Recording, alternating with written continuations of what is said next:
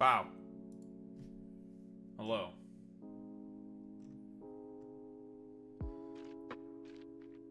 Oh man, oh man, oh man, oh man.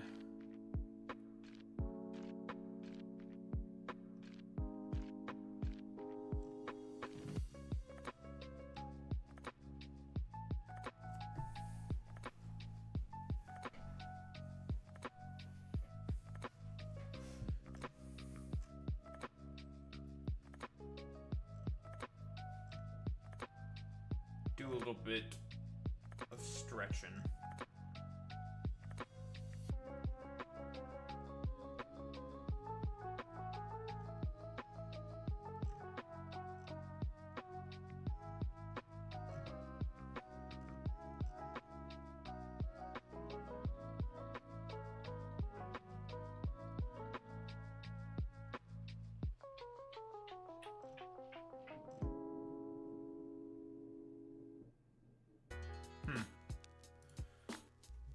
Man, leaks, huh? Leaks for Pokemon shit are going a little crazy. A little crazy. We love the leaks, don't we, folks?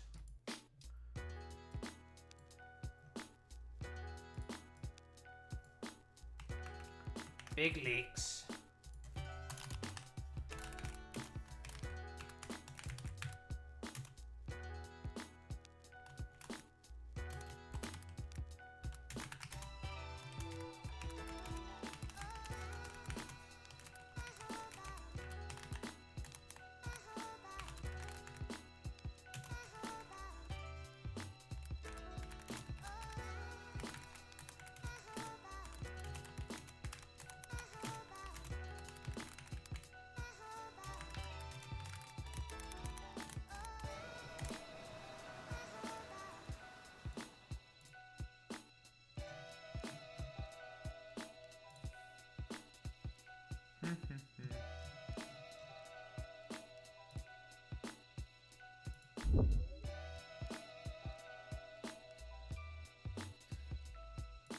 Do.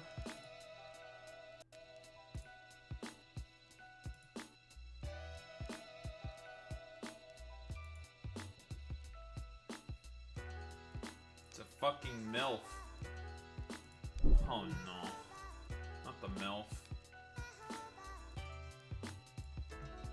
There is no Dabubu. Dabubu is gone. Dabubu is dead. I killed Dabubu. I destroyed Dabubu. There is no Dabubu. There will be no more Dabubu. I too once felt the feelings that you carry now. I looked at Dabubu and it exploded. The things. Whose I truth looked at once Dabubu, are. it exploded.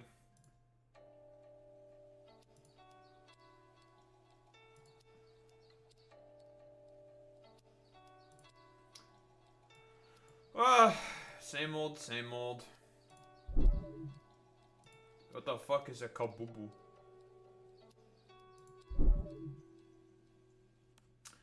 That word is not in the Bible.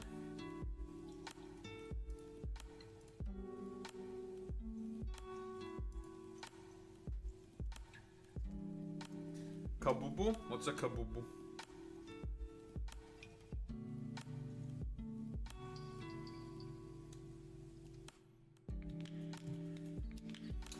Yeah, you're getting banned.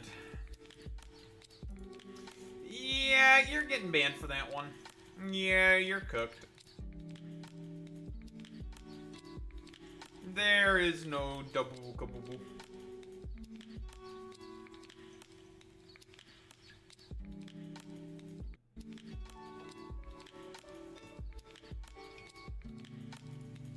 Yeah, no kabubu.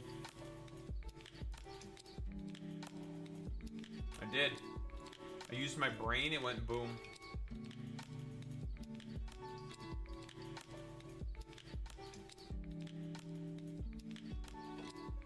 Oh, you're saying that Dabubu went kabubu. Ah, I got you. I'm just gonna disagree.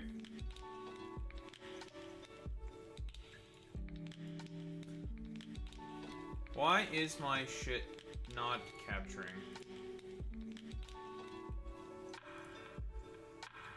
There we go. Because I had to forehead. Just like forehead, bro.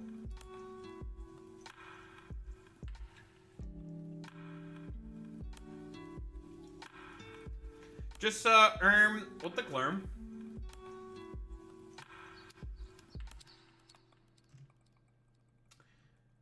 Just have to, what the glurm? What the glurm?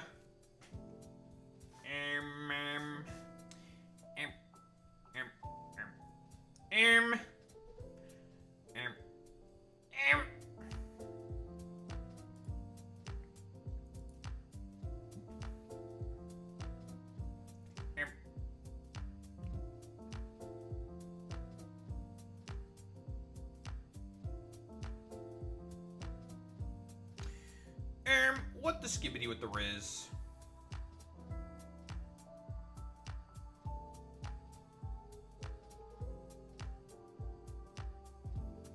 Well, the planet we're working on has no music, so we might as well just have the music playing in the background.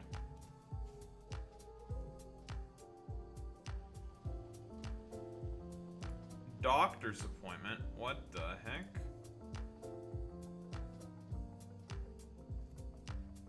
What do you have a doctor's appointment for? Alright, so I need to get a farming setup going.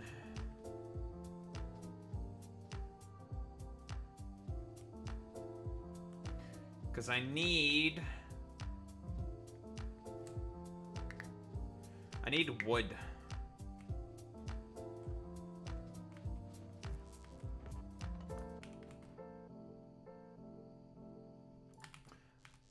Medical consultation. More like fucking dabubu consultation. Is this productivity on it? Interesting. Wait, I have to barrel shit in order to fucking have this thing? And I can have more productivity on it?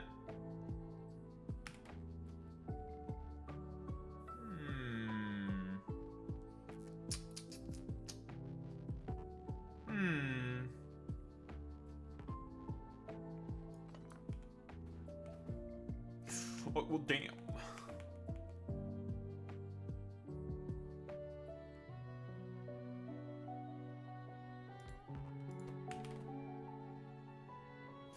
I can make this,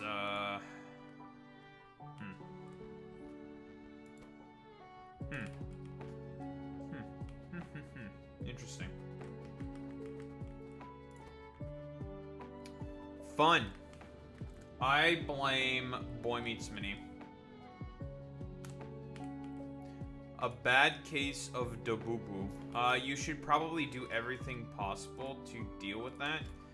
Because having a bad case of dabubu will cause a lot of problems.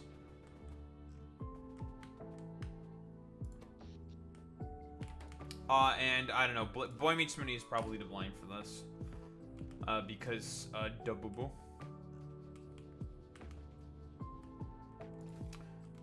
You should never have a bad case of dabubu.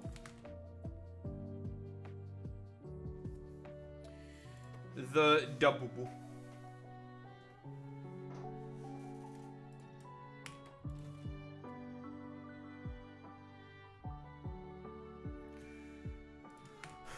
Nor should you have the bad case of the pazuzu.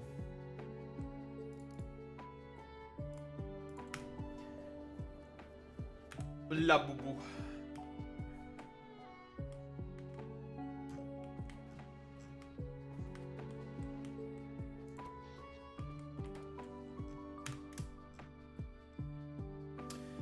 Man, my electricity's stinking up the place more than I thought it would. I don't like that. That kind of scares me.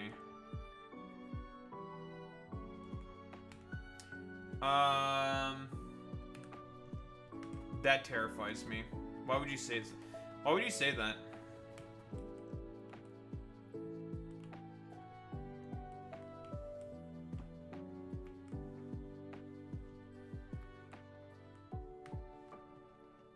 Why would you say that?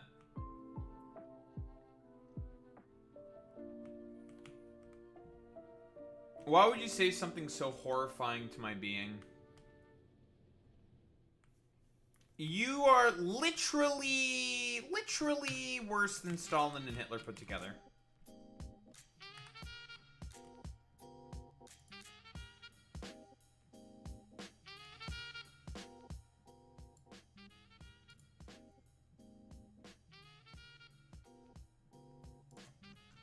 It's true. Many people are saying that exact same thing. Hope can give rise to the emotion we call despair. But it is nearly impossible for a man to try to live without hope. So I guess that leaves man no choice but to walk around with despair as his companion. But someday,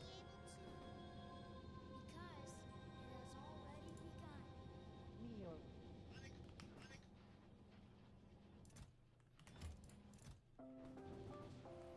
Da boo boo.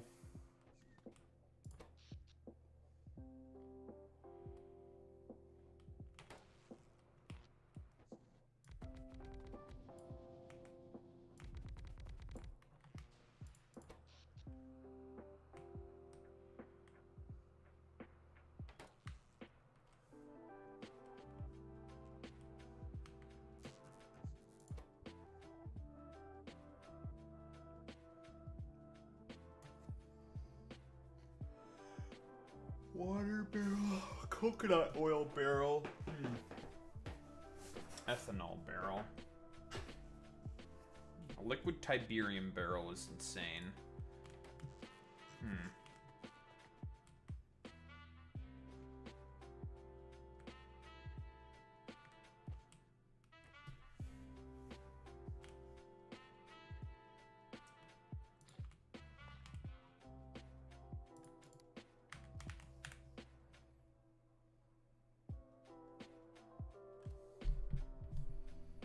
I don't believe you. You're lying to me. You don't have a phone. You guys have phones? Don't you guys have phones?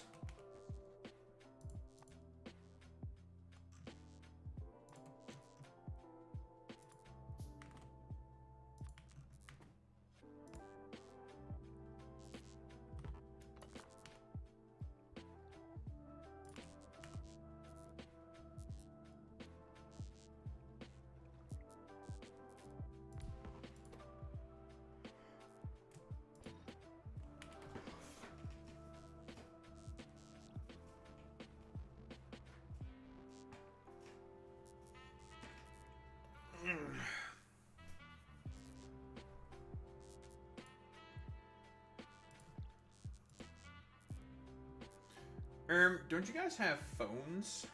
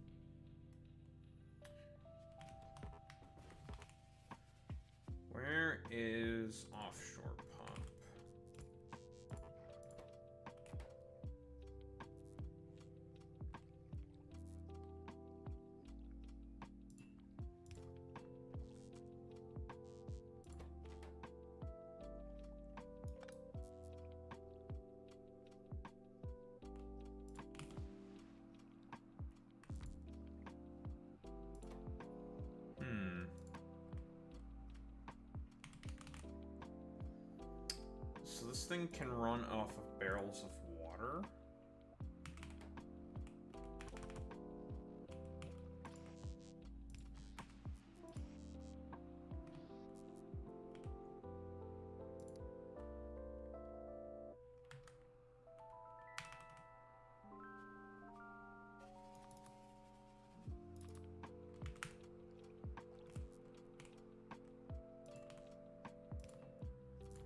Can use that. It's not a very good fuel source, but it's a fuel source.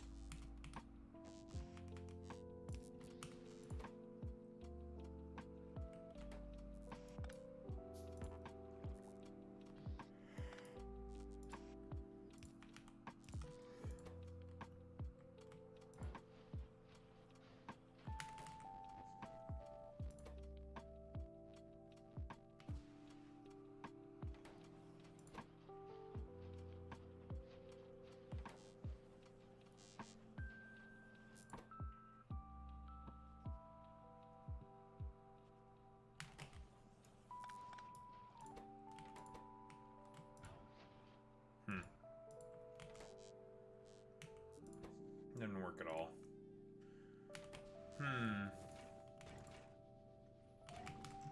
Well, that's unfortunate.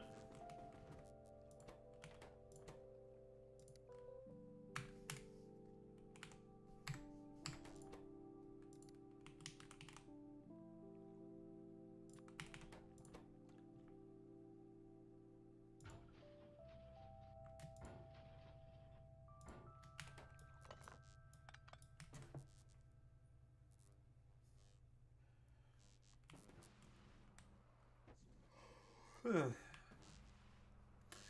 some actual fucking fuel source if we want to run that thing, huh?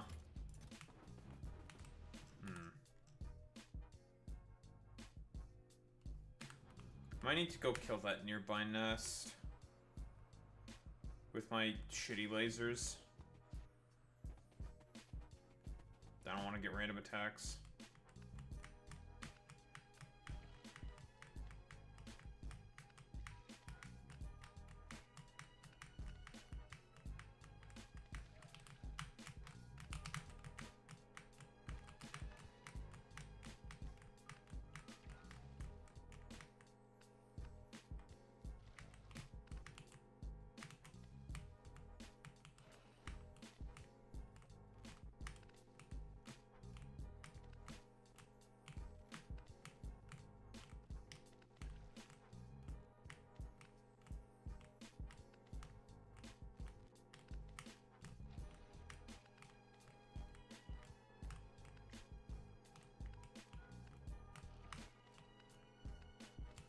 Ah!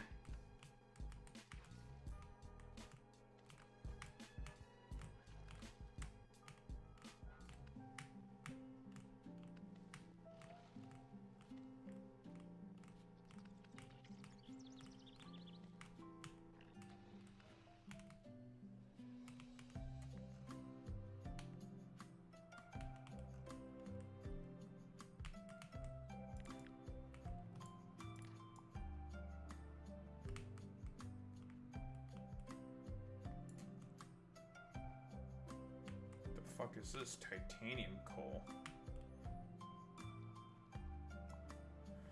Titanium coral, eh?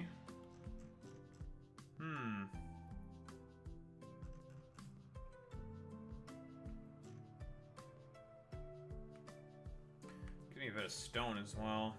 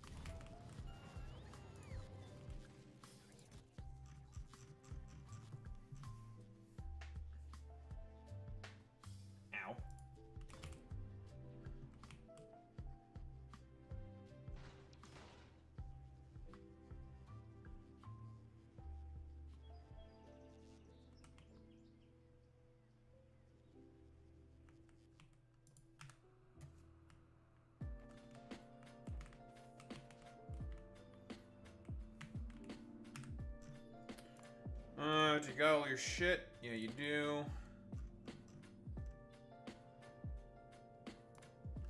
I think I might have to use the regular agricultural towers until I have some kind of a setup going, I think.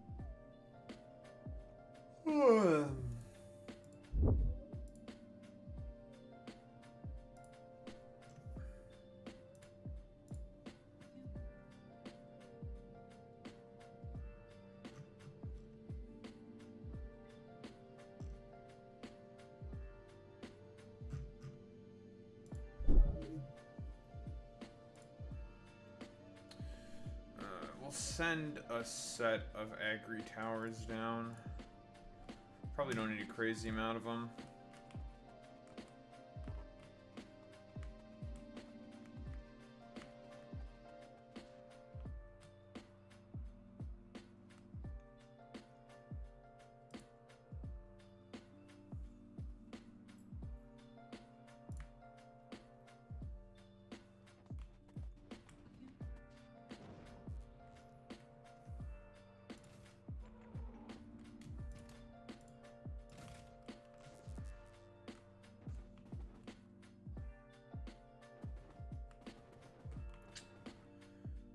At least these things are easy to put down.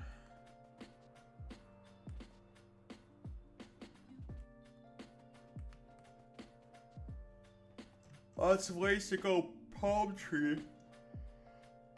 It's early on this planet.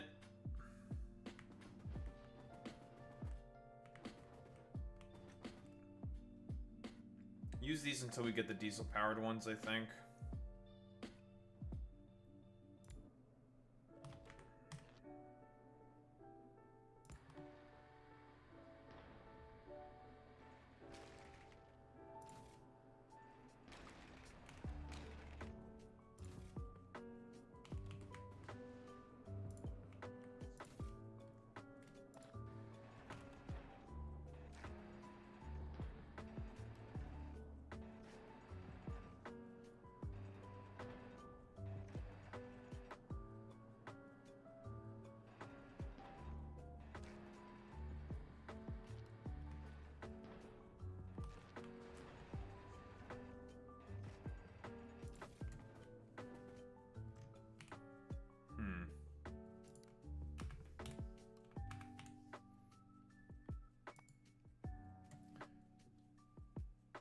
What's something that does coconut processing automatically?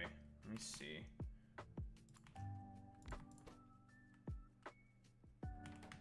The biochambers do it automatically?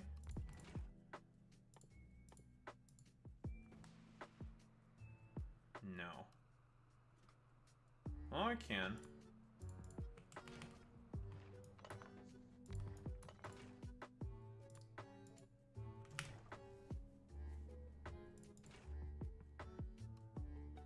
And you can take productivity.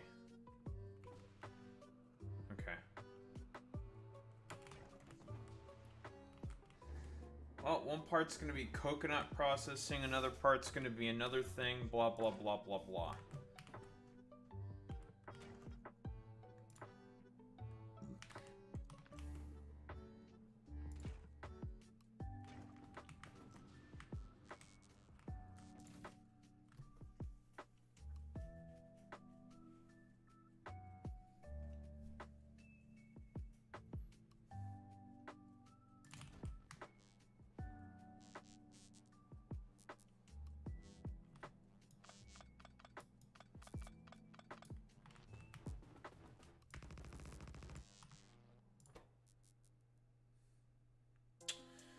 Coconut oil barrel.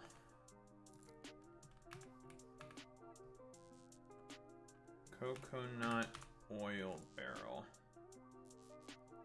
300 kilojoules? It's better than fucking water, which is just 1 kilojoule. 12 megajoules for the sealant. I think it might be better for us to use sealant. These only just need coconut meat.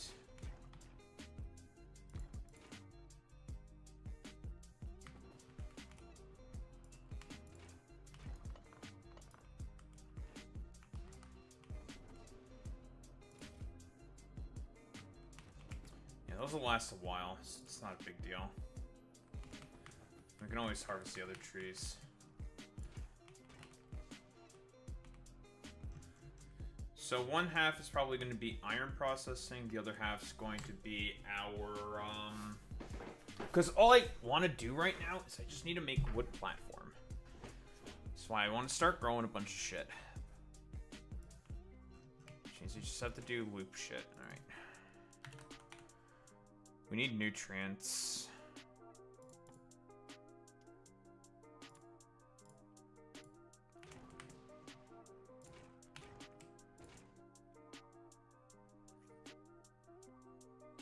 These can also take productivity.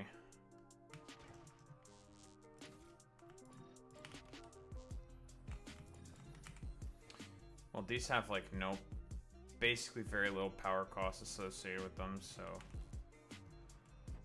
you should just spam power on them.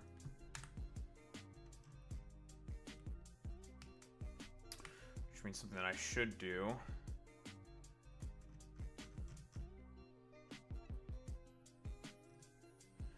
We can take our Gleba blueprints.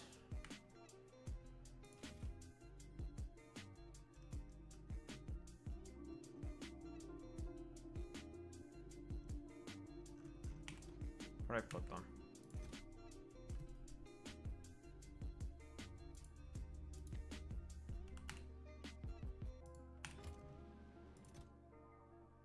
Huh? I needed that. The fuck?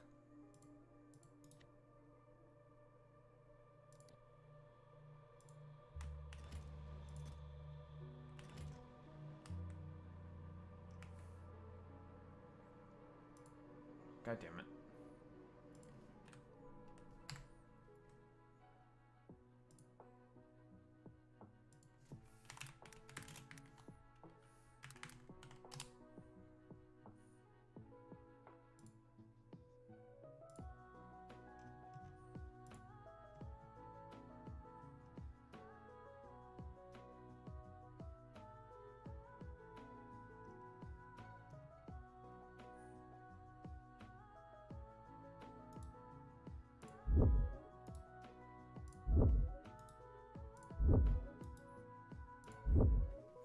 Okay, we can just use the exact same blueprints.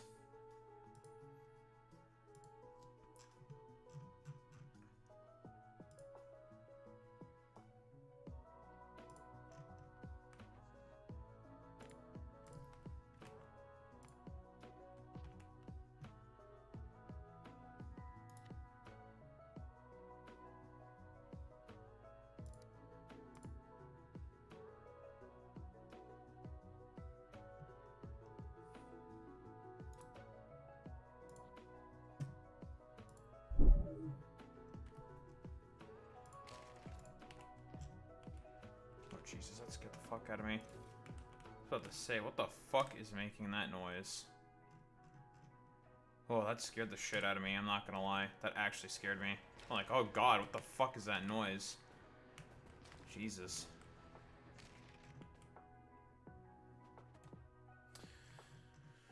Oh, Jesus. Oof. My heart.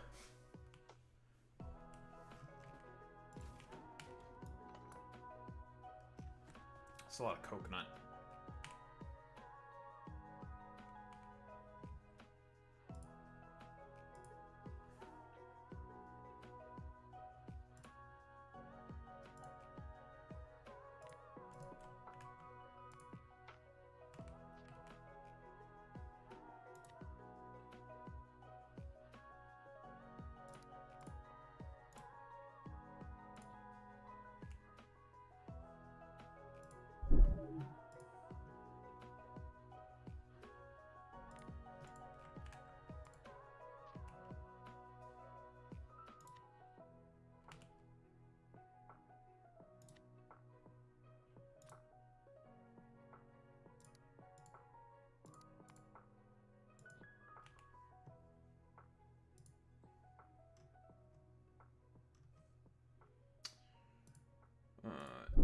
That one we may need for the fermentation bacteria.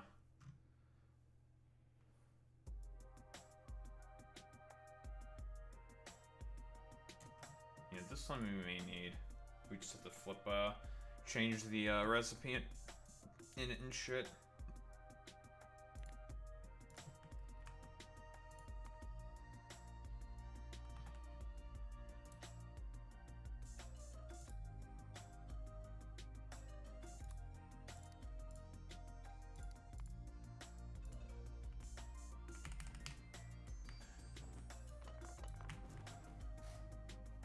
Different bacteria and stuff, right? Okay, cool.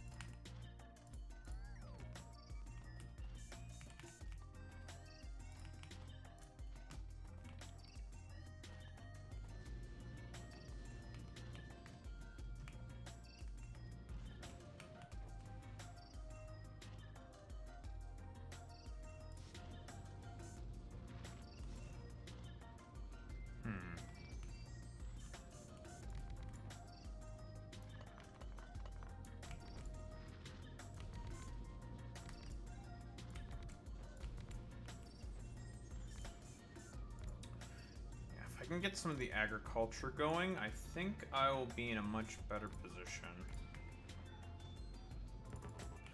But I have a plan now. I got a plan. I have a plan.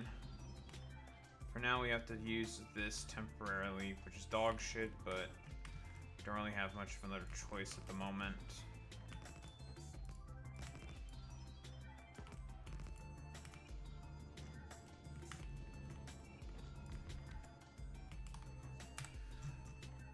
Honestly, I would probably do better if I had the bigger solar panels.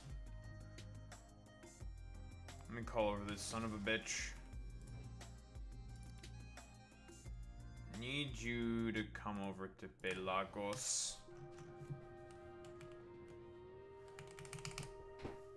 I just need to make a bunch of wood with sealant so I can make a bunch of sandstone, not sandstone, but a bunch of foundations. We have this making engines. The reason why we want a bunch of engines is because we need engines because we can't make molten metals quite yet. We can't do that. Which really sucks that we can't make any molten metals yet. Stone processing we have to stick around somewhere as well. I'll open up these coconuts by hand so I can start getting some seeds back. I can't let that coconut meat go to waste, though.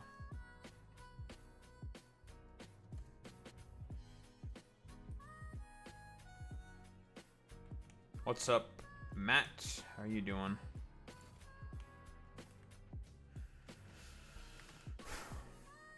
But yeah, I can't let that coconut meat go to waste. As much sealant as possible.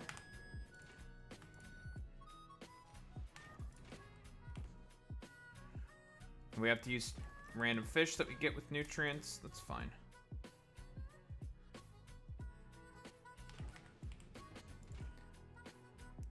Oh, no. Sasuke. Not the Tsukiyomi.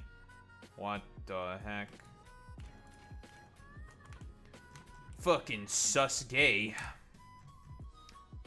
It truly is the name of all time, though, Sasuke. It's a good name. It is the name of all time.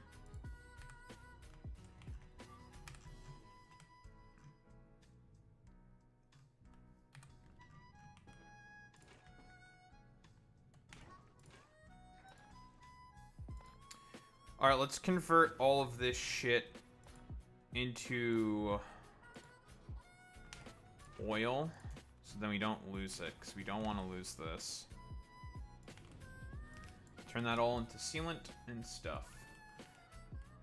And Boy Meets Mini finally decides to rear his ugly head in YouTube chat. This fucking puto Boy Meets Mini.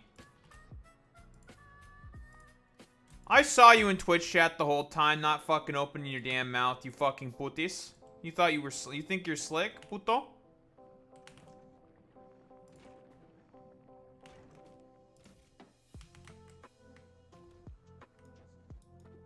Catch this fish. Make some more nutrients by hand.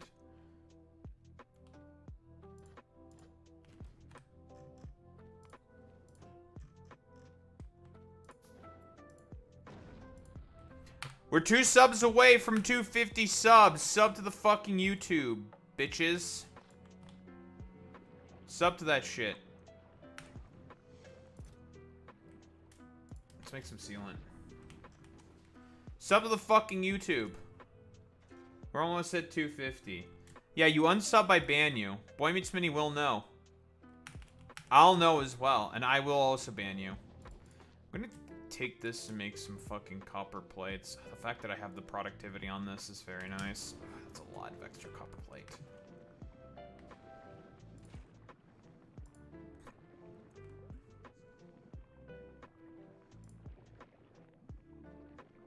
Yeah, exactly. It's a symbiotic relationship. That's how it works.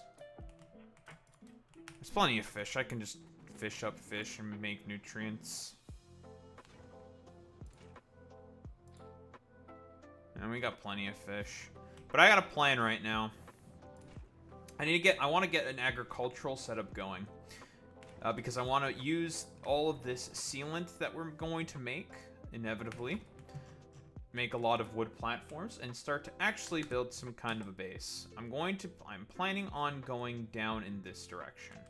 I would like to integrate this iron mine because it is a lot of iron. 75 million iron, especially with all of my mining productivity, is a ton. But let's also, since we're going to be expanding that way, we're going to get rid of that nest that's there. It takes a little while to kill them because they are basically 100% resistant to laser damage. But they're just small guys. They don't last very long.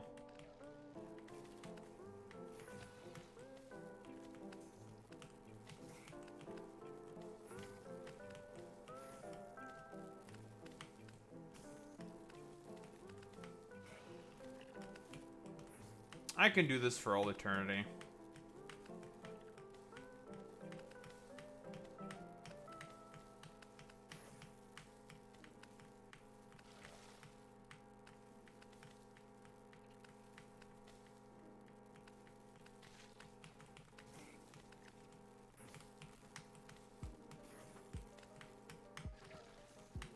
I wonder how these guys are able to walk on water.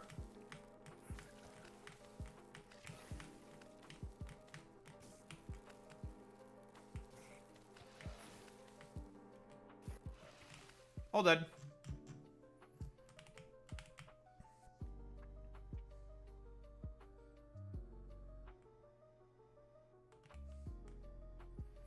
How do I make the wood platforms? I can make a boat. I can make a galleon? That's fun. I need more fucking nutrients. Okay. How do I have enough stone for that? Where did I get all this stone from? Well, I do need to make agricultural towers, so actually that's not too bad.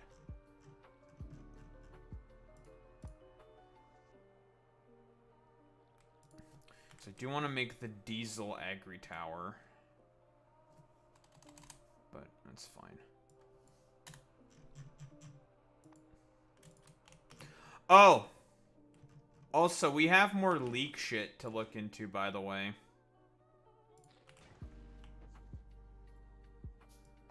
So the Giga leak happened, by the way.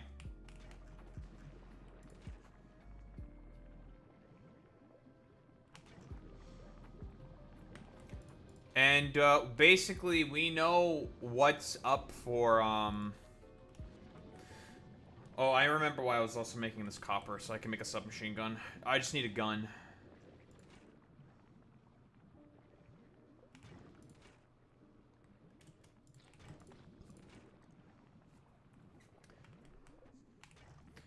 Because, they are, the bugs, that is, on this planet are very physically frail.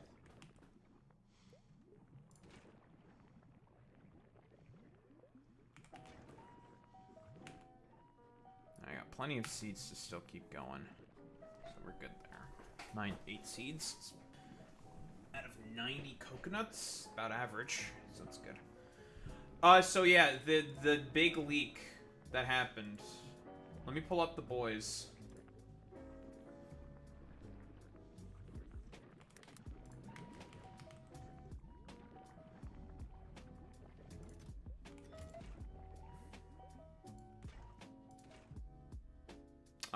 Mario, no Luigi. I need more fish, bro. I do.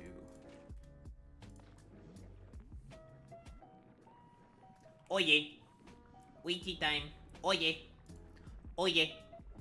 Oye. Oye. Oye. Oye. Ouija time. Oye. Oye. Oye. Ouija time. Oye. Ouija time. Oye.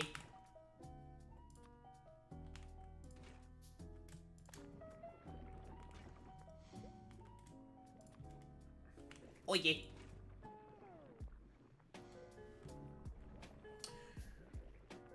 So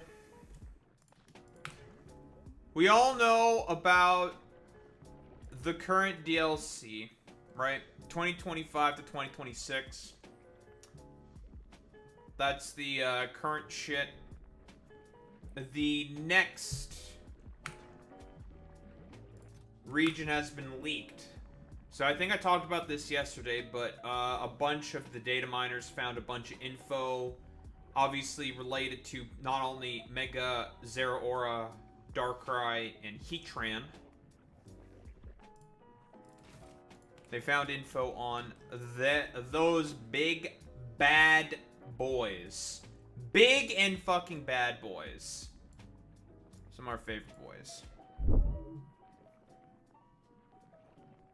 I'm not gonna bring in any of the fucking footage of some of the stuff that looks like it can be kind of in engine, because there's some crazy screenshots.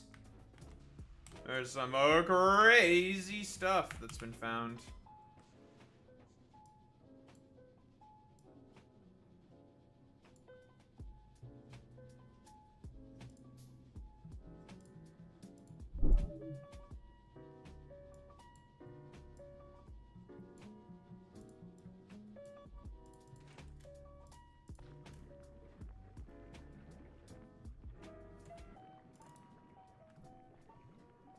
You got a base? You should talk to Boy Meets Mini about shit like that.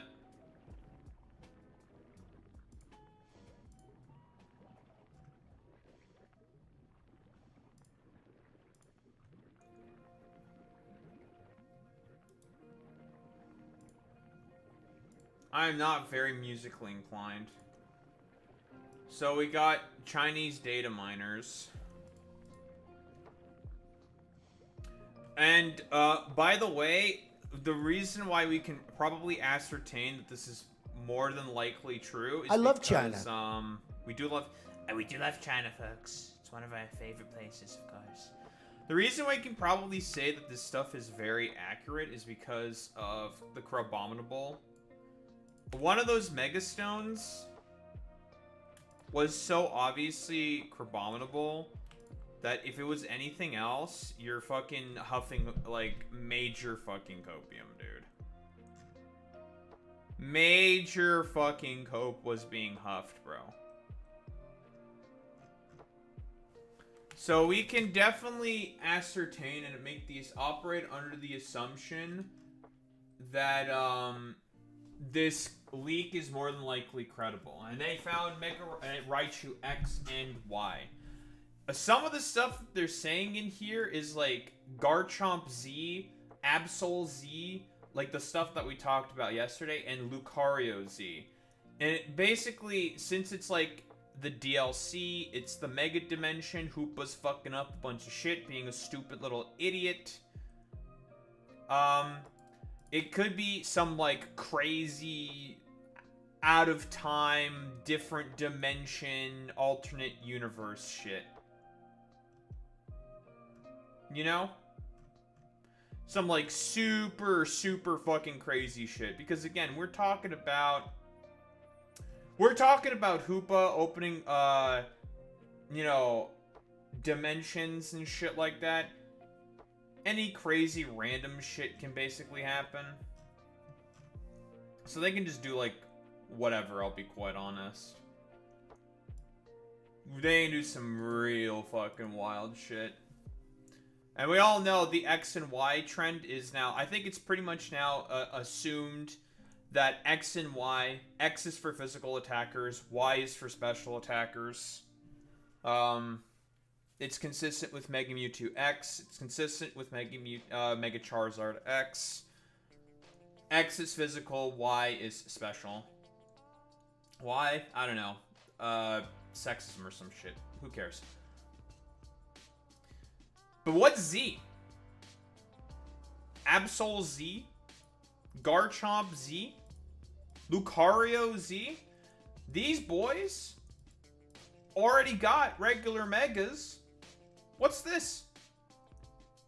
We ain't got some like weirdo fucking Y or X or nonsense. We're going straight to the letter Z. That's a little fucking interesting. That is. We got some sussy shit going on here, right? We got some real fucking sussy shit. But Mega fucking Garchomp, Lucario, and Absol. Those are the ones I want to talk about first. Why don't we pull them up? Let's start with Absol.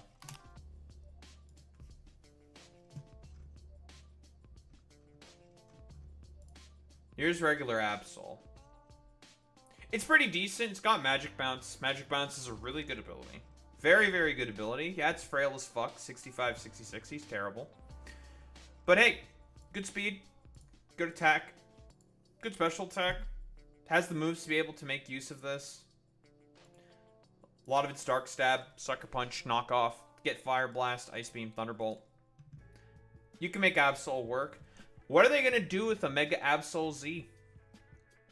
Go in like the complete opposite direction? Do some like weird out of time shit or something? There's so much they could do with this. Maybe it won't even be a dark type anymore. Could change typings, right? To go along with the sort of theory that the Z versions are just some out-of-pocket, super fucking whack shit. Same with our main boy here. So Garchomp obviously getting a new Mega. Thank God. Because this is a travesty. Listen, we can all acknowledge 170 base attack is beautiful. Very, very beautiful. We love base 170 attack. Nice pump up to the fucking special attack as well. Special LARP. Obviously, Garchomp is a great special move pool. But this 92 speed.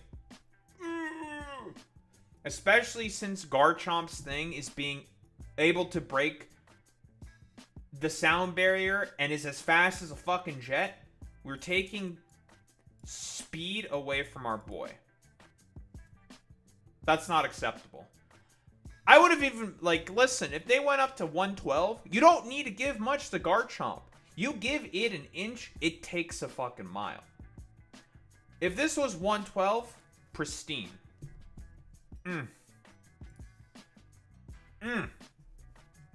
If this was base 112 instead of, or if it even stayed at 102. Because this just carries it. 108 HP is so good. It's got good bulk. It can take hits. This is like 108, 115, 95 is very solid. Non-stab ice beams. It could survive Moonblast from support Pokemon very easily with that bulk. Just great bulk. Sky high attack. Hits like a fucking goddamn truck. Like, this is like the one time where they took 700 BST and they fucked up. Like, they fucked up with this. Like, it's like, how the fuck do you fuck up with Garchomp? It has everything already. and you fuck it up, well, this is how. Not even and the ability is also good too. You want to throw this, it doesn't have to be in sand, but you can throw it into sand and it hits like a super truck. Doesn't need to, but you can do it. You can just do it. So I'm hoping what they do is they play into the make Garchomp the jet plane that it was always meant to be. Obviously, no Flygon. Flygon, bros, it's over. I think it is actually completely and utterly over for Flygon, bros. No more it's Jover for Flygon. Like, unironically, just L's all around for fucking Flygon, bros. Just, I think it's cooked. It's completely and utterly fucking cooked for Flygon, bros. Never gonna fucking happen at this point. Which is just sad. It's just sad. It's just like, damn. Why are they doing my boy dirty like this? Well, it's because they literally came out with Garchomp right after, and it became a fan fucking favorite instantly. Listen, those motherfuckers knew what they were doing with Garchomp and Cynthia, okay? They know. They knew. They knew. Steven in Metagross was not as big of a hit, although lots of Steven fans, but Garchomp and Cynthia, everybody knows. Even if you're not that big into Pokemon, you know who Garchomp and Cynthia are. You know who they are. You know. Everybody knows. Everyone knows who they are. But this is, there needs to be redemption for this. There needs to be redemption for this, because this is unacceptable. And like I said before, you don't need to give Garchomp much. You give it an inch, it takes a mile. 112 speed would be incredible. If we want something broken, you give it like Dragapult tier speed and stupid fucking high attack. It doesn't need any, like, you give it just 10 points in both defenses, shit fuck tons of attack, or even special attack, and like 140, 130 fucking speed. And like a good associated ability, give it like Sheer Force. It gets Earth Power and stuff. We would do a very nice job with Sheer Force. If you want to do like some special attacking LARP shit, for example. Even on the physical side, plenty of... there's a couple moves in here that you can use Sheer Force with. Not Earthquake. Stomping Tantrum would benefit from that. Liquidation benefits, Crunch benefits. Power Gem, I believe, benefits. No, it doesn't have an additional effect. No, it doesn't. Earth Power obviously would benefit. Fire Blast benefits. Stone Edge. Scale Shot. Scorching Sands. Plenty of stuff. Plenty of stuff. If you were to go with, like, Sheer Force, for example. Or, I saw this theory be tossed out. Since it's a Z, change the type. Same with, like, Absol. Might not be Dragon Ground.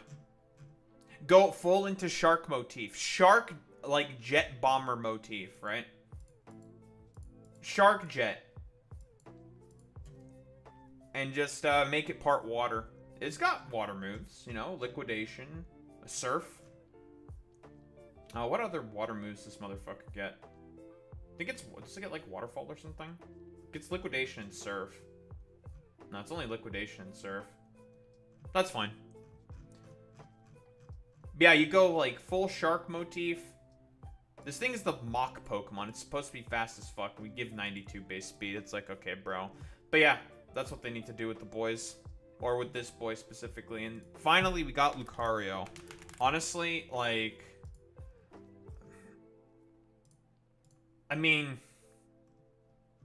it's Mega Lucario, bro. This is hard to fuck up.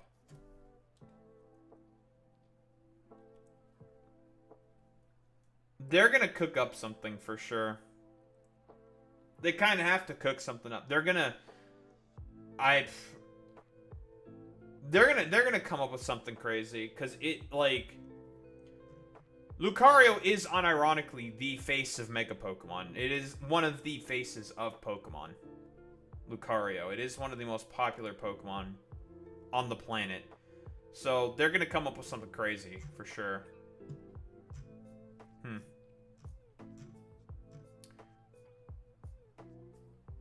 It's definitely, like, they could go either like full special, non-special. I don't know. It's got the moves. I don't even know what they would do to change. I don't know, maybe they would change I don't know what they would change the typing to. Lucario has a lot of fucking moves. Its move pool is quite varied. No, it can't go boom.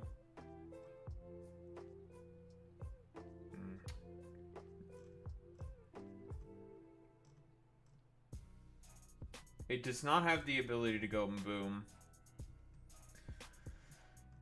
I mean...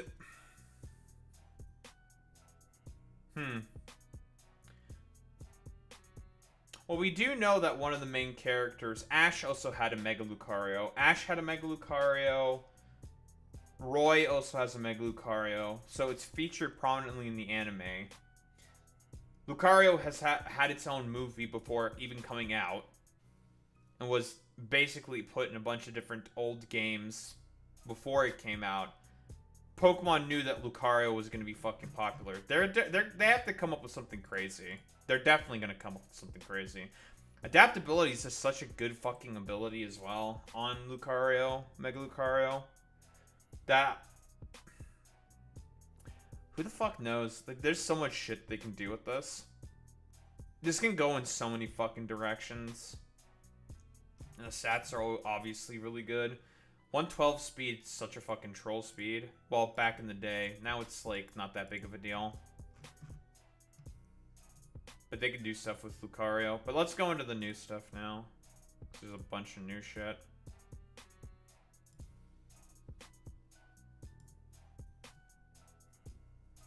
Chimecho. Fucking... This guy. What a goofy little guy. Meh? Meh? 95, 90, 80. Eh? 455 BST gets plus 100. But the trend of...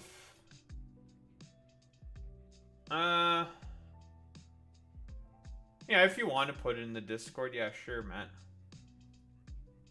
If they want to, like, break the trend of giving it more than plus 100 BST, they could. Absolutely. I mean, they already broke the trend with Mega Zygarde. Giving it only plus 70, though, but that's because they don't want to break the 800 threshold. I think they're too afraid of that. Although it's probably going to happen eventually. Breaking the 800 threshold. I don't know, like, what the fuck can we do with this guy? He's just he's just a little guy. He was prominent in the anime. Stored Power Merchant. Calm Mind LARP. Psychic Noise is pretty good. It's knockoff. It's not bad. It's got some decent moves. T-Wave. Stuff to hit dark types, like with Dazzling Gleam. Does it have a way to hit steals? Does it have like Mystical Fire or anything? I don't think so.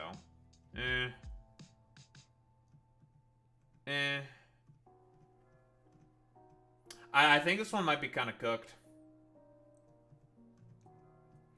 Well, Pokemon has been a thing for about 30 years. It's coming up on its 30-year anniversary next year, and the next generation is definitely coming out. Like, this generation, right now, Sacrificial MILF, has been basically in circulation longer than normal. Like, Scarlet Violet came out in 2022, right? But there's a reason, because normally the cycle's about 3 years. This one's going to be 4 years because they want to release something on the 30th anniversary. Makes sense, obviously. They might even release it on the exact same day. Maybe Red and Blue came out, if I were to take a bet. And yeah, there's over 1,000 Pokemon.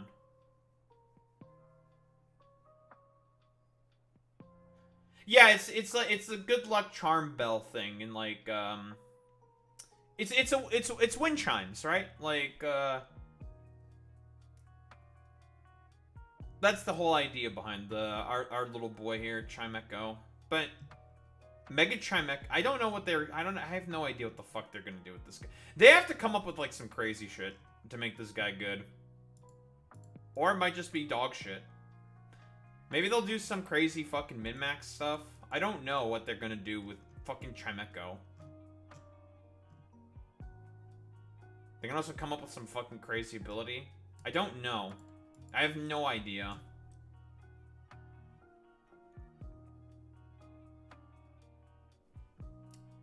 It's a little weird.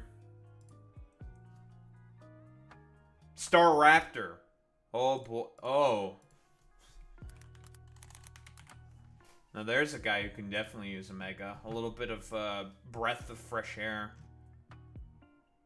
I mean, this thing is meant to do one thing and one thing only, and that's click Brave Bird. Click the Brave Bird button and watch something probably die. Or hope something probably dies.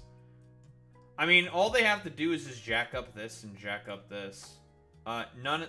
Listen, if they put anything in special attack, then this thing's a failure.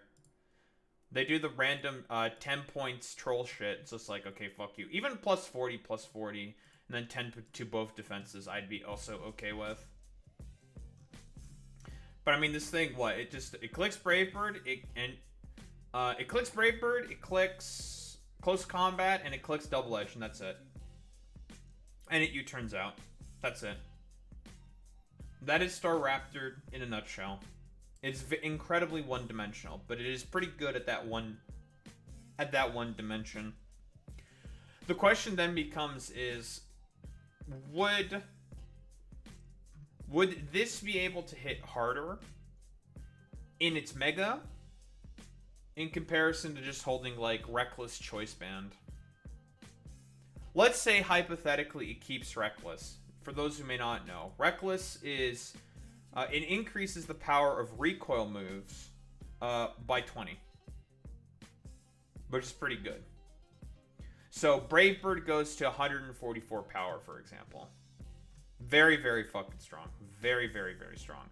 And even some of it's worded a little weirdly. Basically, if it's a move that can deal damage to you in any way, shape, or form, it gets a boost.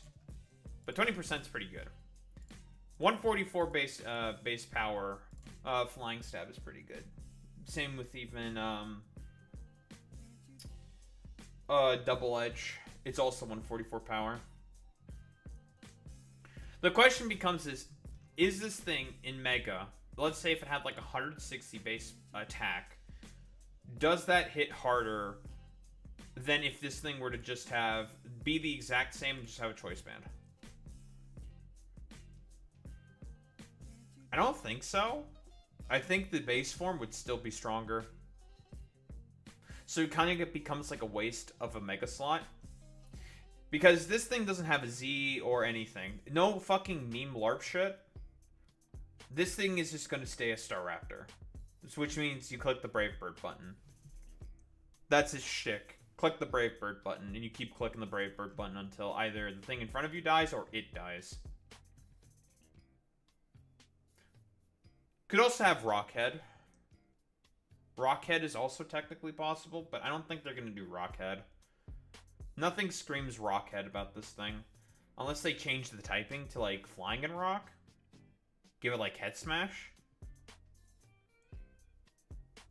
I don't think they're going to do that. Because then why would you make a... You would just keep Rock Smash... would you keep Rock Smash Reckless with Head Smash? I mean, that's going to fucking hurt. That's 180 power. That's a lot. That's very high. It's like the same as Z moves. Unironically. Almost the same. It's like 10 off. I don't know if this thing would actually be any stronger. I don't know. Just depends on what they... it really just depends on the stat distribution. How much attack they're going to give that thing. Because that thing is definitely going to gain attack. Now, Go Lurk. Go Lurk.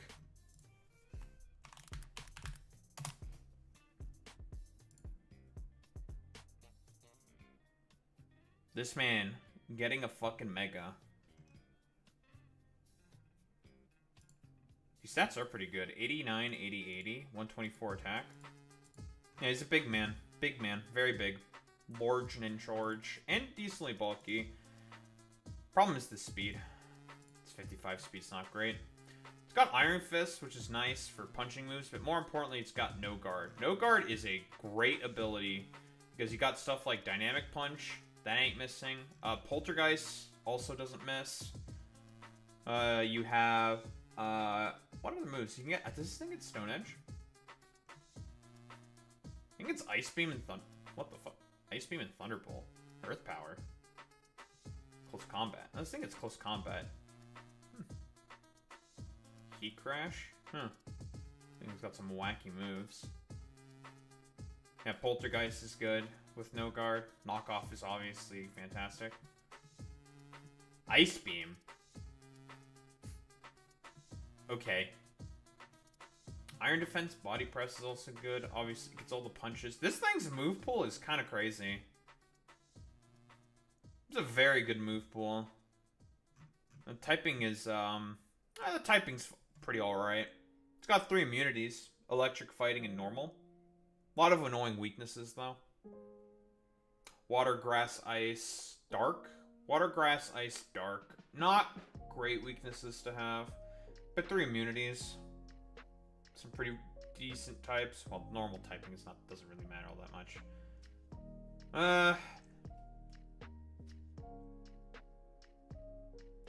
I wonder if... I saw this suggestion on Blunder's stream. And this is entirely possible. This is something they can do. For sure. Golurk's shtick is that this seal right here... Because it's basically an encased shell, and it contains a lot of energy. And the seal is placed here to keep that energy in place. Otherwise, it would just burst out.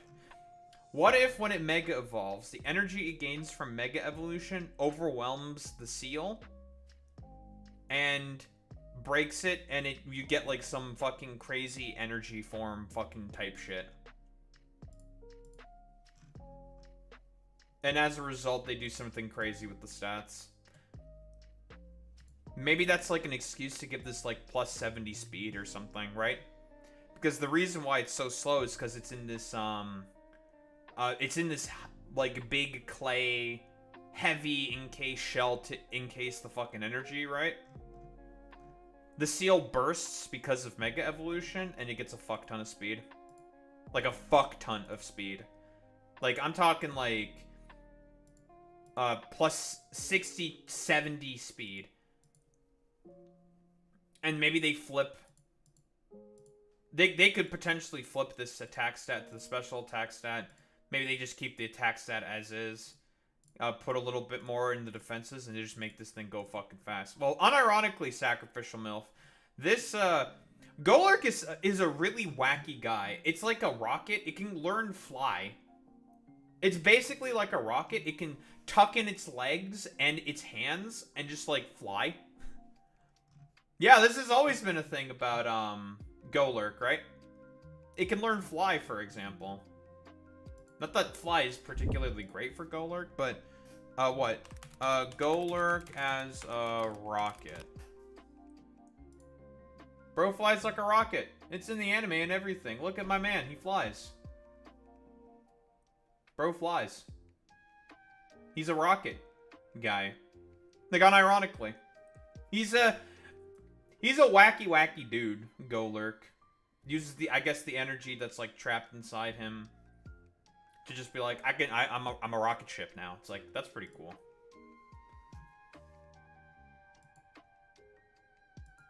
Wacky stuff.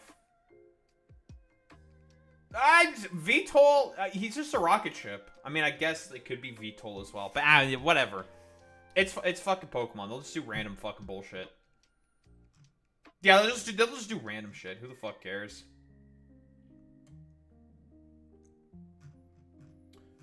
I'm trying to think, like, what else could they do with this guy? I think if this thing does Mega Evolve, more than likely the seal breaks and it gets a fuck ton of speed. Like, a fuck ton of speed. That's what I'm hoping for. That'd be pretty good, I'd say.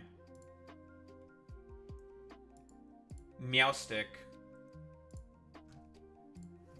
So, Meowstick just got, like, basically every fucking support move under the planet. Now it's getting a Mega. So, okay, here's the thing. There is a distinction between the male and the female.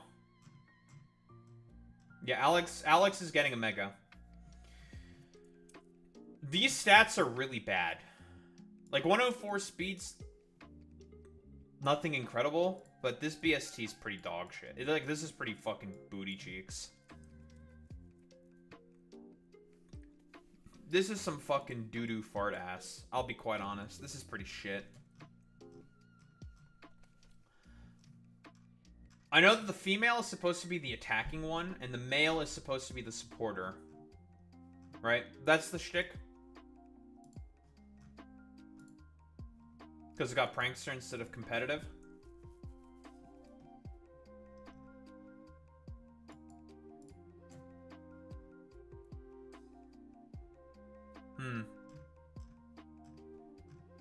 You know, okay, here's the thing with what they're trying to do, I think, with the Megas. Because they're trying to experiment a lot more, I think, with, like, defensive and support type Pokemon as well. Stuff that doesn't necessarily just have to be, like, Giga Strong, I'm just going to click my buttons and I'm going to fucking kill you looking head asses. Because with motherfuckers like Meowstick... Also, another question. This is a good question. What the fuck are they going to do with the move pool? Because these two motherfuckers... Yeah, their move pool's changed. That's their gimmick. Male's got its own move pool. Female has got its own move pool. How is that going to work exactly? That's a big fucking question. Is there going to be differences between the male and the female version? Like, are they going to make two separate looking Megas? Or, like, basically copy and paste the same design? It's just either the female or the male can hold the Meowstickite.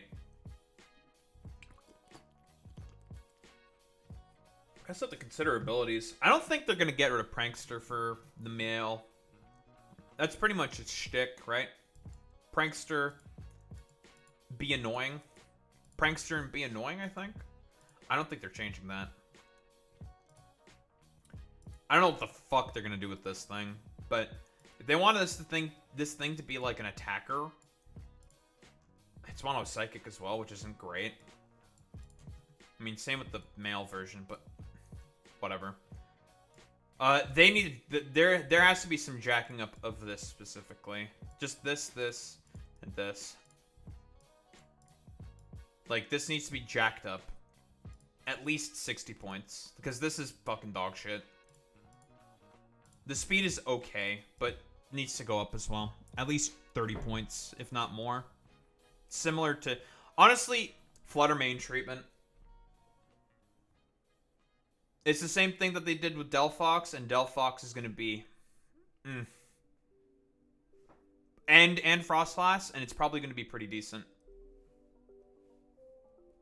I do think that Delphox is probably going to be insane. It's just going to be another Zardy, and Zardy is already really good. I think that's what they're going to do with Delphox, but that's Delphox. We're talking about these two. I mean, people are probably going to use this one more, I'll be honest. They're going to use this one way more. Because Prankster. And it just got a bunch of support moves. Every single entry hazard. Heal block as well. Really, really good support moves this thing just got.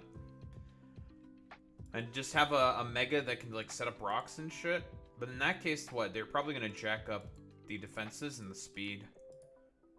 Maybe a tiny bit of special attack if this thing gets a Mega. Then it could be halfway decent. It's like a hazard setter. Doesn't take as much from knockoff because you can't knock off the item. Can't sucker punch it because it goes for support moves. Kind of passive though. And you have to... pay the cost of this being your fucking mega.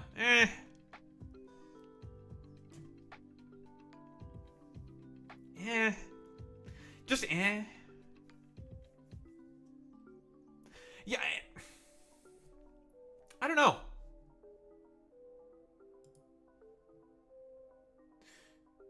Man, that's like kind of the problem though with like just support megas and stuff. Why are you gay?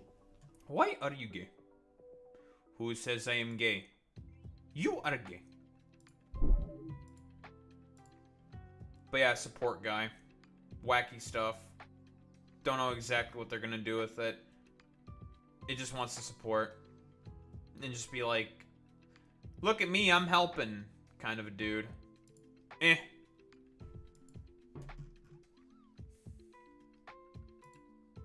know what the fuck they're gonna do with that. So, here's probably the reason why this is credible.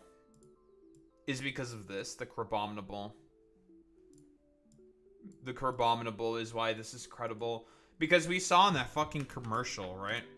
For the DLC. That, well, they're from the French region. So that's why they look French. They're from the French region.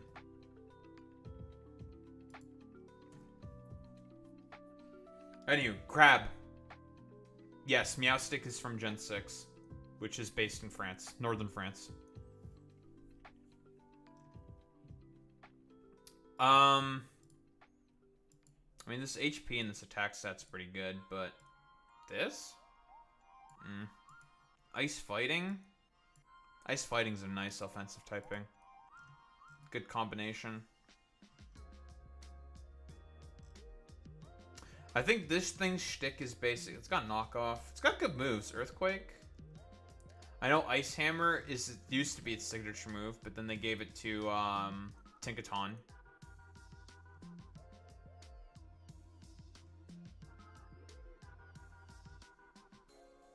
Its move pool is good. Got water coverage as well. Ground coverage is good. Knockoff is good.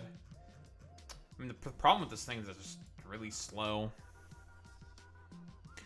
I mean, they're probably going to keep it at low speed, given, like, Drampa and a bunch of other stuff. So this is probably... I don't think this is going to change very much, but they need to jack up. They'd have to jack the... Just, if we want to, like, min-max, probably, like, 20, 30 points into this. And jack up these things. And maybe, like, boost... hammer moves or something. Make this whole guy's thing hammer moves. So what, like, you got your fucking ice hammer. That's your main stab right there. You can give it also, like, it's got hammer arm, I'm pretty sure, as well. Just boost hammer moves. So what, ice hammer. Oh, does this thing have hammer? Or this thing, if it doesn't have hammer arm. It doesn't have hammer arm? What? Your whole shtick is fucking hammer moves, and you don't have hammer arm. Okay, nice meme. What, is it because it's not like an actual fucking hammer? Kind of cheese. Okay, make this whole thing shtick all about the hammers, and give it hammer arm, which can get boosted by it, with ice hammer. Does this thing get, like, priority or something? Does it get, like, Mach Punch? Mach. No.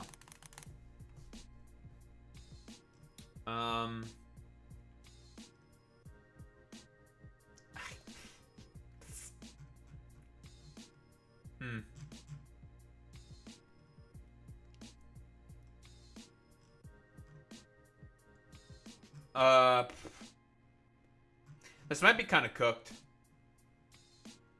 Gets Iron Fist. Let's get a bunch of good punching moves, but punching moves are just not as good. Beta!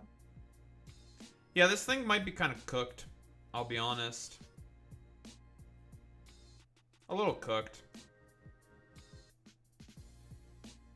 A little irrelevant. Because, like, the only way I can see this thing being halfway decent is they just pump up the defenses. Because what I think they're going to do is they pump up the attack and they pump up the defenses, and that's it. As for the ability, I mean, they could either let it keep Iron Fists, which seems eh. I don't know if it's better than just use close combat. That would have to be calculated. This thing learns Gunk Shot as well. Oh, that's pretty good. This thing's coverage is really, really good. Knockoff, Gunk Shot, Earthquake. Gets the elemental punches. Well, one of them. Not Fire Punch, it's Thunder Punch.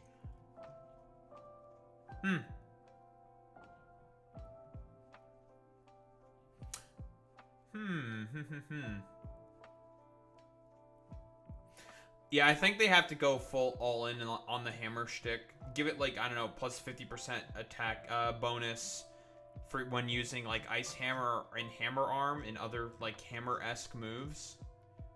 And be very, very sort of, I don't know, like liberal with its interpretation of hammer moves. And then we might have something interesting here. Because I don't think they're going to change this. They could even potentially make it slower. They've done that before.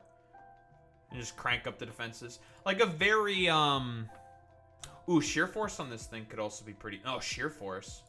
Ooh, actually Sheer Force, yeah. Secondary effect. Speed lowering. Obviously, close combat has a secondary effect. Earthquake does not. Neither does Knockoff. Thunder Punch would get boosted by that. Liquidation as well. Sheer Force definitely seems interesting with this thing. Does it get like Sword Stance or something? It gets Body Press. Or Iron Defense. Does it get Body Press? I didn't want to save. Body. Yeah, it does. Iron Defense Body Press. Don't think you do that. Does not get Sword Stance. Just I don't know what I don't know what they're gonna do with this guy, because this is trying to be like some Conkeldurr LARP shit, but no Mach Punch is just so weird. This might be kind of cooked. I'm starting to think that that guy might be kind of cooked. I mean, Abomasnow is also very, very just not great. It's too slow to do anything, and its typing is so bad. Now, Galissapod. Now, here's a fucking sweet Pokemon. Oh, one of our Gyarados analogs. This Pokemon is pretty sick, I'll be honest. 75 HP, 140 defense, 790 Spadef. It's pretty nice. It's very fucking slow, but it has a good attack stat. So this thing's shtick, basically, is this was the first guy who learned First Impression. Since then, it's got more of a bigger distribution ever since. Its shtick is basically use First Impression, get knocked down to 50%, and then switch out. Which can be a bit of a liability sometimes, but you can also use it to your advantage. Emergency Exit, very high skill ceiling. But very often can be more detrimental than it is helpful. It's definitely a good ability, though. Water Bug is not the best typing. You're weak to a lot of things. Especially with our Gyarados LARP shit.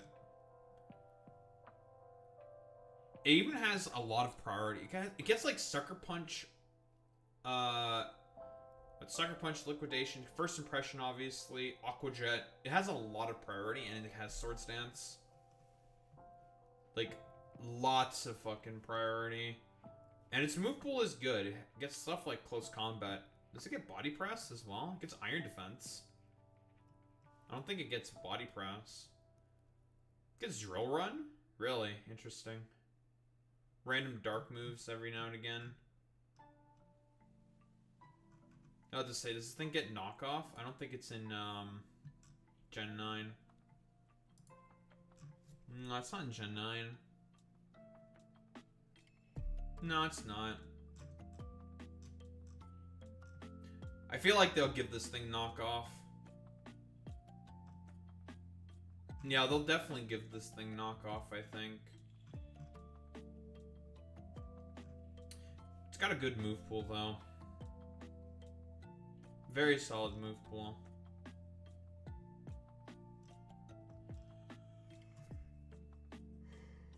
Oh, I guess one of its other shticks as well is also it's kind of like a samurai. At least in the anime, it would present itself as like it would always do the fucking sword sheath thing when it used liquidation, and then just like do the cut, like in every fucking anime, the one slice to just take out an opponent. But it also got scared of like a fire blast and just switch out as well. That's also another thing it's done with like emergency exit. I'm not sure what they would do with emergency exit with its ability. I mean, Mega Gyarados got... Well, no, Mega Gyarados has always had two abilities. Emergency exit is this thing, a dude's kind of thing.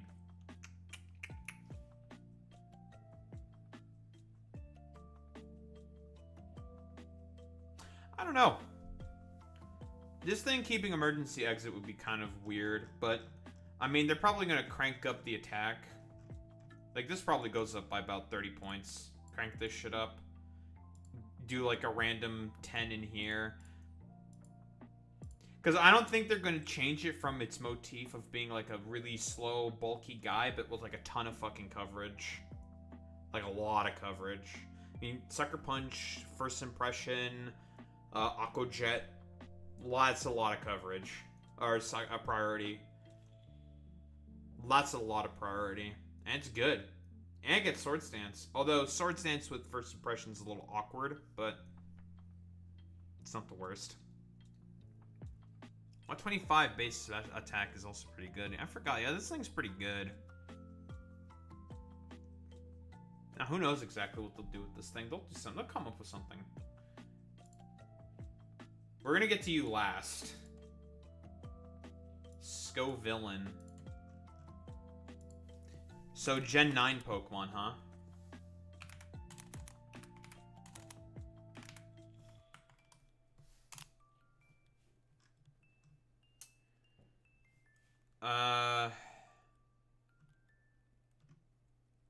Grass and Fire with Chlorophyll. Gets Moody. That's so whack, but okay.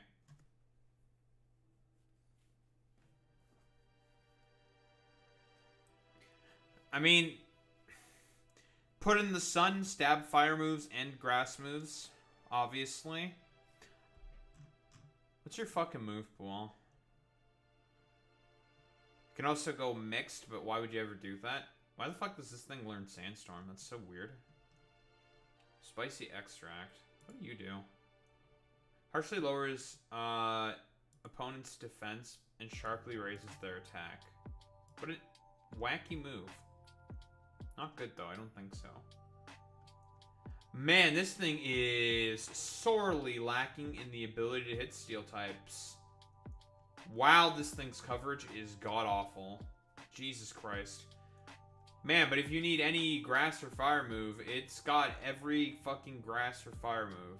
Well, not Flare Blitz, but every single other one, yeah, it's got it. 108 in both attacks, but it's 75 speed. I mean, it's obviously meant to go in the fucking sun. Like, duh. But that's not reliable or great. Okay. If they want this thing to be good, one of these is getting lowered, I think.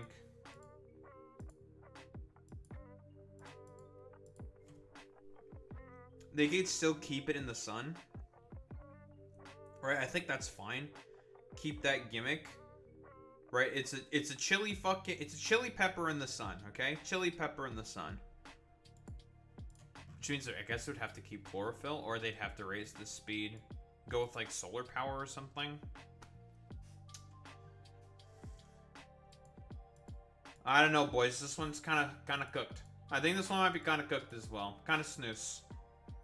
Kind of snooze, kind of cooked. I don't really see what the fuck they're gonna do with Scovillain. He's just like, I mean, the fact that we even have Gen 9 in here is fucking crazy to me. But yeah, this guy might be kind of cooked. I'll be honest. I mean, they have to take out of this or this, and do some crazy shit with the speed and the other stat and a bit in the defenses, and then maybe we have something interesting. So Glamora, don't let the champion distract you from the fact that this Pokemon is actually really good. Toxic Debris is such a fucking crazy ability. The fact that it can just any physical move can just give you a fucking free Toxic Spike is so good. What a great ability. Toxic Debris. And the stats are pretty decent as well. Very, very min-maxed. 525 BST. Like, this thing deceptively hits really fucking hard. Rock Poison's a pretty sweet typing. Yeah, it's weak to some annoying stuff. It's got some nice resistance, though. Resist Bug, resist U-turn. This is good. Same typing as Nihiligo.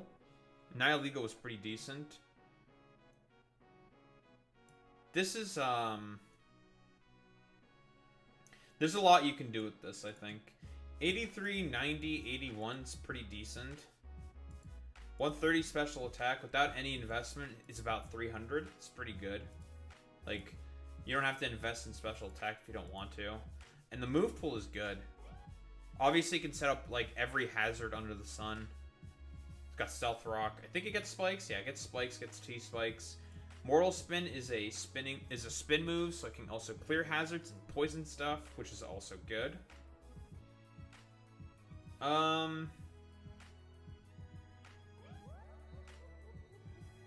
Dazzling Gleam is good. Power Gem is one of its sap. Not the best, but it's not terrible. Energy Ball. Earth Power. Meteor Beam. Although without the item, without power, but it's not as good. But you can do that. With standard Glamora. The move pool is good. The move pool is very good. And with stats like this already, that are already pretty min-maxed pretty well. There's a lot you can do with this. There's a lot you can do with this. This probably gets cranked up a little bit, probably to at least 150, if not 160. And they probably crank up the speed more. As for the ability, I mean, Toxic Debris is just so good. You might not even do that. Maybe they'll just crank up the defenses and just the special attack. A little bit into the special attack and way more into the defenses. And they could even potentially make this thing slower. I don't know how to feel about it being slower.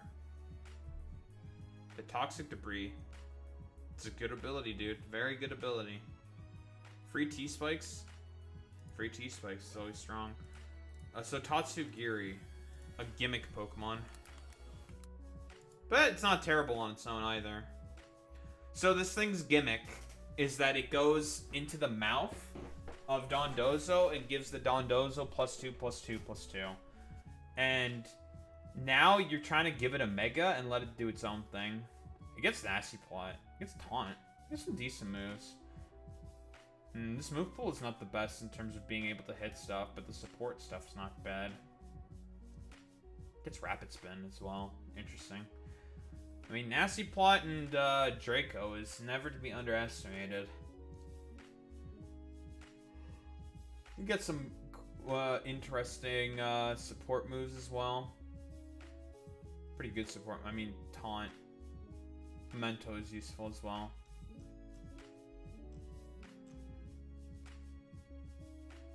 Listen, I've always been a big fan of Pokemon.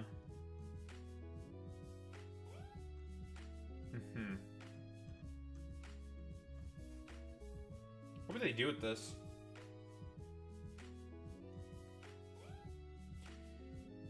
Because here's another thing. It doesn't even have to Mega Evolve, because it still has its gimmick with Dondozo, where it can just go into the mouth of Dondozo. Give Dondozo the +2/+2/+2 in stats, in doubles, and still do that shit. And then Mega after, if the Dondozo goes down. That can definitely be strong. Because here's the thing. When it's in the mouth of Dondozo, it can't do anything. It's incapable of taking any action on its own. Why is this... Where's there a fucking Drake mix here? Fuck you, Drake. Storm Drain's actually a pretty nice ability as well. But, I mean, you run this for the commander. And if I recall correctly, each, this thing has 3 different forms, and depending on which form it takes, changes the move of the, on Dozo's signature move, which is called Order Up. Yes, very, very thematic, of course. Yeah, it changes the typing of that move. I don't remember what each one does. I think one of them makes it into a dragon move, and then there's, like, a bunch of others.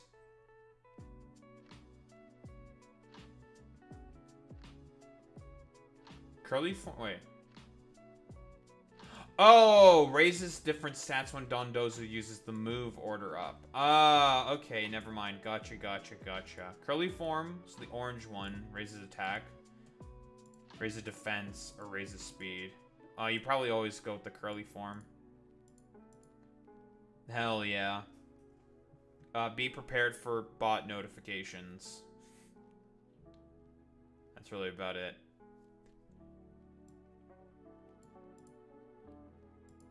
Yeah, you always go for the attack raises. I mean, defense raises also has some merit.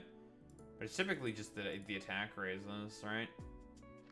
I mean, you're not going to be able to do that in singles, especially with the Mega. Tatsugiri getting a fucking Mega is so weird to me. That's so fucking weird. But backs. I mean... Bro did get banned. We want to talk about a min-maxed shitter with a fucking dumbass ability. Can't be burned, raises attack when hit by a fire move.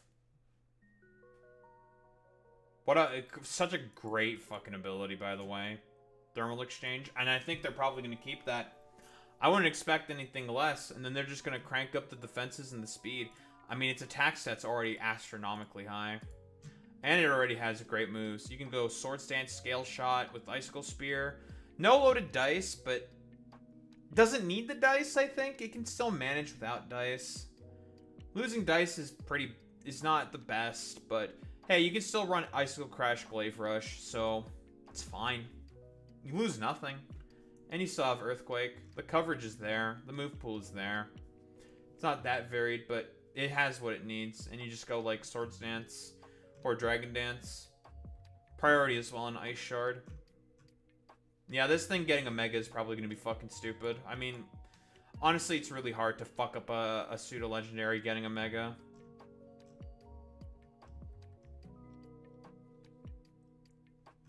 Gonna be hard to fuck this one up. Bax is definitely gonna be strong. Oh, it's like it's Aqua Tail, which isn't terrible. But time for the big cheese, right?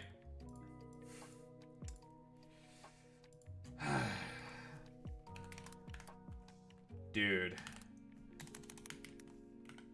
We want to talk about broken pieces of shit.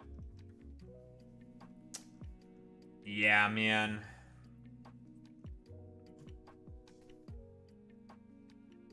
We want to talk about the rich getting richer. That's the rich getting richer.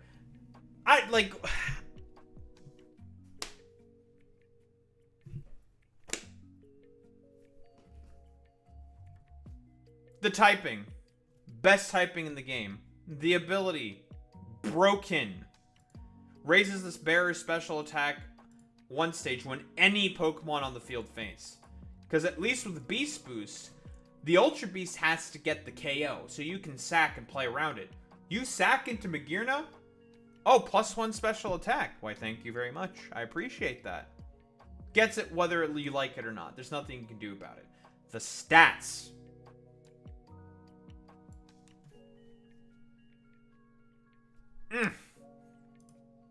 Speed's low. That's really the only problem with it. And there's a reason why this thing didn't get banned in Gen 7. Although it was very close to getting banned. It doesn't have reliable recovery, and it was missing Draining Kiss in Gen 7 for the standard sort of Calm Mind stored power sets with Shift Gear, right? Because it can use double dance with stored power. It couldn't do that in Gen 7, which meant this thing was not banned. Not enough to get banned, although it was right on the cusp of getting banned because this thing's broken. And also Ash Greninja existed, and this thing was very good into Ash Greninja. Stats are fantastic. Very good stats. The move pool is insane. Like, Fleur Cannon, which is just special Draco Meteor, or Fairy type Draco Meteor. Yeah, it gets Pain Split, has a little recovery. Volt Switch, Stored Power, Draining Kiss, Aura Sphere, Shift Gear. Yeah, sure, it gives it a +1 attack boost. Nah, you don't care about the +1 attack boost. You care about it getting the extra boost for Stored Power and the +2 speed. That's what you care about. Grass Knot, T-Wave, Spikes, Spikes, Spikes. Can run Iron Defense. Iron Defense. I think does this thing get Body Press? I don't think this thing gets Body Press. T-Bolt. It gets Ice Spinner.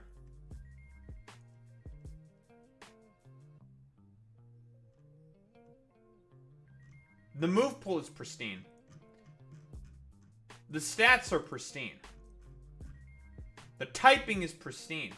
The ability is pristine. Gonna be hard to fuck this one up.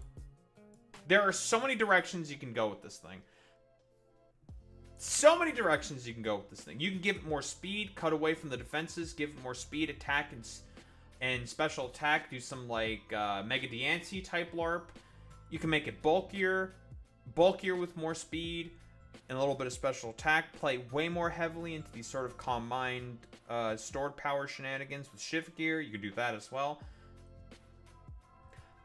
Sky's the limit with a Pokemon like Magearna. Oh, and by the way, it got banned in Gen 8. This thing's not allowed in normal play. And you think that they got any better with Terrestrialization available? Yeah, right. This thing got the kibosh put on it instantly. This thing is incredibly overpowered. Because it finally got a recovery move. And it became broken because of that. And you're telling me this thing's gonna get a Mega? With this typing stats, ability, move pool? It's a wrap! This thing's gonna be insane. It's gonna be broken. I mean, look at these resistances. So many resistances. Very few neutralities that really are relevant to whatsoever. It is like... It really is just a getting richer situation. And I mean, Magearna is pretty popular.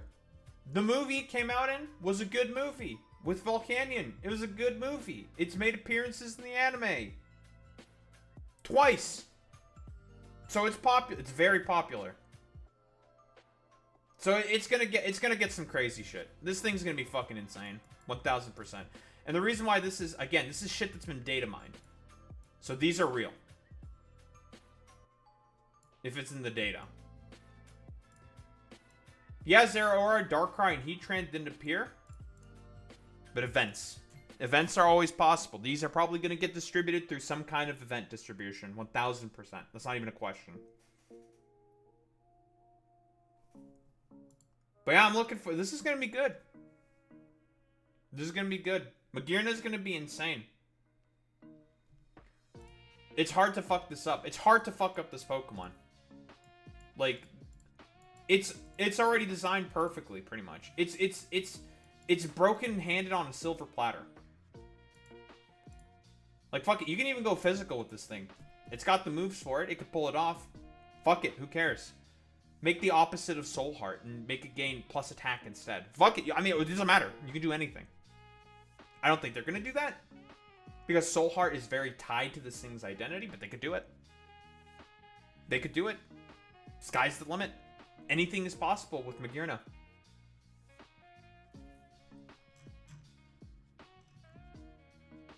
God, this thing even has Trick, man. They are really calling Magearna one of the goats. One of the greats of all time. It is a goat. Which is very good. God, they even gave this thing fucking spikes, man. Insane. Spikes! It's crazy.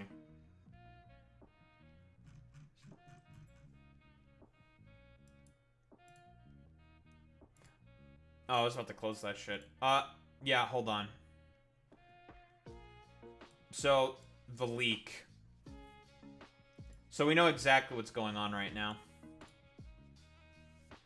Next Legends game is in Galar. And there's been some crazy stuff found in the code. Of like... It's like an open world, like prehistoric time. You travel all the way back there and you fight Dynamax Pokemon. Very Xenoblade-esque.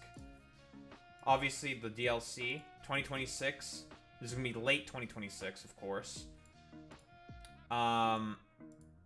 Where it's a Pokemon Wind and Wave, or Generation 10. The DLC is obviously going to be after that. Probably 2 DLC, as is now standard fare. It's based in Southeast Asia. So, right around Polynesia. Probably around Indonesia, around those islands over there.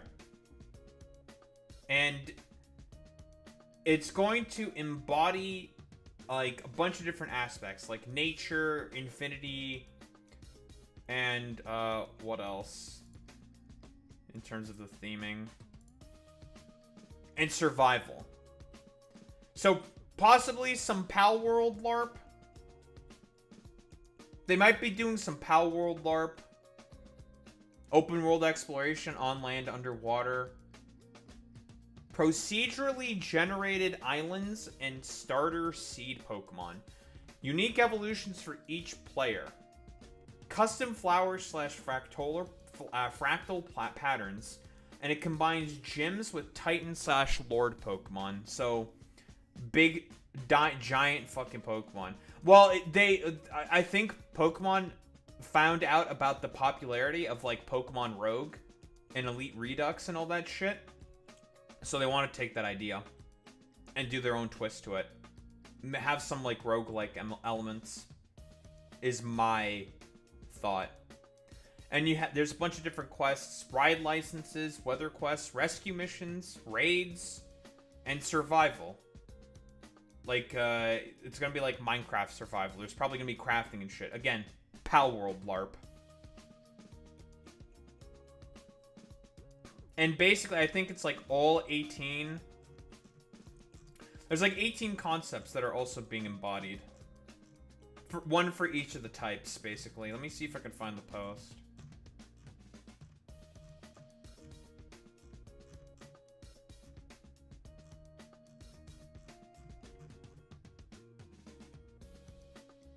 Also, we get the encounters for the cover legendaries of Gen 6 have also been leaked.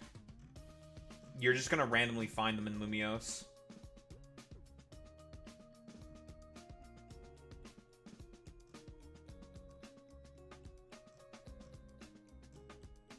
Oh, also, they revamped Shiny Mega Dragonite, by the way. It's actually so good. They did such a good job with it. They fixed their mistake. The motherfuckers fixed their goddamn mistake, dude.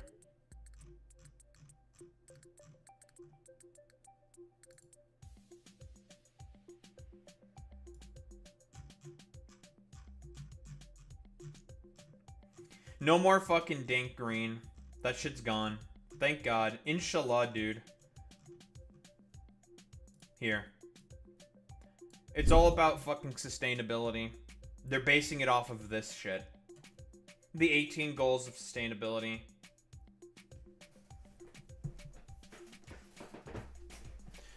And they're probably going to tie each type to this. It's kind of woke! Woke! Yeah. Pokemon's woke. Cringe. Yeah, DEI. Yeah. Dude, all the fucking stupid, like, 3IQ anti-woke types, they saw that you can dress the male... they can, dress the male, protagonist, trainer, basically have a skirt on. Like, you can put a skirt on them. Like, there's no gender. Oh, there's like basically there's like no not gender ambiguity, but like no gender restrictions at all whatsoever. So if you're a man, you can wear a skirt. Yeah, you can be a femboy in Pokemon if you want. Yeah, nothing will stop you from being a femboy in Pokemon.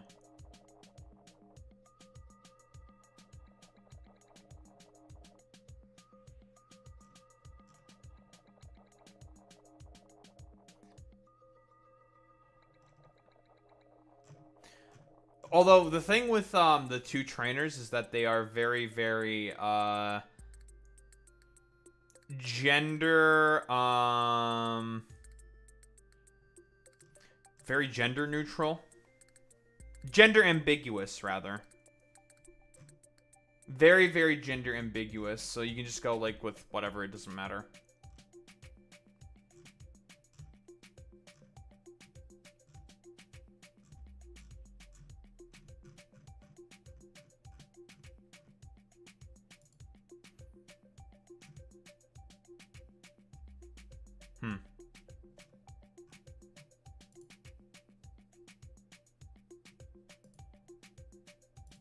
Very cool. But yeah, this is the theming is that they're doing ESG DEI shit. That's what they want. That's true. That's true, Durandi. And then there's a bunch of other shit. Online multiplayer multi-region game. Finally, all the motherfuckers who have been clamoring for a multi-region game are finally getting what they want. This is every single Japanese region. This is all of them. Kanto, Johto, Hoenn, Sinnoh, and Kitakami. And it's going to be an MMO game. Probably every single Pokemon's going to be made available, including the stuff from Gen 10. They'll shove them in there somehow.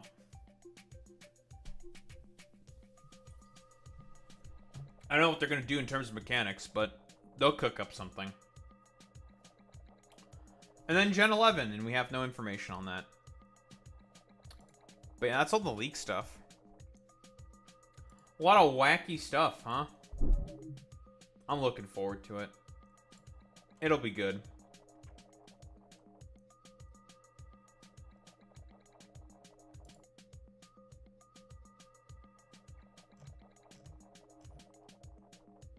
Wait.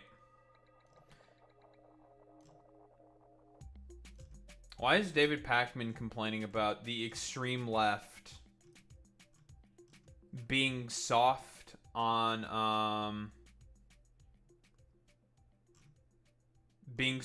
fucking Nick Fuentes? Huh? Okay, whatever. Yeah, I am a paid ESG. That's true.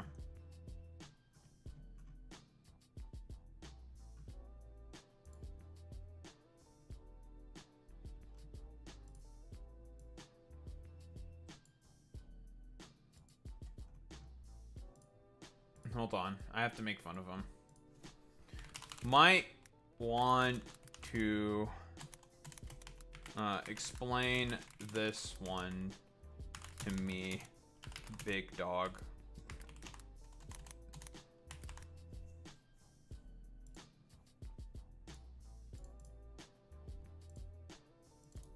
Okay. Here. I will self-promote myself. Listen, I post nothing but bangers on Twitter. Well, mostly making fun of people.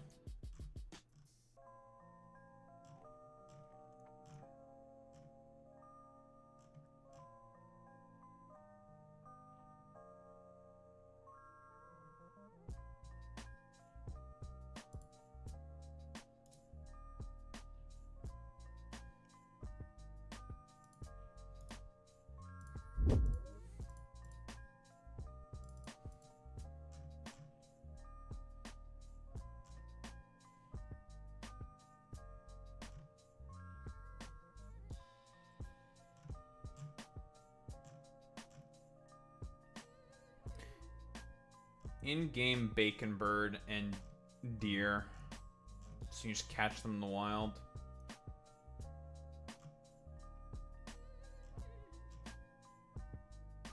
Wanky stuff.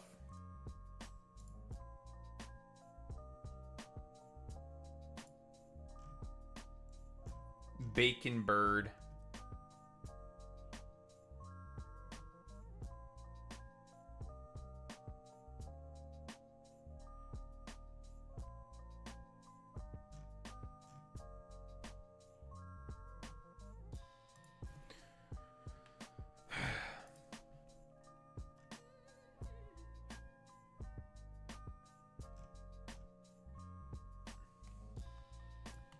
Man, a lot of wacky stuff today.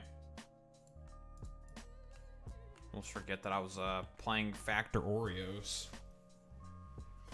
It makes you forget, after taking a look at all the crazy shit that's going down in terms of the news, of the leaks.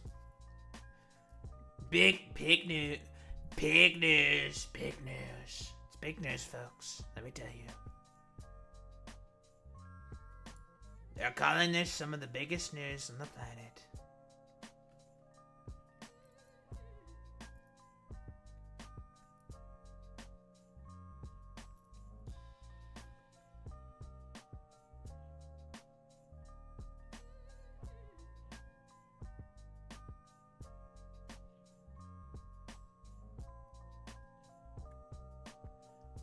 That's so true. You're so real for that. The devil is a Democrat. Many people are saying this. They truly are the devil. Let me tell you, folks. Democrats are old devils. They're old demons. They're the demons. They're the devil. They're the worst. They're so bad. So bad. So bad. Fake news. Fake news indeed, me. I agree. Totally fake. It's not real.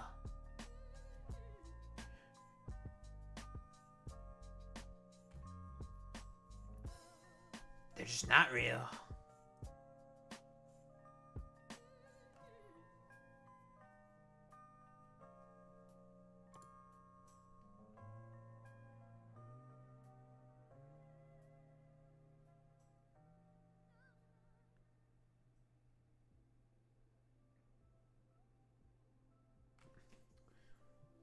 It's not real. Why are you saying real when it's not? Fuck you, Boy Meets Smitty. Saying that things are real that are obviously not. I shouldn't expect anything less from you. You son of a bitch! The fuck is a microculture vault? Microculture vat. Bone fragments 65 steel and 24 glass plate. Crafting speed of 3. 3 module slots. This is not better than the biochamber. I think the biochamber is still better than this thing. What a weird building. Microgravity assembler.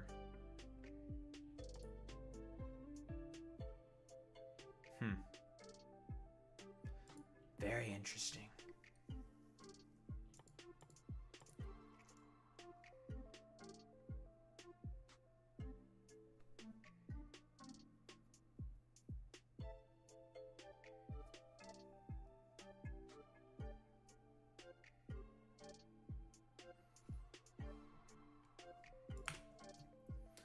That's so fascinating, folks. Let me tell you. Very cool. Very nice. You love to see it, folks, don't you? Alright, what the fuck was I doing? Right, I wanted to get the agriculture, some kind of agriculture up. I want to be able to start to just produce a bunch of sealant, because that's a pretty important fucking item. Isn't the devil actually a good guy because he punishes the bad? So he must know what is good for it to punish all evil, so he cannot be evil himself, or Shan't he be acquitted from eternal punishment himself? Therefore, being a Democrat puts him on the right side of God, for they work in unison. Boy Meets Minnie. Our resident theological expert. Does this track?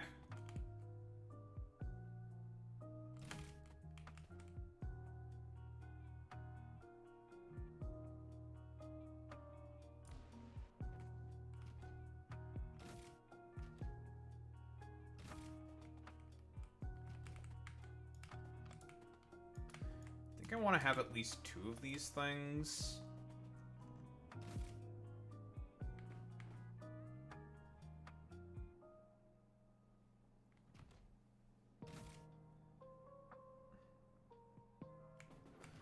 Well, technically, God created Lucifer, who then became fallen. No shit. Lucifer!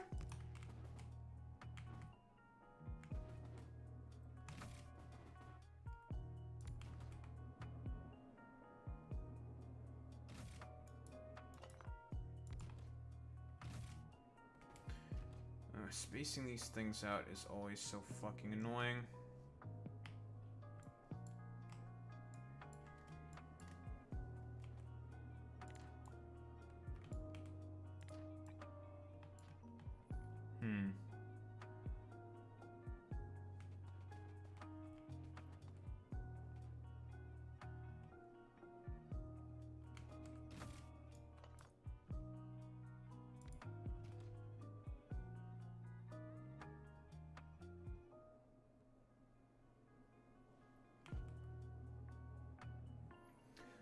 Yeah, that's a good point there by Boy Meets Minnie, right? Because again, where did Christianity all start off from? It's from the Greeks, right? Eastern Roman Empire. That's where the first fucking churches and shit started popping up. All from there. A lot of it, yeah. Part of it is also like parts of the Levant and shit like that. A lot of it is mainly from Eastern Roman Empire. They are the big fucking dudes behind a lot of this fucking bullshit.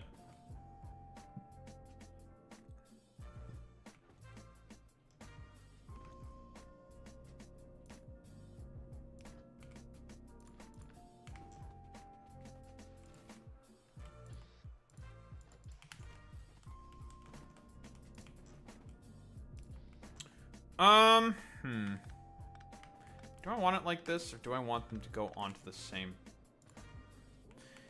Well, I mean, we also have to filter out the wood.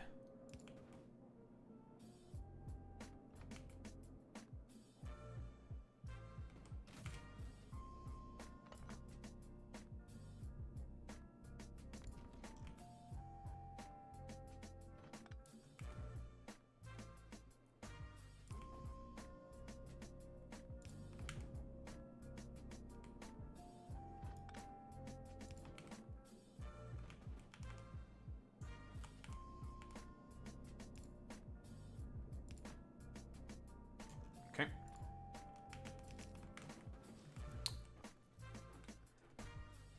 So that's a start for agricultural processing, because the thing is we have to, because all this shit's gonna be moved, and we're just probably only gonna have agriculture shit here.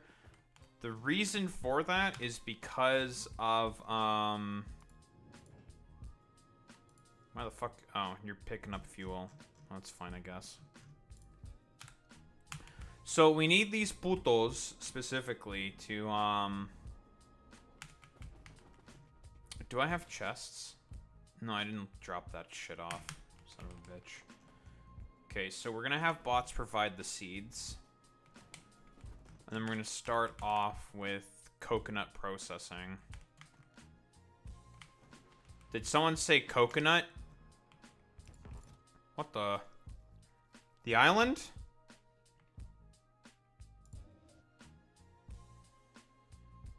Of coercion?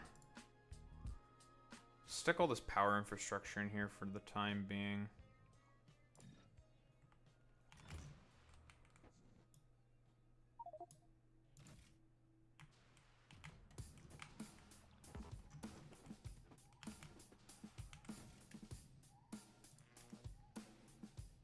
forgot to make a blueprint book. I refuse to dignify what you said, Sacrificial Melf. I refuse. You've offended my ears.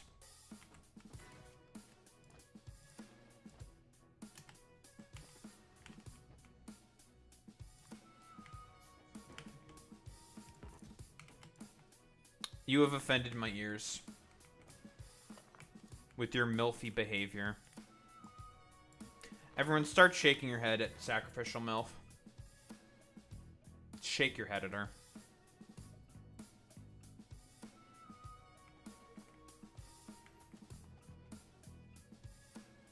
SMH.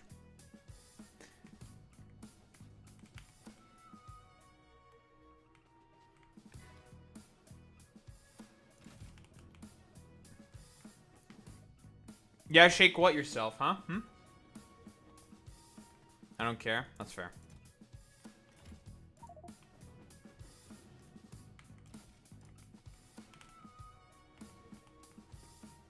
Don't be that bitch. It'd be like that sometimes. And now I'm gonna shake my head even more. SMHMH.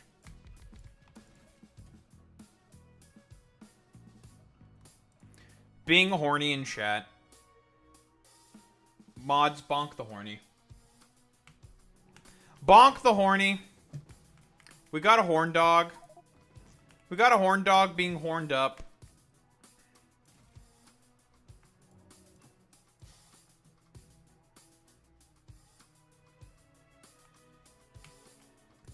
We got people being horned up on a Monday. That's illegal. That's not allowed under international law. Being horny is against the Constitution, and you will be prosecuted by the fullest extent of the law. And that is, you will be executed by firing squad. Sorry, I don't make the rules.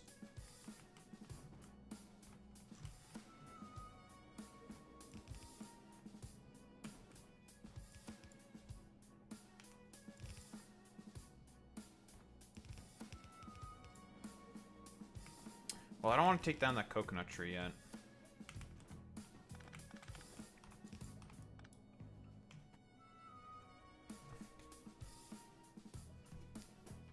Everyone start doing this to Sacrificial Melf. Just your finger. Okay, do we want to make our nutrients from fish, or do we want to make them from coconut meat? I should probably do a comparison.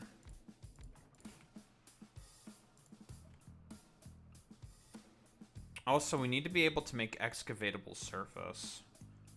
So we can dump a bunch of our spoilage into making this stuff.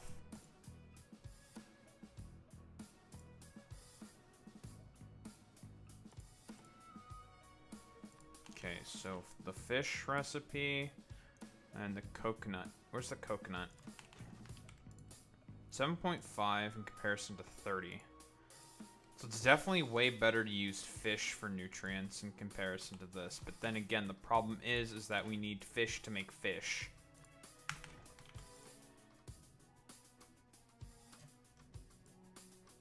So we can have a mix. But we need a lot more fish. I mean, how many fish per second does this produce?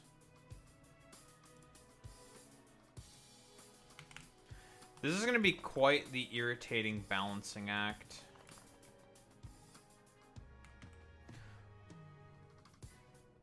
Wouldn't it be funny if I was able to get myself out of the firing squad by getting someone off unironically? I don't think that's how I don't think that's going to work. I don't think that works like that. I don't think it works like that.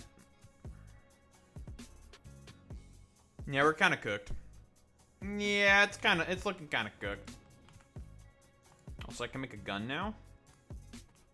Lovely. I can make use of this gun.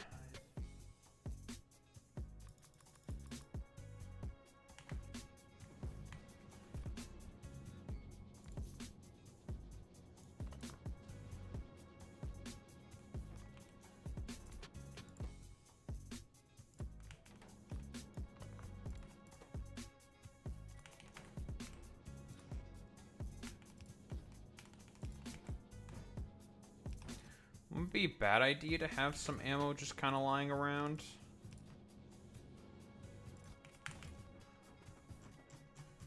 Because this shit does significantly more damage in comparison to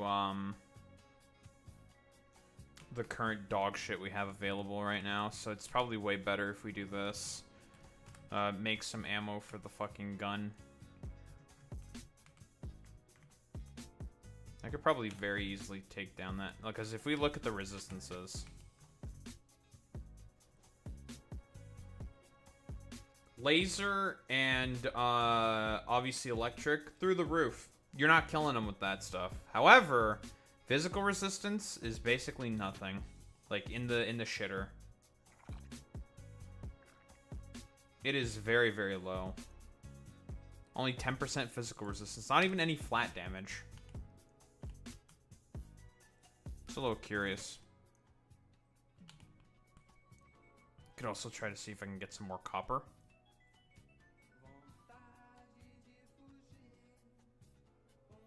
I shouldn't be murdering this many of them, however, because we will need them. Yeah, I'm just like cleaved through. They just got... Yeah, they just got put into a fucking pack. And that's just yellow ammo. It's not even any higher tier ammo. It's just yellow.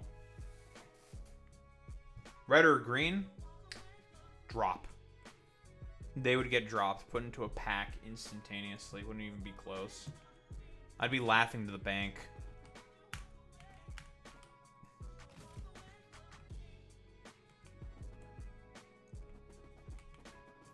For as to how quickly I'd make the bugs drop.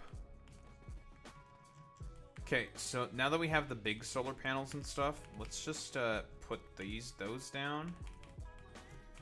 I am definitely a Ligma male.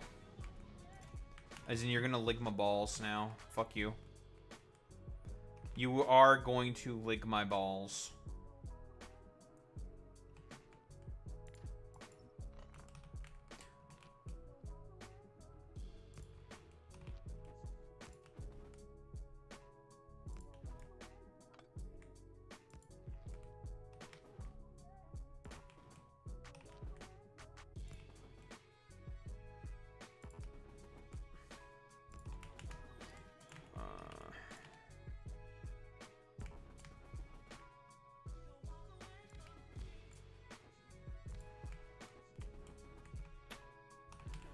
Well, these are significantly better in comparison to the dog shit fucking solar panels that we have now, so. Yeah, we're on a new planet. It's called PELAGOS, and it is an aquatic planet. And its gimmick is basically if you produce too much electricity, you're going to get the natives upset with you. So don't produce too much electricity. However, we don't have the necessary tools to be able to start a base without electricity, so we kind of just have to suck it up, Buttercup, and produce electricity.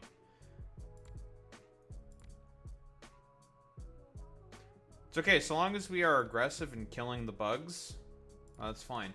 Also, they're our only source of copper. You are also expected to just basically capture them.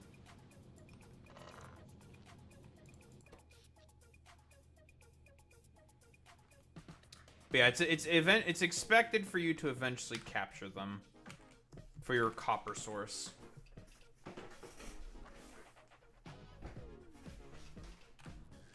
But it's basically like it's a bit of a mix of gleba and a bunch of other shit. It's a wacky planet. This place is a little wacky. Okay, I don't think I need that many. I don't need 1,000 bullets. 300 is more than enough.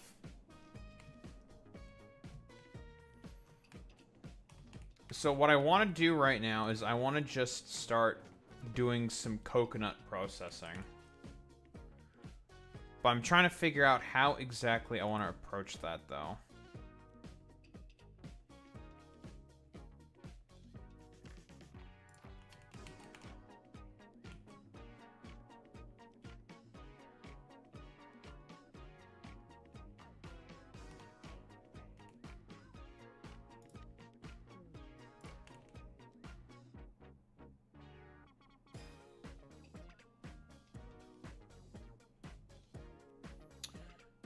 We're gonna cut some shit off from here.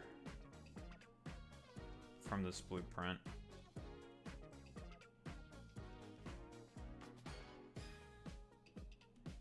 That should be okay. Oops. Coconut processing.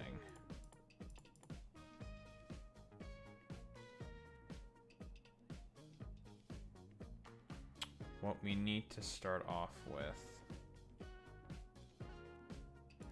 Though honestly, God, getting this thing to fit is gonna be kind of a fucking pain in the ass.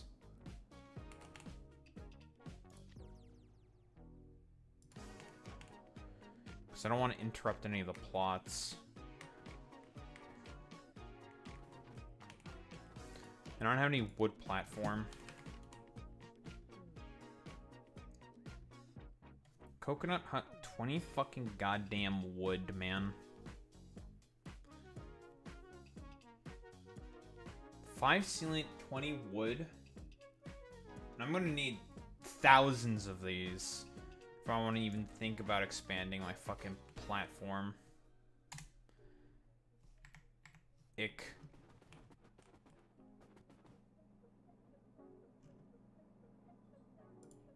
The fuck's wrong with this coconut palm? Where did its actual leaves go? What the heck?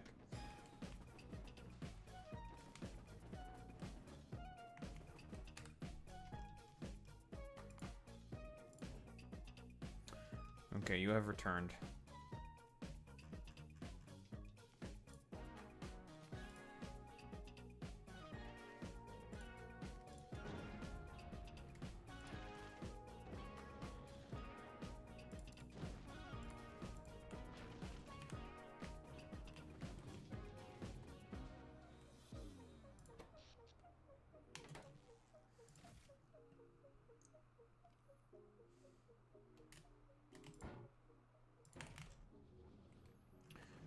Okay, so I forgot to drop off medium power pools. Come back.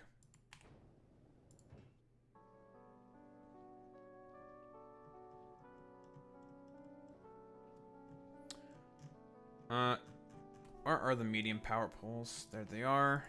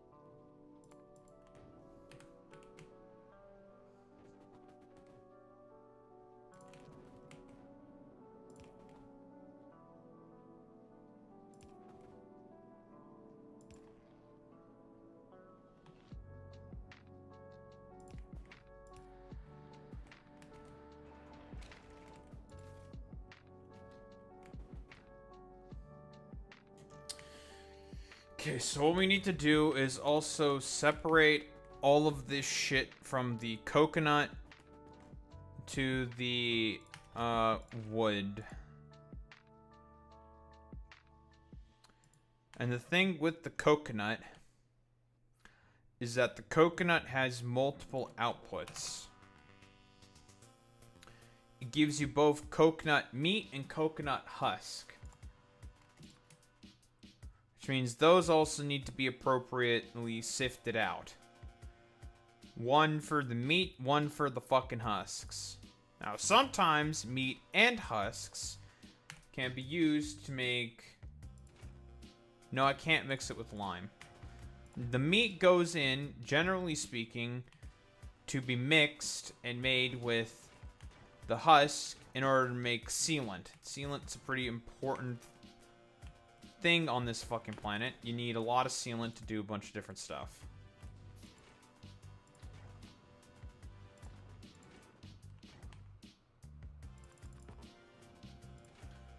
Spoilage is also going to play a big part in this sort of rigmarole fuckamagee as well.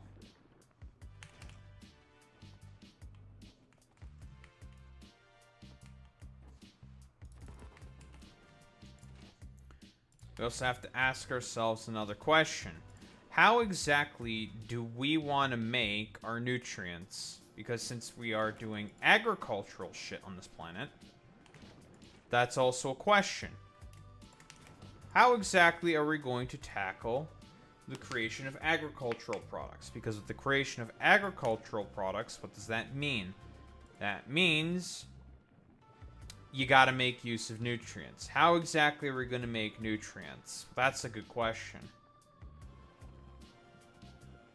We can't just make bioflux to make nutrients, which is a highly efficient recipe. We either have to use fish, which means we have to have a fish breeding program, or we have to use coconut meat.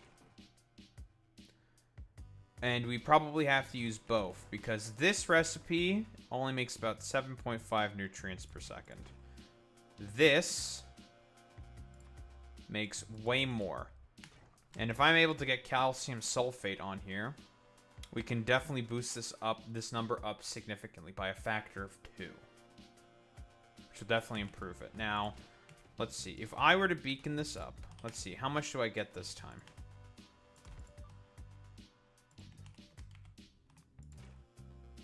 I can't beacon that, but I can beacon this. 18.5, but still 75. Even with this being beaconed, doesn't even come close to reaching the amount of nutrients that the fish can produce. Especially once we're able to ship in stuff like calcium sulfate. Now, I can start shipping that shit in probably right now, but I don't have any carbon. And eventually we can produce carbon, but we do not have the ability to produce carbon at the moment, so can't do that at the moment.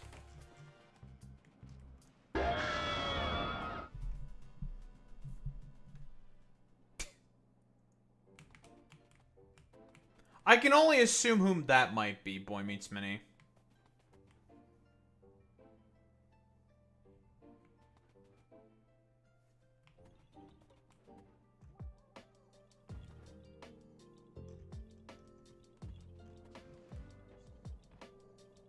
I can't. Listen, you Pepe that, Boy Meets Mini. I'm not Pepeing that at all. I know exactly who that is. October 7th, never forget. Man, still hung up over a play on words? That's fucking crazy. Imagine being so hung up over a play on words. Actually, like, listen. For all these times, these, like, dumbass fucking conservative / liberals love to pretend to not get hung up over shit. Imagine getting hung up over October 7th because the fucking shot collar, Collargate discourse happened on just happened on fucking October 7th. Imagine still being so fucking hung up over that. It's actually fucking pathetic.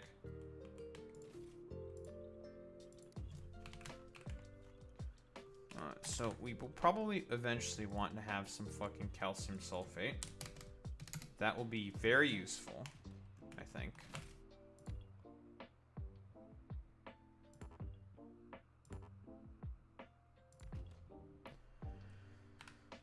Who's the one that has the fucking calcium sulfate? It should be you.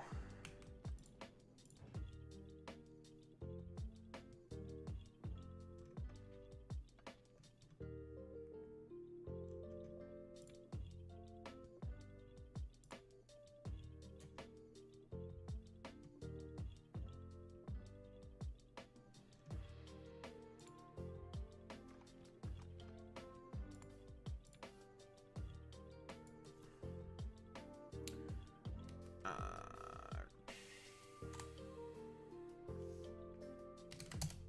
20 seconds. Add that to the schedule.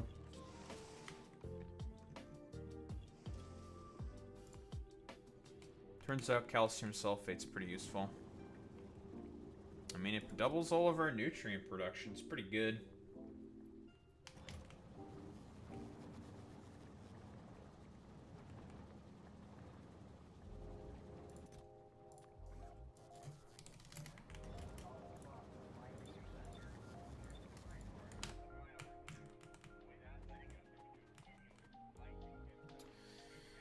Okay, so the question that we now need to ask ourselves is this.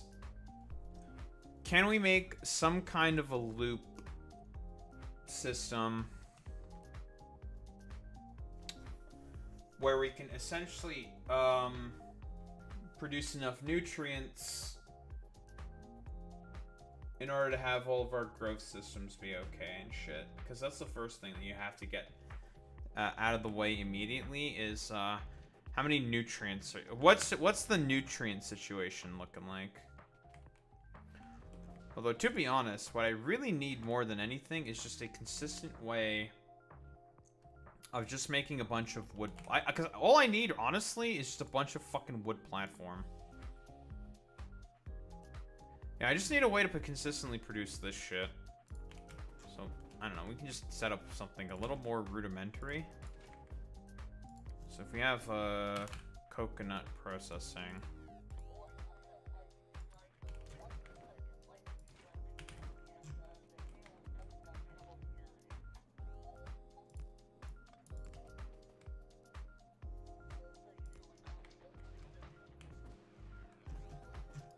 Before we proceed, we will definitely need a lot of fucking wood platform. That's what I want to get. I want to get some kind of production of wooden platform on the way.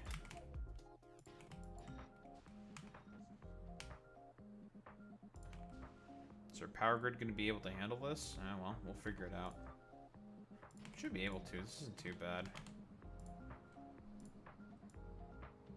3.8... 7.6 coconut. Okay, now we have to fucking think about how we're going to deal with all the dog shit.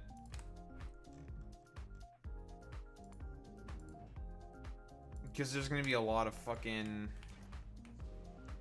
fuck-ass byproducts. So first things first is we have to think about the seeds.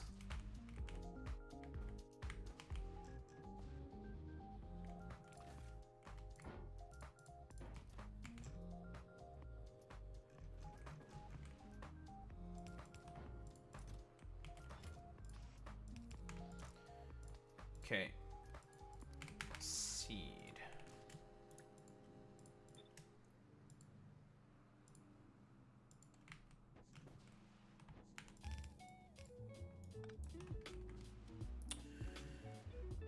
And another problem with these things is that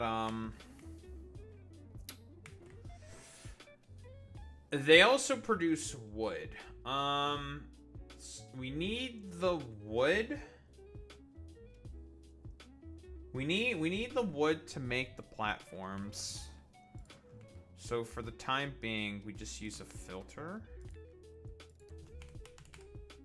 Split off the wood. You can also use it for fuel to burn stuff.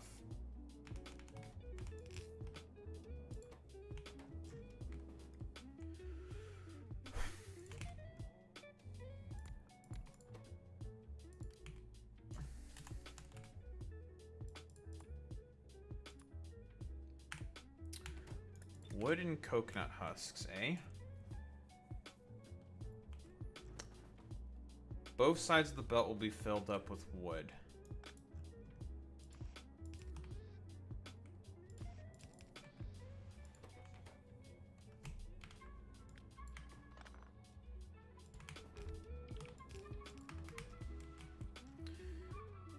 Let's see. What's the numbers here? Jesus. Only speed modules. 7 per minute? That's not bad. But I need 70 fucking husks per fucking second. Jesus. That's a lot. Oh, goddamn.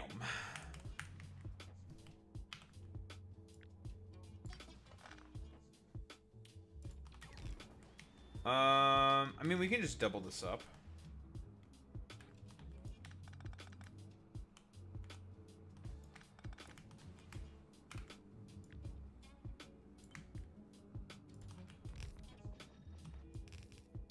Won't be enough husks, but that's okay. And then we use the meat in order to make nutrients to keep the operation going. And, man, this is gonna be very... Oh, this hardly uses any husks per second. Oh, that's not bad, actually. It's very cheap. Oh, this is a lot of fucking sealant that we need. Oh, wait, hold on. I don't have that beaconed. Only... Not even 1 sealant per second? Ugh. This is gonna be a bit of a slow process.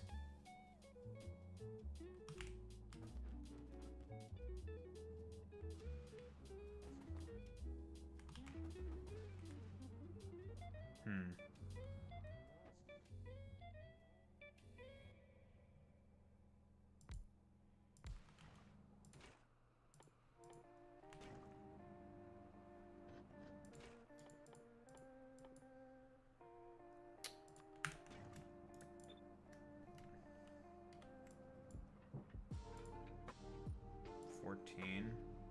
One of these supplies about 2 per second. If I were to beacon, how much then?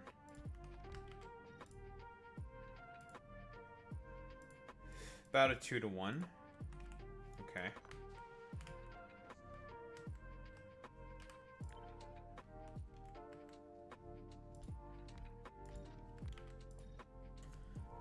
Also need to use a bunch of these to make nutrients as well.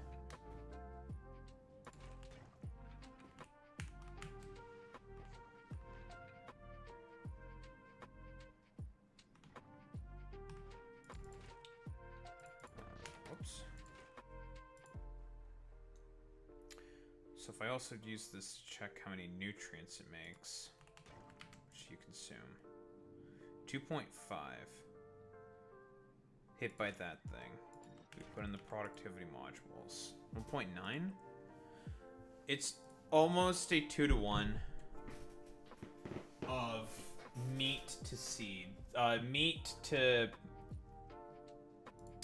of the necessary amount of meat. So, what we do in this particular instance is we use one machine to feed probably about... a bunch of these. And a bunch of other shit as well. Okay. Kind of what we have to do. This is gonna be a bit of a shit show. Huh.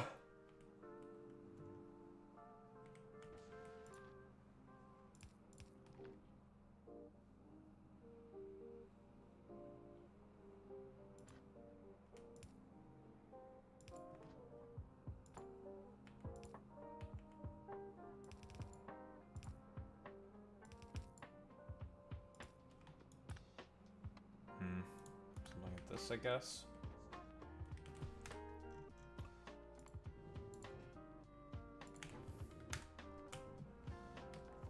And then we use... Do I have long-handed stack inserters? Kind of need those. I don't have any of those. What's up, Alex? Can we get a daily crime report from Chicago, please and thank you? Can we have our daily crime report? Daily crime report, Alex Roivas. Where's our daily crime report? You missed the segment where we were talking about leaks for DLC megas. Mega Meowstick, your boy or your girl, has been found in the files by Chinese data miners.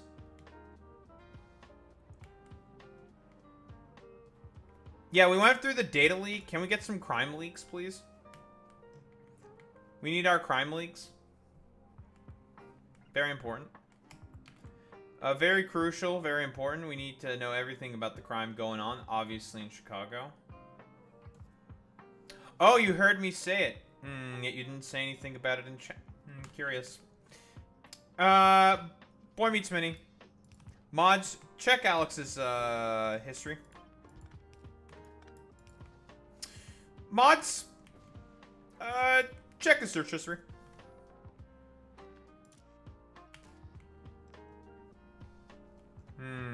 A likely story. A likely story. A likely story. That's cringe, Jack, and your setup is weak. So true. Thank you, Jetstream Sam. You know, when Sam is right, he's right, you know? And he's very often correct. Coconut. Coconut meat.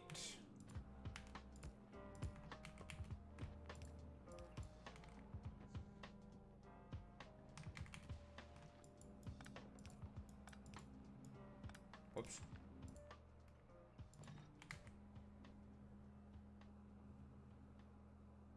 Yeah, obviously. I'm trying to do my due diligence as a friend of the Gestapo, obviously.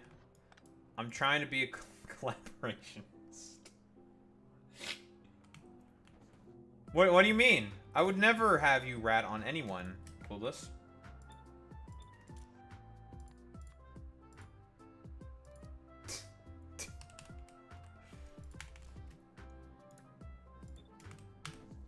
So, could you rat on your fellow Chicagoans now? Please and thank you.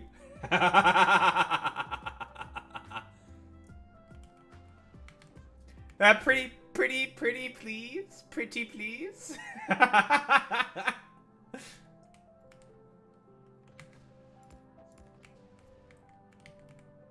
Man, this is a whack design that I'm coming up with here.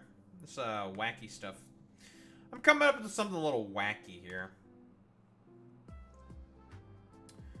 If these go on the belt, they're gonna go on this side of the belt. So what I could do is I can do a little of this. And they'll be on both sides of the belt. And improves my throughput. That should work, I think. Actually, I'll see if that works or not. Do that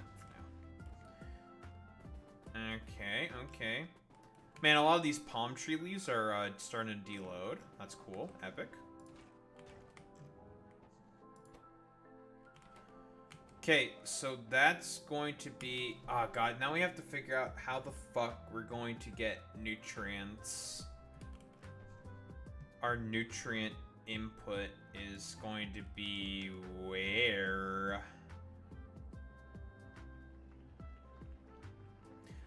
Boy Meets Mini, can you confirm or deny that they're using Mini Coopers in order to pull a caper? Boy Meets Mini, the resident Mini expert, what's going on here? Mini Coopers? What's happening here? Boy Meets Mini, you have some explaining to do. What's going on? Confirmed. I can only assume then that Boy Meets Mini is seeking to collaborate with the enemy. Boy Meets Mini, are you seeking to collaborate with, you seeking to try to collaborate? Is that what's going on here? You a collaborationist? You trying to go against our holy, against the holy order? I mean, Stephen Miller? Alright, you know what? You're getting reported to federal agents now. Wallahi, you are now cooked. It's over for you. It's over. Wallahi, you're all cooked now.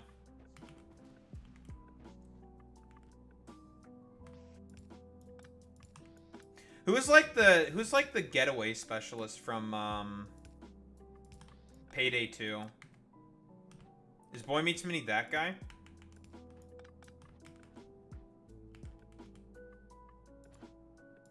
Tech guy? I guess. Listen, Alex, I was trying not to be racist about it, but then you decided to bring race into this. That's kind of fucked up.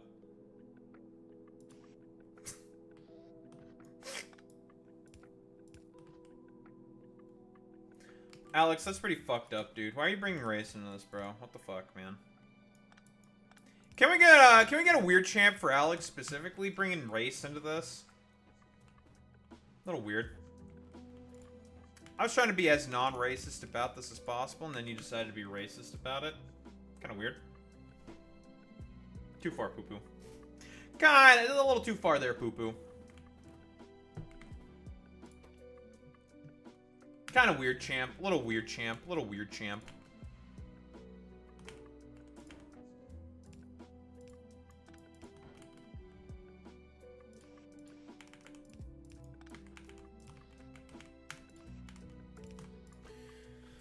Okay, so sealant husks.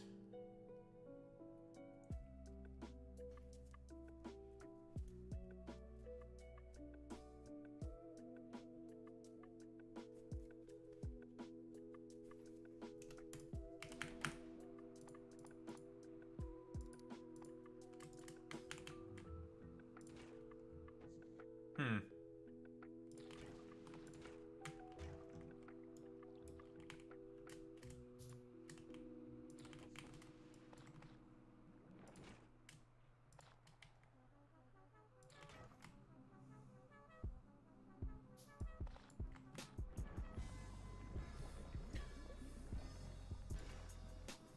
This is going a lot faster now because of the speed modules.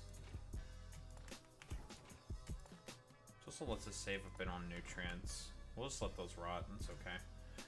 Trying to smoke at the guy that will betray us for the money. That wouldn't be Boy Meets Mini. Boy Meets Mini would never betray anyone for money. Clueless.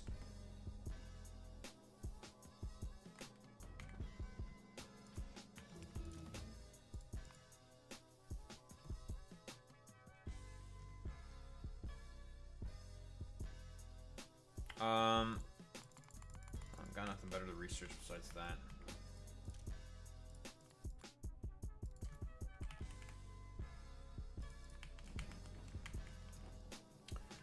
Alright, that belt needs to take care of spoilage.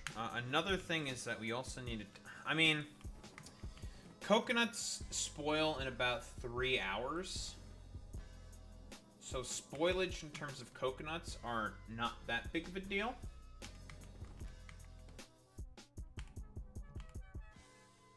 So we don't need to think about that all that much. We do need to think about spoilage potentially accumulating in these machines. I have no idea how the fuck we're gonna do that. Take care of that shit.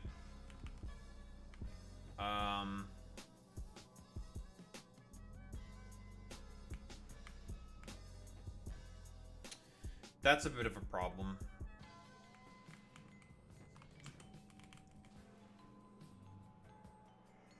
Because the nutrients can spoil in the fucking machines. I think the problem is going to be these things.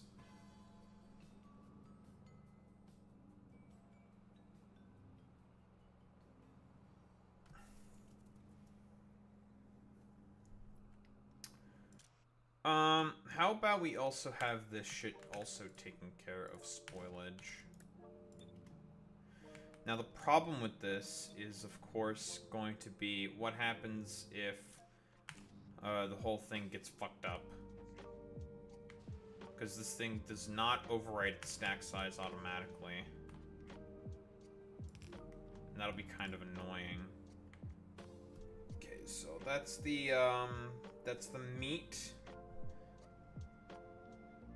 This will be the husks.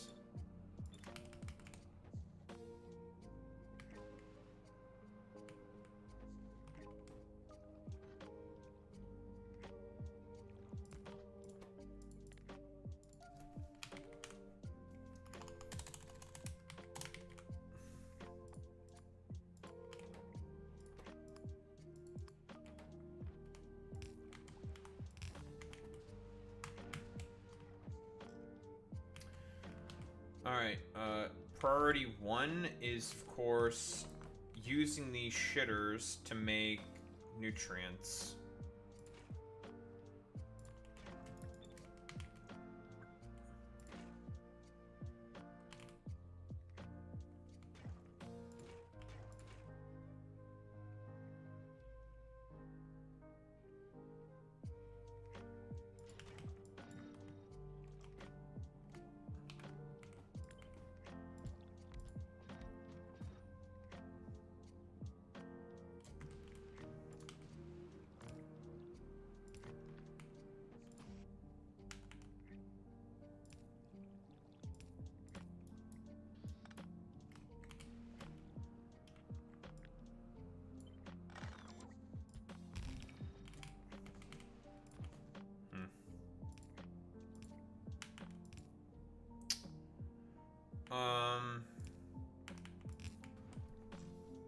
Something like this. So this should be more than enough nutrients per second. How many nutrients do you consume per second is what I want to know, not the coconuts per second. I mean, 36 should be more than enough for the time being. I mean, all we're trying to use this shit for is essentially the creation of wooden platforms. So then the next thing we need is coconut oil.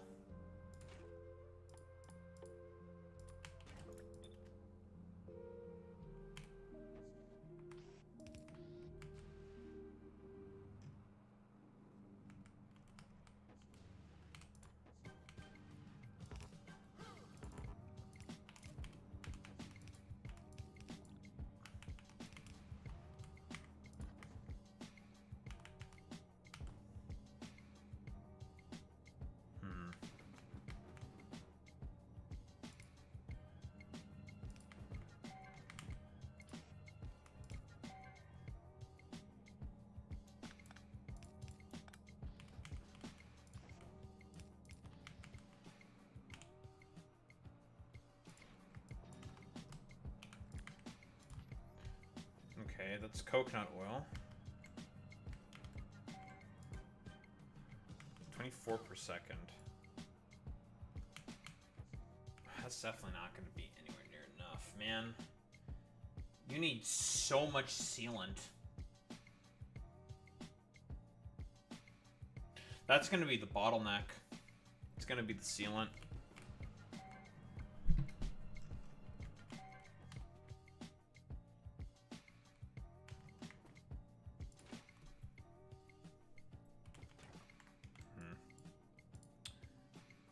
12 per second. This consumes about 4 per second.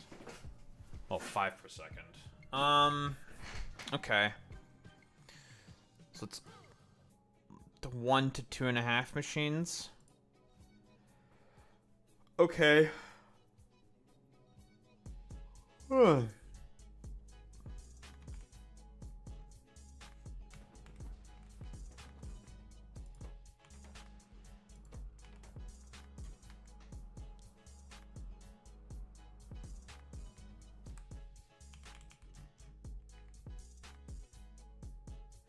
We're getting kind of close to the natives. Yeah, we're getting a little close to the natives. What's that spike? I saw that spike.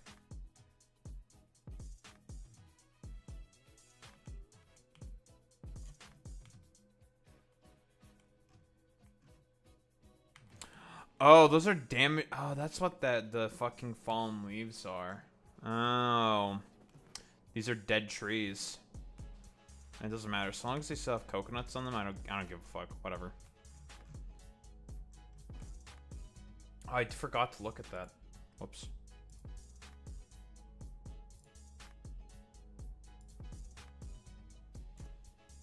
Hell yeah.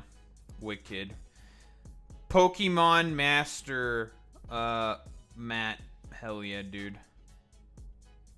We do be loving our Pokemon Masters. I mean, you know, Ash is technically, he did win. You know? He did ultimately become a Pokemon Master. He is a world champion.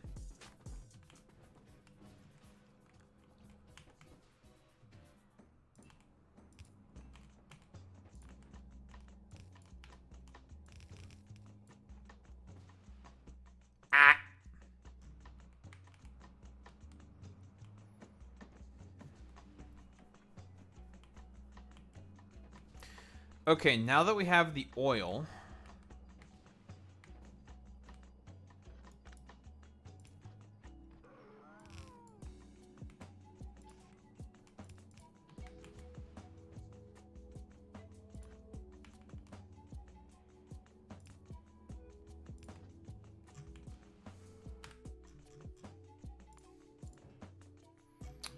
we need some burning towers. Or at the very least, something that lets us take all of the spoilage. mean, we can turn them into excavatable surfaces. And then burn any of the excess. That's fine, yeah. That works.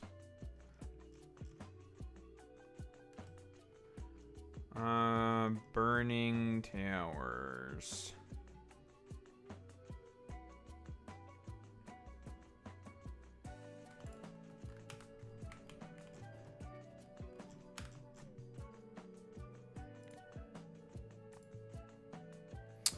Yeah, I have to be very wary of my pollution cloud now. I mean, should be okay. The setup does not consume that much power. They're spitters with weird damage profiles, but they are spitters. That's it. Eventually, you're supposed to capture them, and that's your source of copper, are the spitters. Don't know what exactly you're supposed to feed them. We'll cross that bridge when we get there, obviously. But they are spitters. As soon as the satellite radar is available, I'll show them off. But they're just they're just spitters that can, I don't know, walk on water. Sure, whatever. Yeah, we will be extracting copper from the locals. They are made out of valuable resources. It's time for us to turn them into mulch or something. I don't know, or take their eggs and turn them into ores. More specifically, here. There they are. They're just spitters with a brown tint on them. But their damage profile, their resistance profile is very wacky. They do not want you to use lasers or electricity weapons on this planet. Fairly obvious, because it is electricity that attracts them to you. So you don't want... I mean, there's a bunch of diesel and stuff that's meant to be run off of fuel, right? So that's what you're supposed to use in order to expand the fucking factory, but we don't really have the setup for that quite right now, so we're kind of forced to have to use normal methods of electricity generation. Huh? Oh, you're going back to get fuel? Okay, man. Sure, man. But yeah, they don't want you to use Tesla weapons or lasers at all whatsoever. It's mostly meant to be a disincentivization of building an electrical grid. That's the gimmick. And they want you to use basically burner fuels. They may have like special burner inserters, because here's the thing. You should never use a burner inserter. They are dog shit. They are slower than regular inserters, and they require well, either coal or other valuable resources. You get rid of burner inserters the instant that you can, because they are worthless and should not be used for anything. They are completely and utterly useless. You should never use them whatsoever. However, I don't know, if you like want to fucking use them or whatever, I mean, you can do that if you want, but generally speaking, you should really not be using them. Huh? Oi. Go away.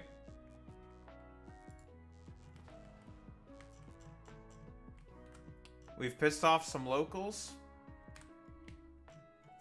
Looks like we've pissed off some locals. Alright, time to go on a murderous rampage. Where are they?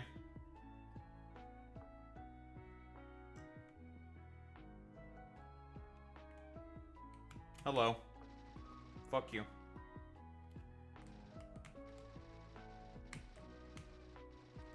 Death.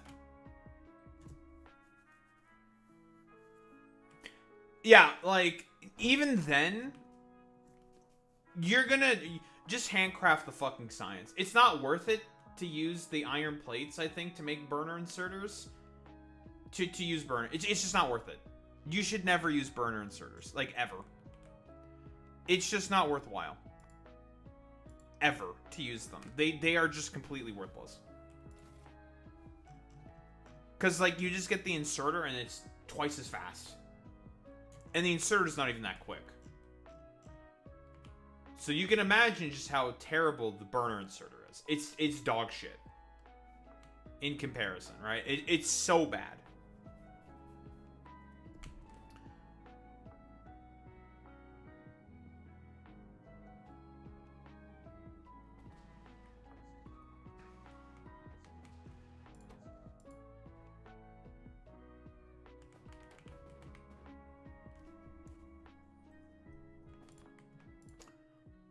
Right, so we need sealant and coconut husks.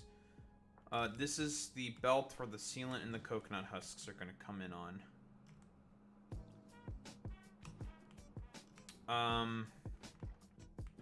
Man, the setup is a little tight.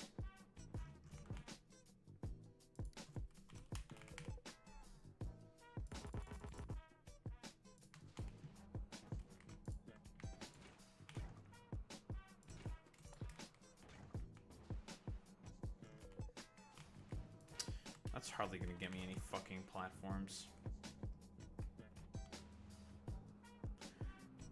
So how can I feed... we can just do... Yeah. We're going to do a little bit of spaghetti. But just a little bit of spaghetti, because we need to do a little bit of spaghetti.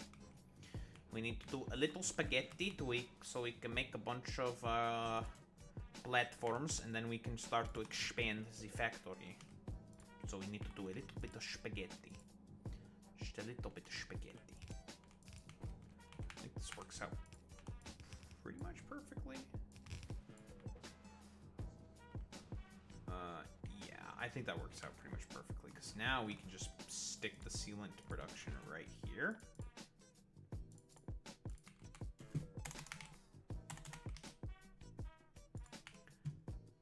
A little bit of spaghetti. Just a little bit of spaghetti.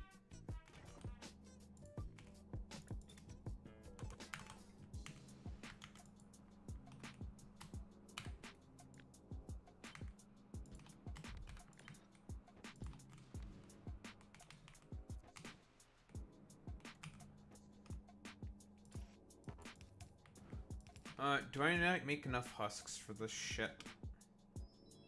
12.5? Oh, yeah, we do. Yeah, we make plenty of husks, I'd say. Not enough to keep up with this, but that's... This is probably going to be a situation where it's just... Leave this going on for a while and let it do its fucking thing. I mean, we have to be wary of the pollution, though. I shouldn't need that much power, because, again... All I'm doing this for is I just need to make a lot of these wooden platforms so then I can actually start to expand out and build something. This is temporary. This is purely just to make a bunch of sealant and a bunch of other shit. Okay, thank God you're actually here, though, I have to say. This is good. You sent down the burning towers. I need some other stuff.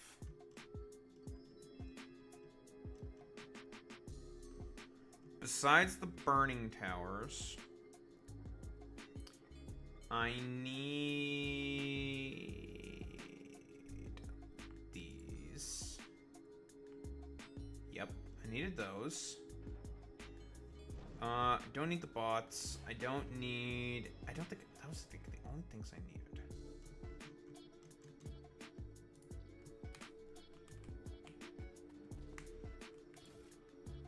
Okay, got the burning towers. Oh, I already had a bunch of burning towers. Huh? The fuck you out of ammo? Shut the fuck up.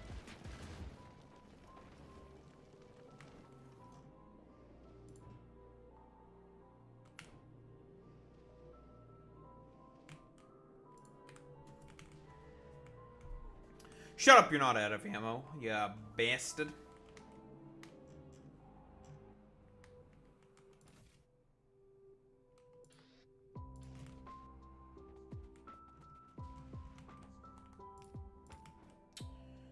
Okay, so you are going to grab the sealant. And then we just need something to take care of the spoilage. Sealant.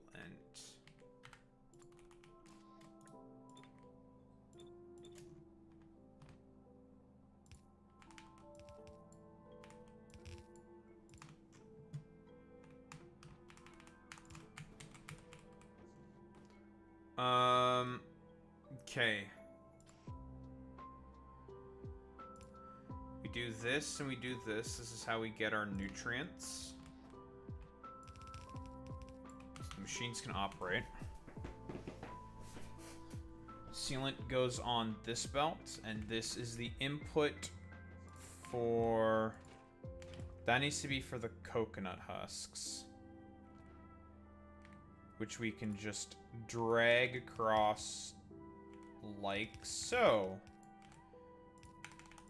Look at this. This is some... Now this is a work of art right here. This is what we call some pristine spaghetti.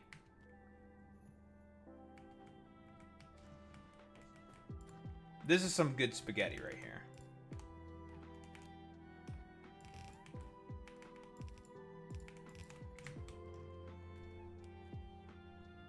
Now this is some A-tier spaghetti.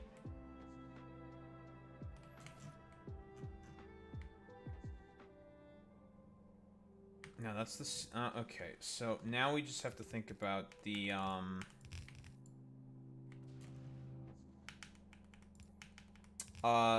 the spoilage, of course.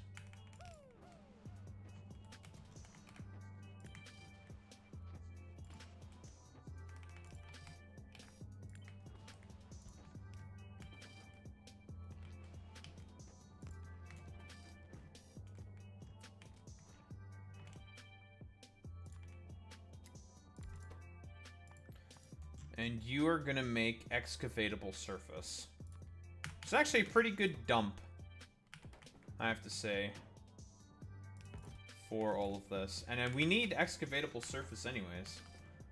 Like, consume 70 per second? That's pretty good. We take those. Okay. We're pretty much ready to flick this thing on, I'd say.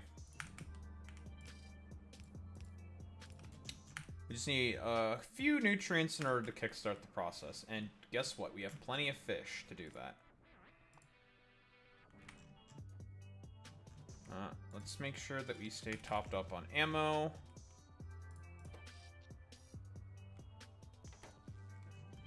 And whenever we need to build more stuff with engines, we got a nice bank of engines, nice buffer of engines. This will be our... So the reason that we're making this sort of like small spaghetti noodle factory thing here is we need to start to make platforms to expand. I'm also going to send these things down, I think. Send down some guns.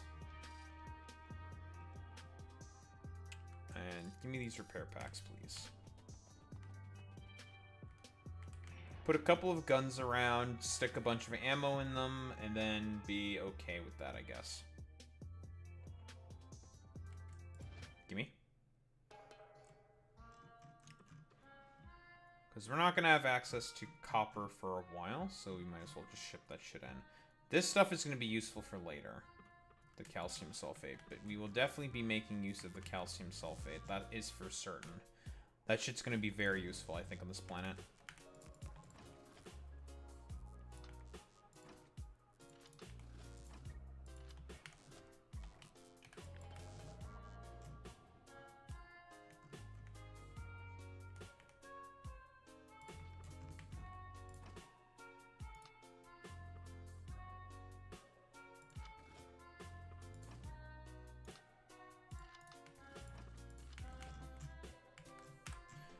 The area I'm most concerned about is over here. Now we can make the proactive decision and just try to murder these guys, obviously. Like, duh. We can be proactive and just kill them. But they're small. The evolution factor is not very high. It's only 0.03. That's pretty low. They are very, very non-threatening right now. Just a gun or two will keep them away.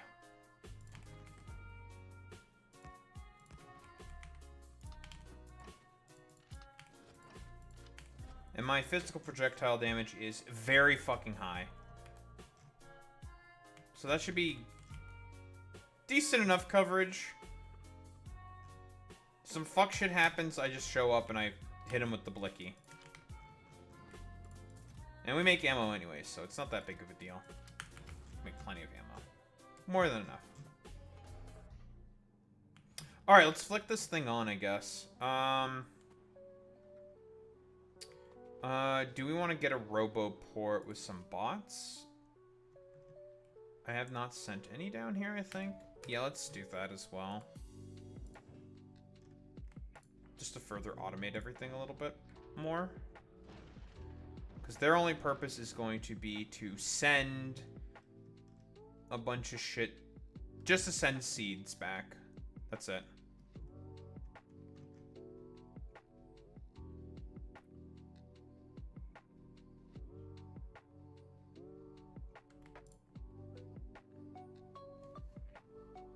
Oh no, we have no idea what it looks like.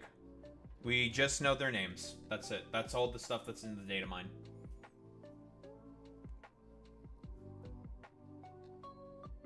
And honestly, you're probably going to be correct there, Alex. I mean, for alligator, when it closes its giant jaw that it has on top, it looks like Totodile.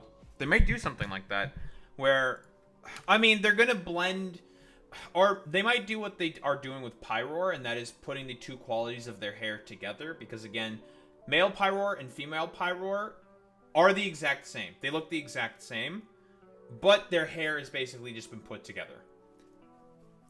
The bigger question is, with Mega Meowstic specifically, is the move pool. Female Meowstic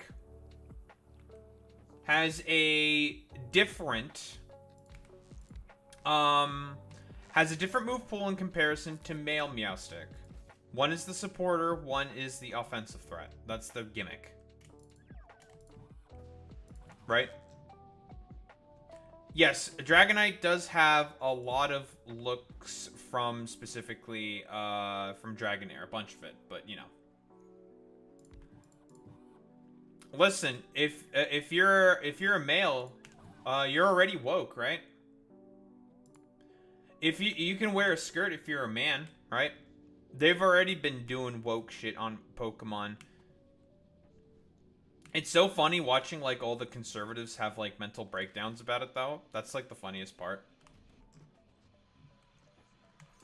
Alright, I think we're ready to flick this thing on. Here we go.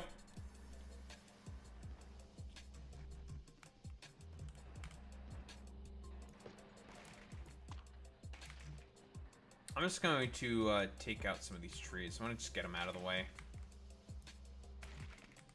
Let's test to see how this bad boy goes.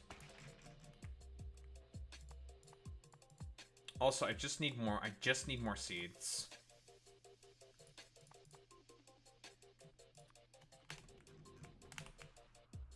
Nice, we got one. That's not bad.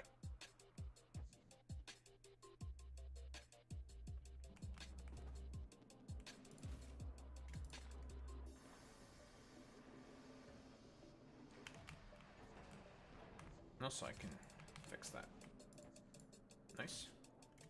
Another seed. 3 seeds is pretty good. 9%. I mean, they didn't have gender differences before.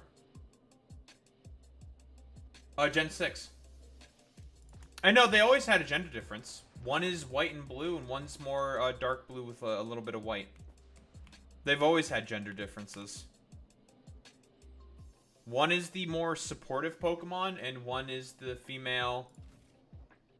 and one is the more offensive Pokemon. That's their gimmick.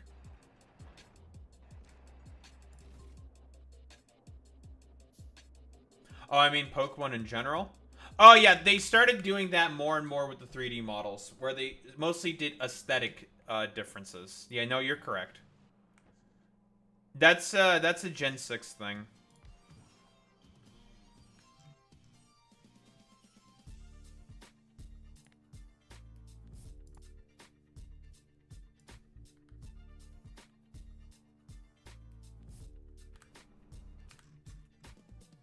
We may have to do some murdering of more of the natives.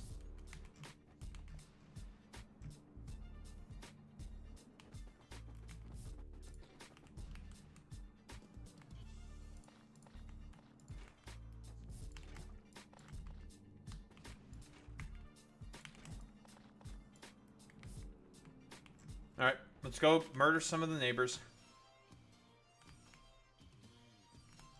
Yes. Especially on Thanksgiving. I'm going to be letting the game run in the background. I have a lot of product that I need to make. So there's going to be a lot of murdering. I'm not American. That's racist. How dare you say I'm American? I, like the great Europeans, am bringing gunpowder to these silly bug-like creatures. Yeah, how dare you be racist to Canadians? We're still boycotting your stupid-looking head asses. Fuck you. We still hate all of you. Fucking racist.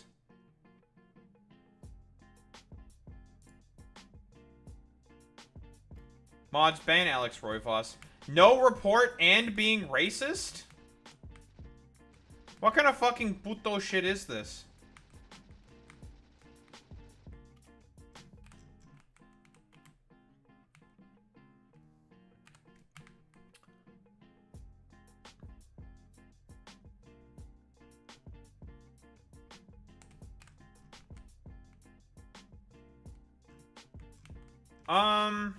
That's fine.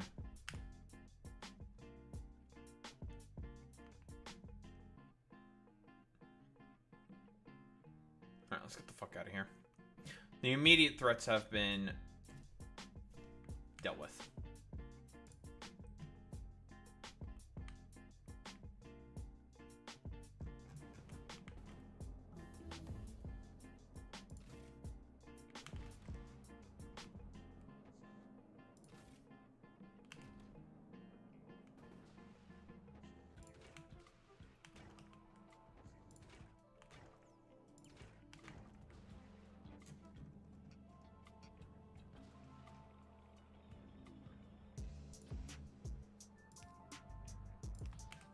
Take care of the spoilage that can also accumulate in these things real quick. There. Almost forgot to do that.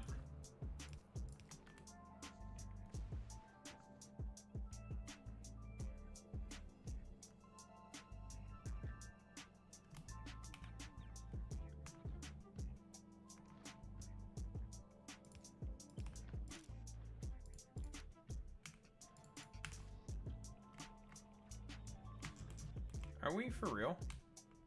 Oi! Fuck off.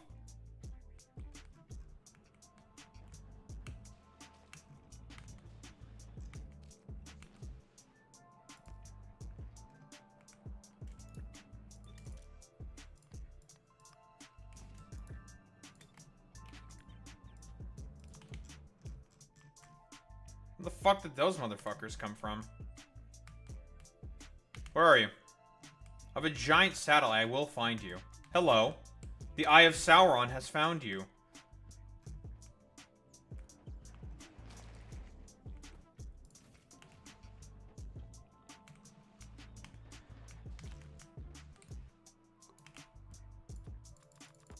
And the Eye of Sauron is about to kill you.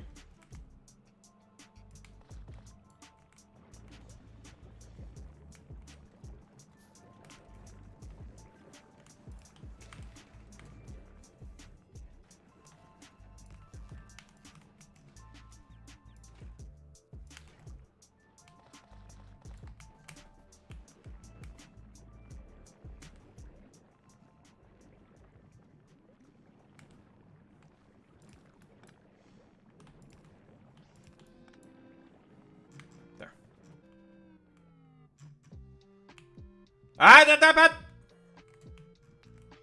Fucking saw you little shits. Alright, we have some putos to take care of. Puto alert. Putos to kill. Another nest up there, eh?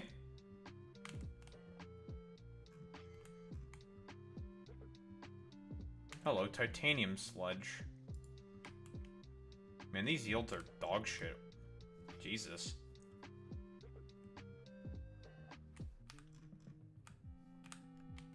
Well, I know why they're dog shit.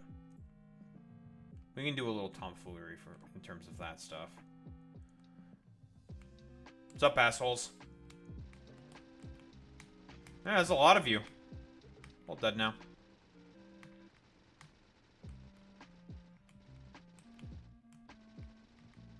That's right. I got the fucking blicky.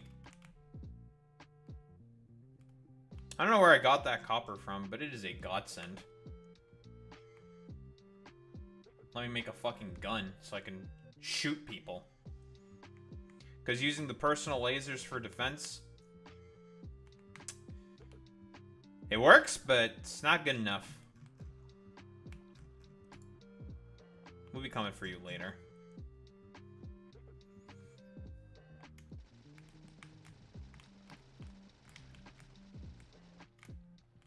You as well. Death.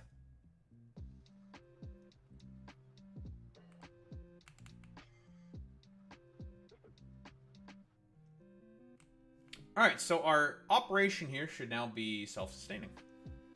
Hopefully. I hope. And we should start to be able to make a bunch of wooden platforms. Which we seem to already be starting to make. Lovely, we just don't have enough wood. Look at that.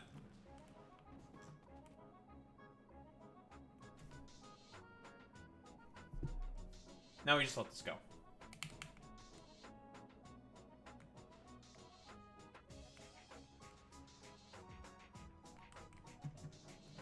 Seems like our operation currently is good enough. It just is dependent on how many of these things that we're gonna... It's gonna be a bit of a slower start, obviously, because we're starting from scratch. Although I could try to get more seeds. I just need more seeds. Yes, I will destroy these trees, which are giving me protection, but fuck them trees, I need seeds. Fuck you. I need seeds.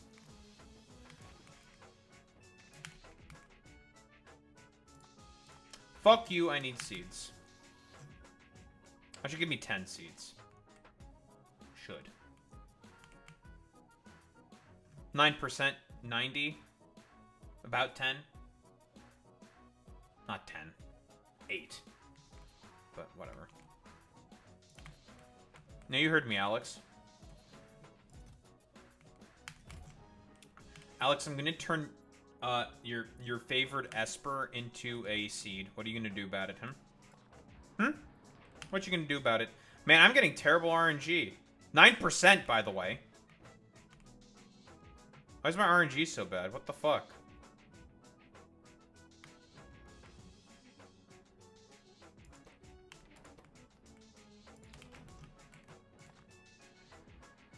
Karma?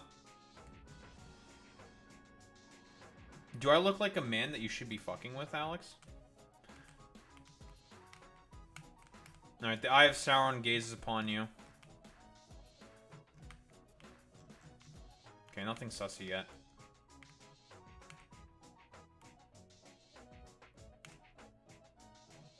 Hello. Nest?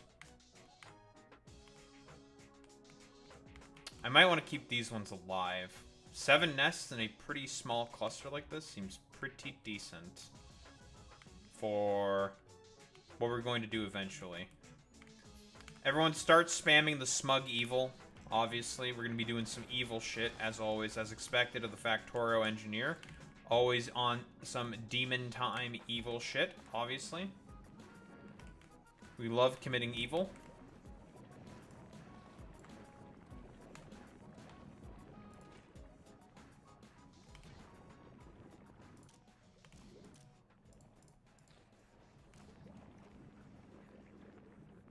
Right, I'm not taking care of spoilage on this belt. It's a bit of a problem, actually.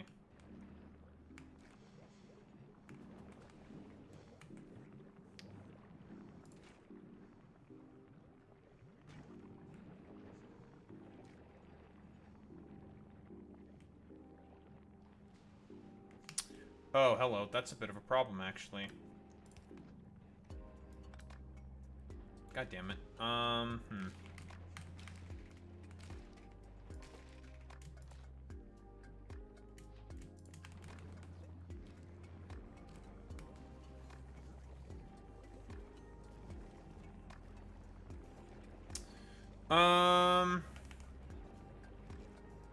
Can I spaghetti my way out of this one? I think I can spaghetti my way out of this one, actually.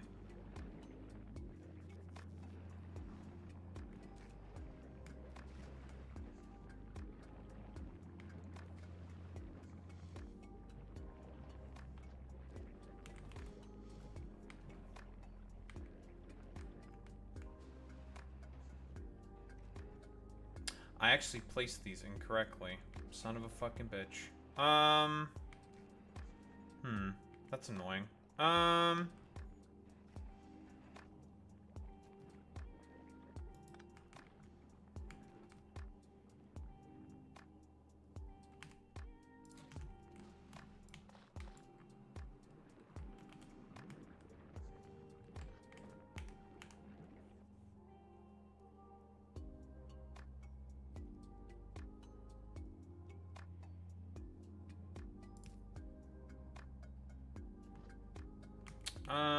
Okay, I can try to spaghetti my way out of this. I have a plan. And I'm very often a man with a plan. And I will spaghetti my way out of this. And this is going to be truly some, hopefully, premium spaghetti. Oh, yeah. Oh, yeah, this spaghetti is... This is some fucking spaghetti.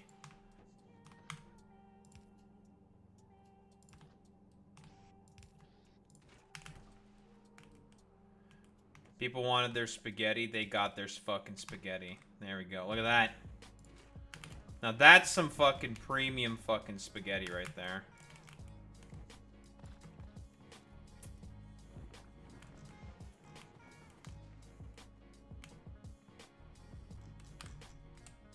Any putos to murder? I'll probably need to take care of those guys because our pollution cloud's a little close to them.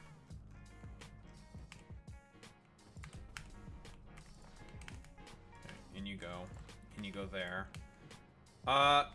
Okay, we should be okay then. We just need this to just keep going, and if I need to just add more, I can just add more forehead, and eventually we'll get plenty of seeds. Because we have been adding seeds consistently every single time, because that's just how it's supposed to work. Okay, cool. We should be in a pretty good position here. To just start making a whole bunch of stuff. At that point, it's just going to be like, how much wood can we make? Because it seems like, there's not a lot of wood. Yeah, not a lot of wood. But that will just do its thing for the time being. Because all we want to make is just a fuckload of wooden platform.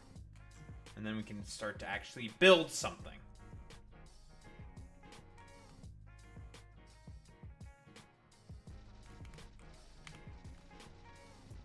But first we're gonna do a little bit of more murder. 0.5? Okay, that's fine. Alright, all dead.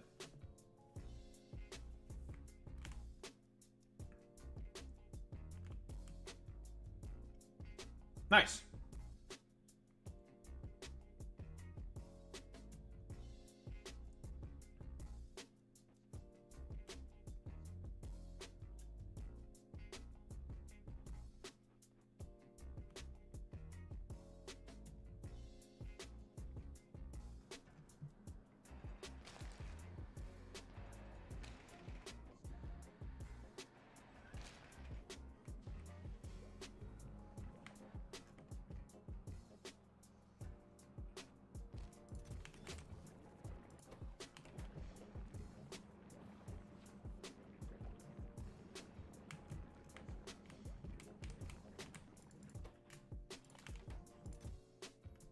We're gonna have a lot of excavatable surface, huh?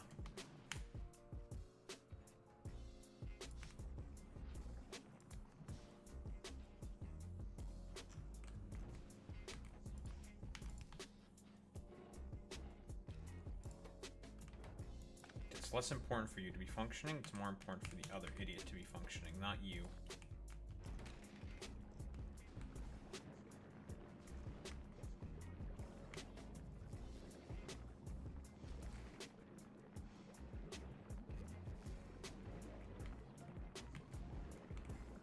I forgot to make a thing for the spoilage here.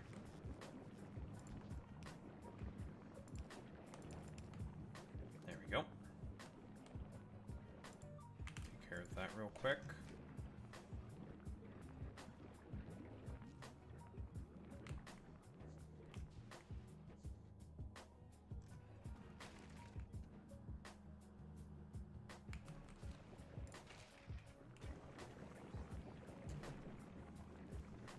Nice.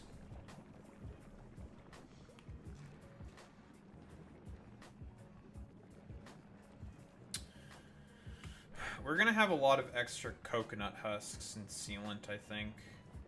Because, again, the bottleneck for these things is gonna be the wood. That's gonna be a significant fucking bottleneck. Only way we get wood is from, obviously, the trees. Duh, right?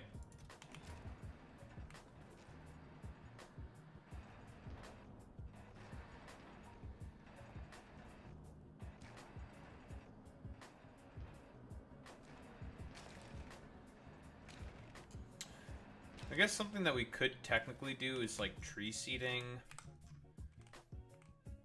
And I don't know, I could just do that as well. Try to make a bunch of extra fucking trees for a bunch of extra fucking wood. Do that. How do I do it on Maluna?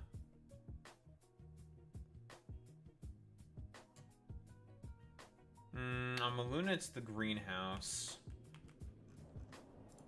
that grows the trees. Yeah, this is going to be a bit of a shit show. I mean, this is easy, and this is easy. This is also easy. This, the carbon dioxide, yeah, not so much. That's a bit of a challenge. Don't know how exactly we're gonna make a bunch of oxygen. I mean, we could ship in a bunch of atmosphere. That's a way. Ship in atmosphere, turn into oxygen, and then shove it into the well, the vacuum heating tower I don't think would work on Pelagos, because it's not, the building's not meant to go here. And then what? We grow a bunch of trees in order to make a fuck ton of wood with this thing, because this thing makes a fuck ton of wood. It's a lot of wood per second, 120.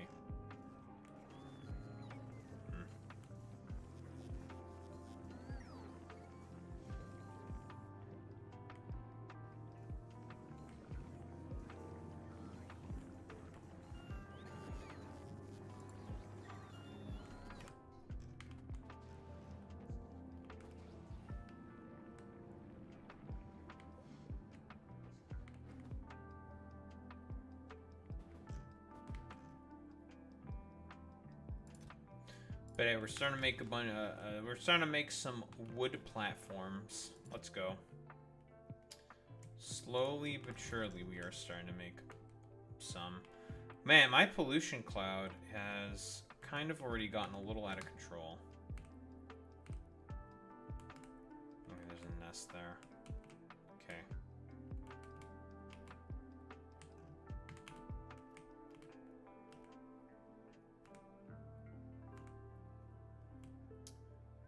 Well, I call it a pollution cloud, even though this is technically not a pollution cloud. This is more like a, now that I have bots, actually I can supply my gun turrets automatically with ammo. With bots. It's not really a pollution cloud. It's more like a,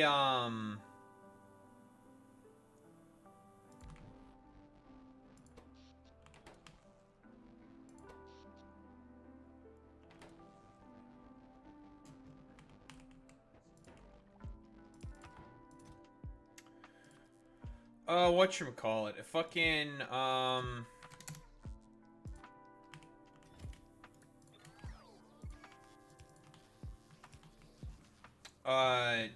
electricity cloud? Because it's the electricity that's causing all of this to happen, basically. No, it's not the pollution cloud.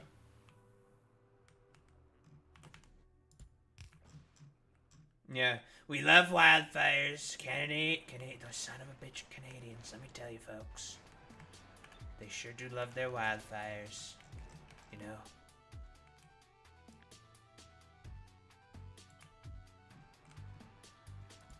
Especially that son of a bitch Daharumba. He's a bastard. Real bastard. Real fucking piece of shit, that one. He's a real piece of work, folks. Real piece of work.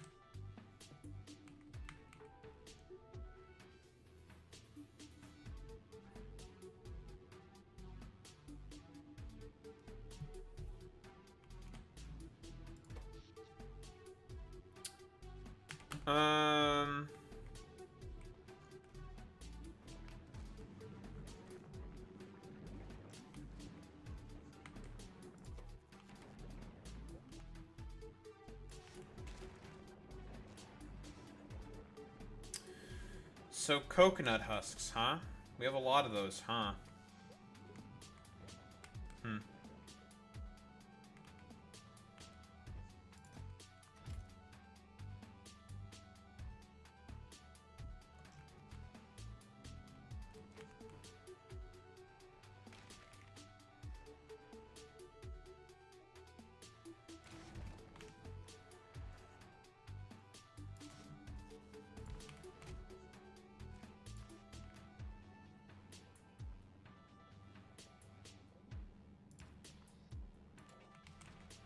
Coconut husks rot? I don't remember. I really don't.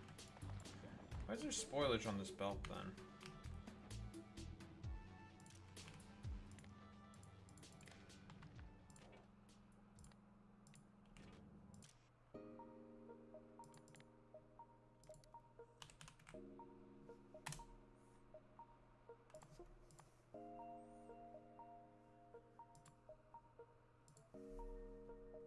That's a lot.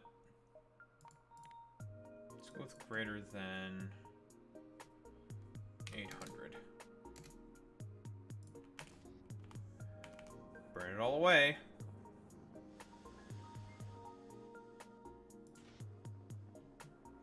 Burn it all away, because we have too much. So get rid of it.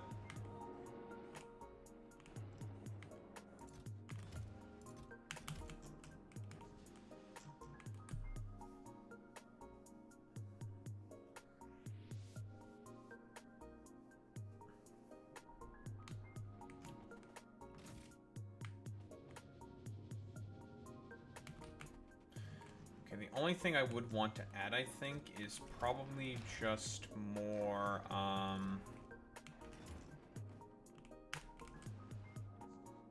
more shit.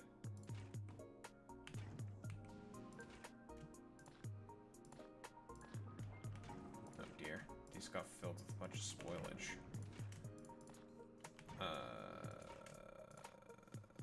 That's not ideal.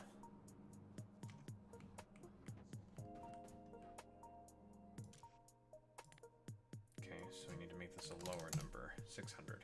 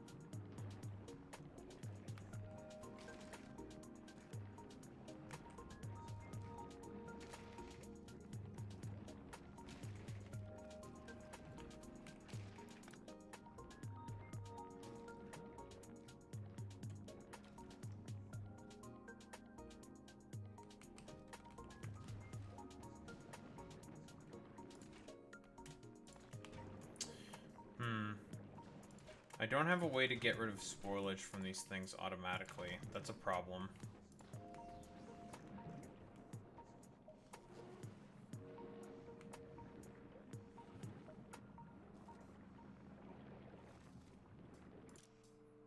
Oh, it's supposed to be these dipshits that get rid of spoilage for me, right?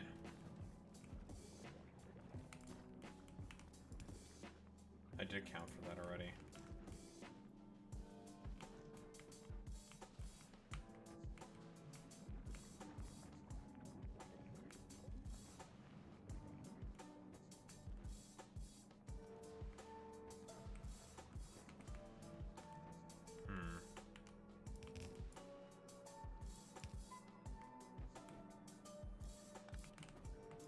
It's not gonna work.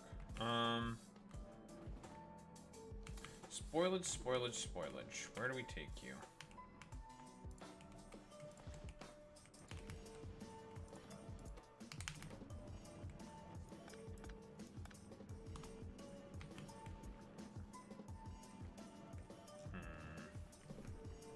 Spoilage, spoilage, spoilage.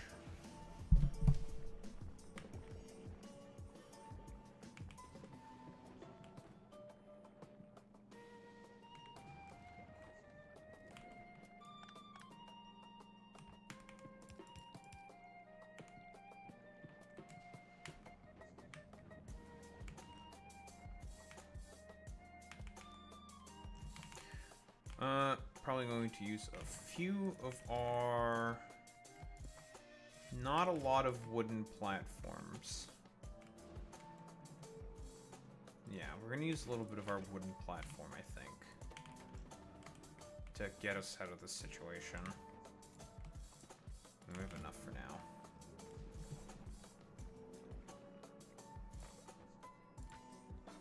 And they look so... That looks nice.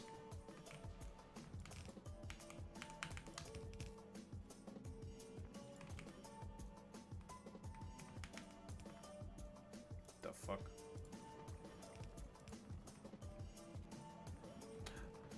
Did it just eat my undergrounds? Ah, whatever. It's annoying, but it's fine.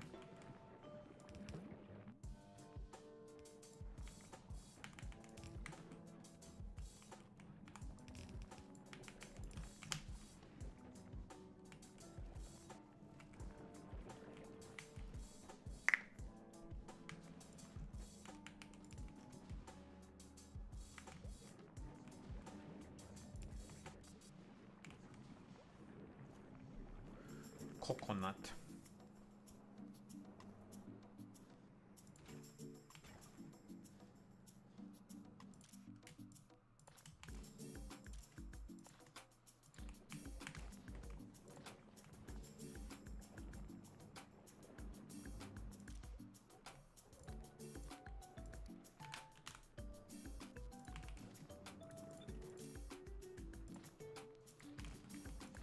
Why the fuck it keeps picking up spoilage, but whatever.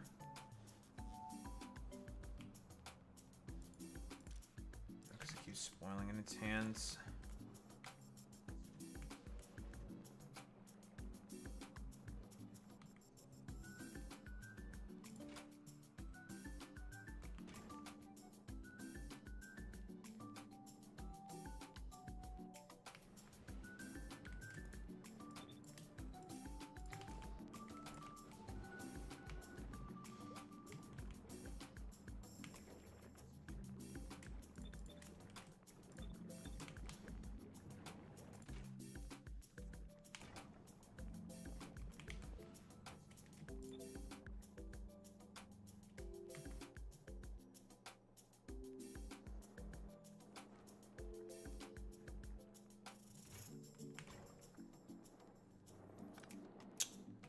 Right, you can't pick up any fucking husks now.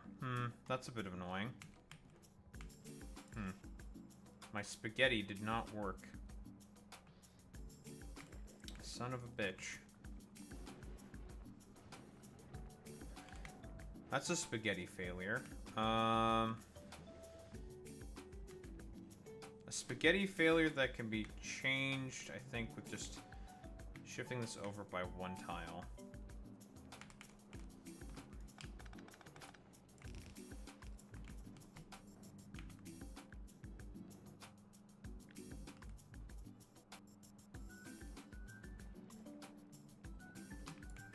Wait, what did I have this belt here for? Why the fuck do I have this here?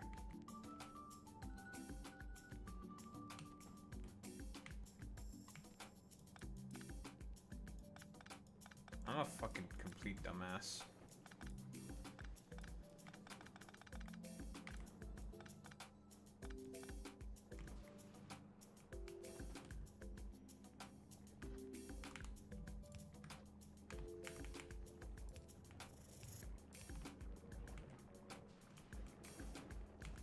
Okay, that makes way more fucking sense.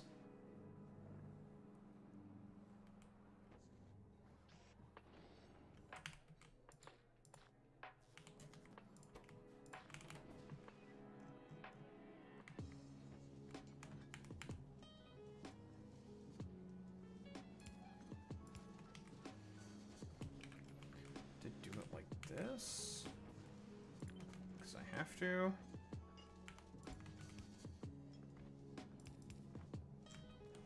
It's fine. Nutrients are not a problem.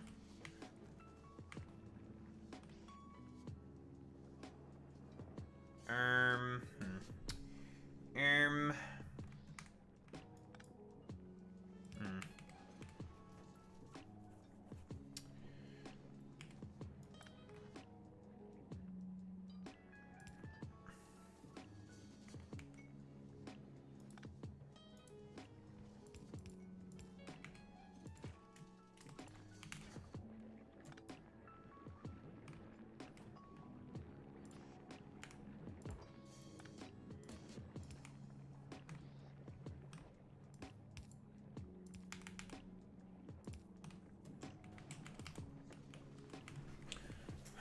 All right.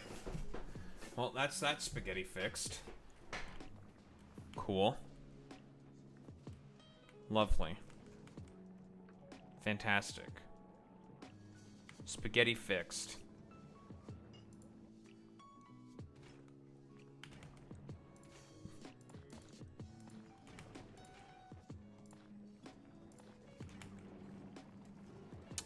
The fact that we do not have a way to get rid of, oops, is really bad.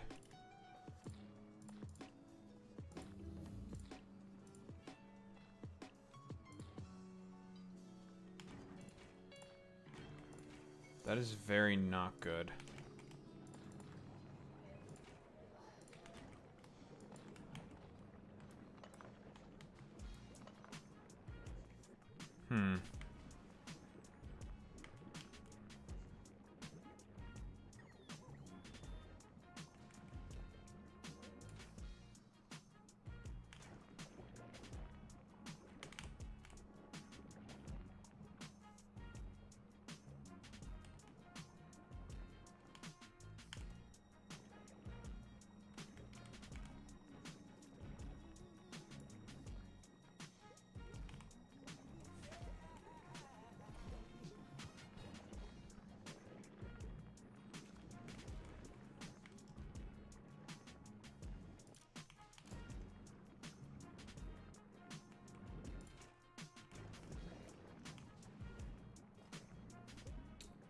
I love spaghetti.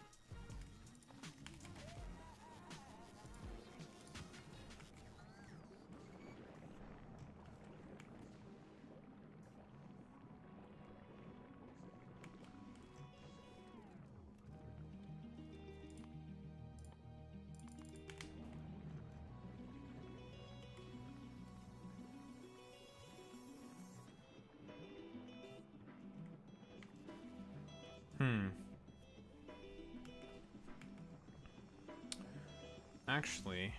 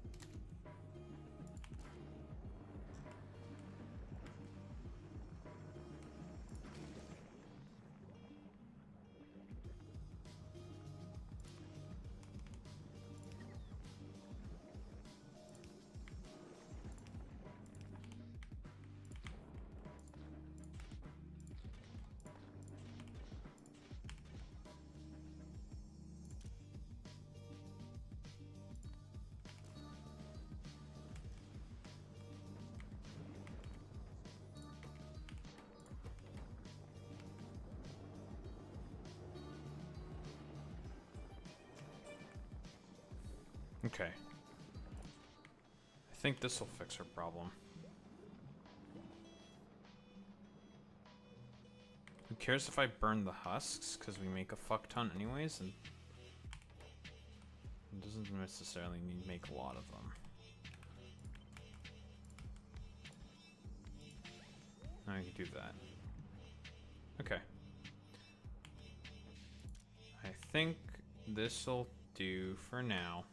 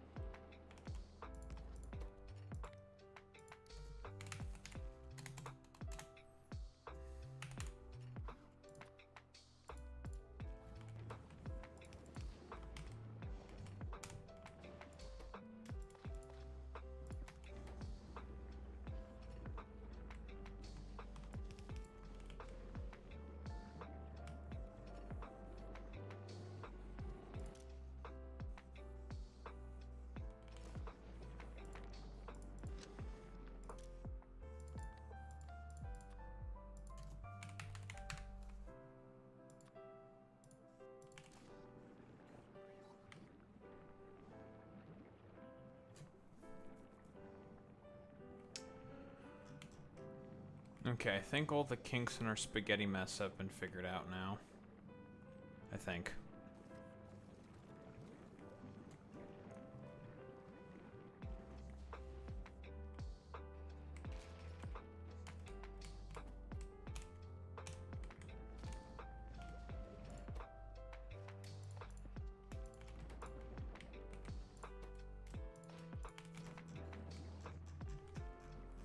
Well, at least I make plenty of sealant, which means I can make plenty of boats. So I guess that's okay. I guess.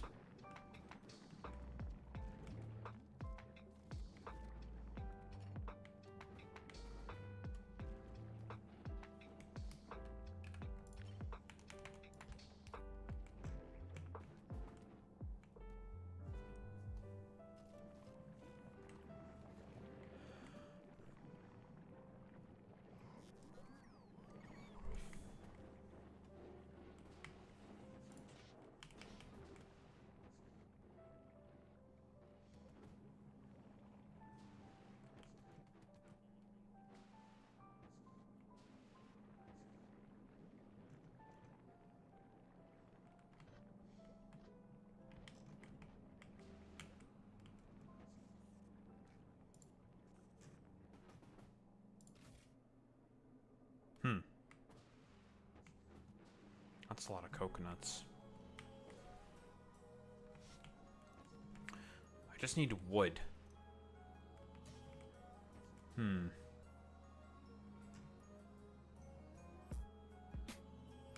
I do some kind of shenanigan that lets me just get more and more wood?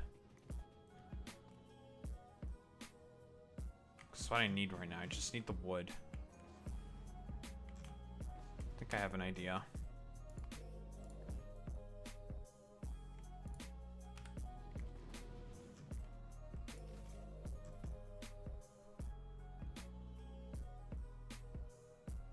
I need that cycle to be constantly going. No stops. On a Gleba, it's not as big of a deal because it's only one product. This one, we need multiple.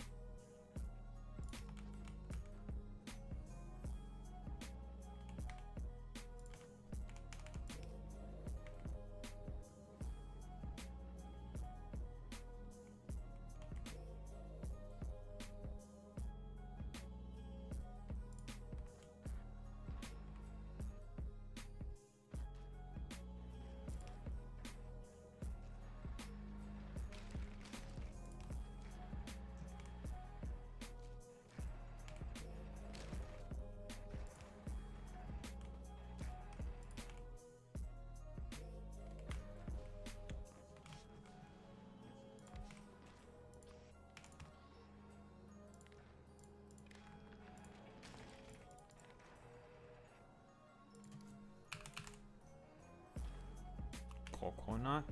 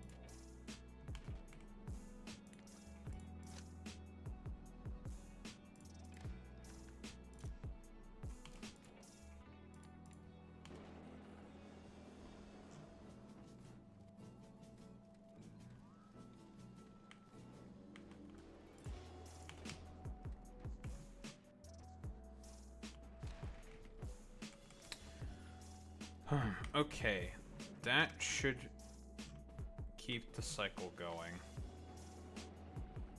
Still give us enough coconuts for the coconut processing.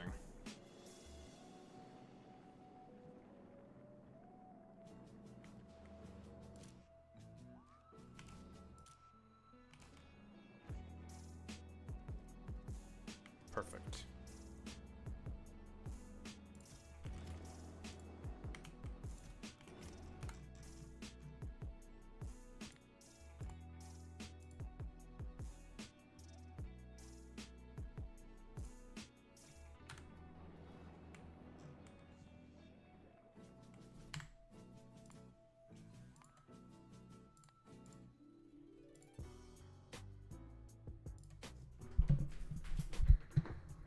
Nice.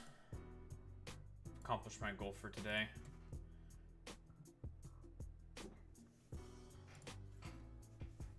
Boo. Lovely. So I can just let that run in the background for now while it makes me wooden platforms. Because like I said, we're gonna need a lot of those bad boys. And we are at 249. Yeah, we ironed out all the kinks, it seems. All the kinks have been ironed out. And 249 subscribers as well. I have to fucking fix that goddamn thumbnail. That's okay. So, we let that go. Let it make a ton of platforms. And then, like I said before, we build the actual factory after that. But we want to get the agricultural products out of the way first, I think. Because that'll let us make even more wooden platforms and more of the necessary stuff. And then we'll take care of the actual sort of mining shit after. And we'll just do a similar system like I have with Gleba. And that's double bus. One for all of our smelting. One for all of our metals. And the other one is agriculture. Similar concept.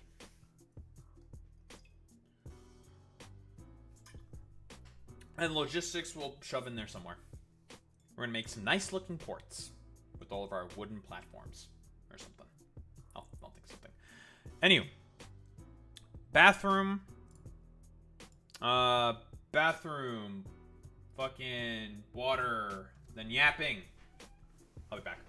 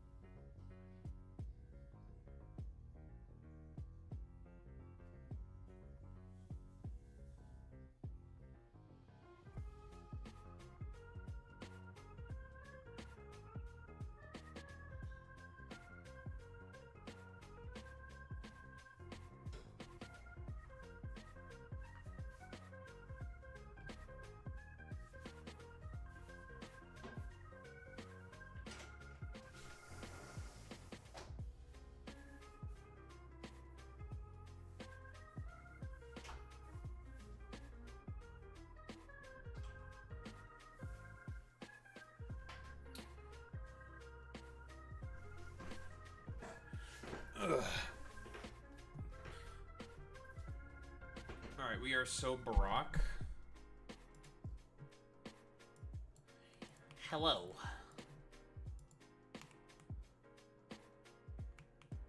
I am so full on fucking husks. God damn.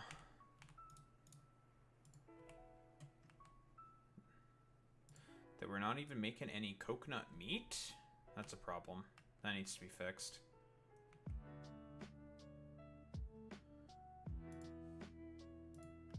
Alright, there was one final kink that needed to be worked out. It is now good. Oh, goddamn. And now we have all the meat we need. Lovely.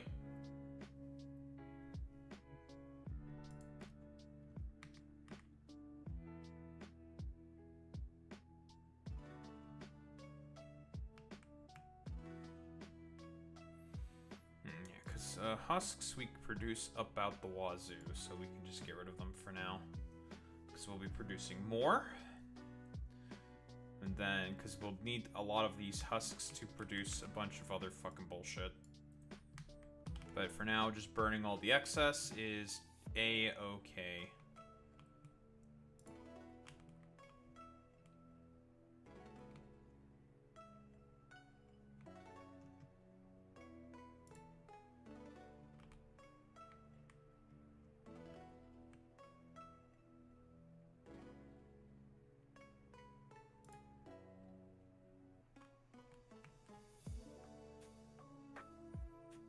We're running a little low on seeds as well. It's because of the husks backing up, that's why. Well, burning them all away should remedy that situation.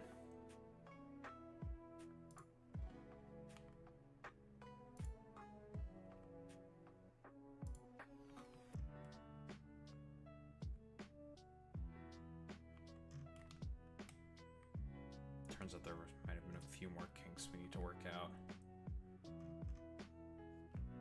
We should be okay.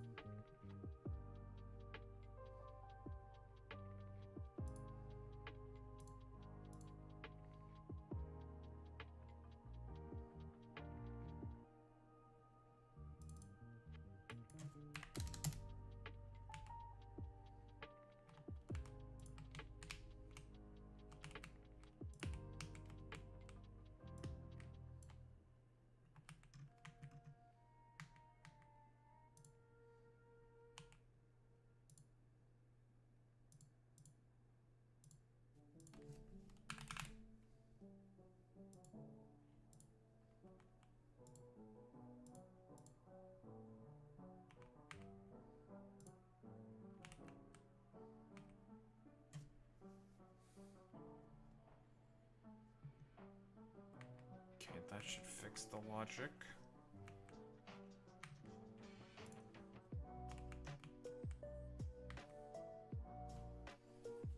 Okay, I had to iron out another kink. Because we were running out of seeds, which should never be the case. The reason I was running out of seeds is because I was burning too many fucking coconuts. Now I've essentially put a stopgap in the belt saying like, hey, if the belt does happen to get this amount of fucking coconuts, turn on the belt so then we can trash the rest. This now will ensure that everything is free flowing and free moving.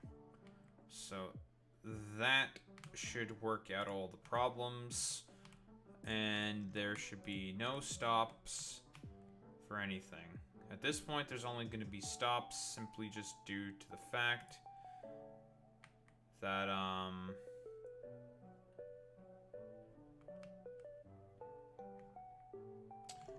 there's too much of a coconut product on there.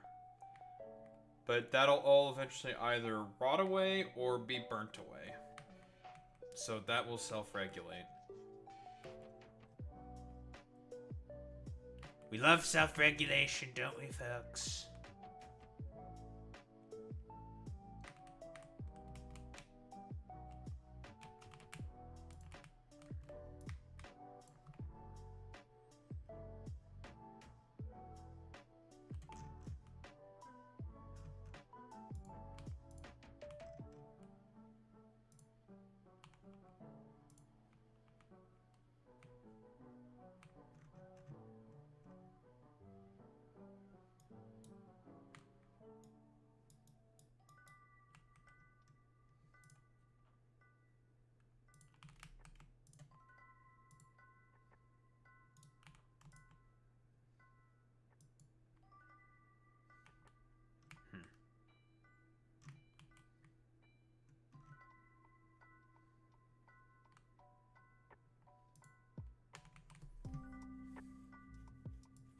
Okay, just leave it like that for now. That should be fine.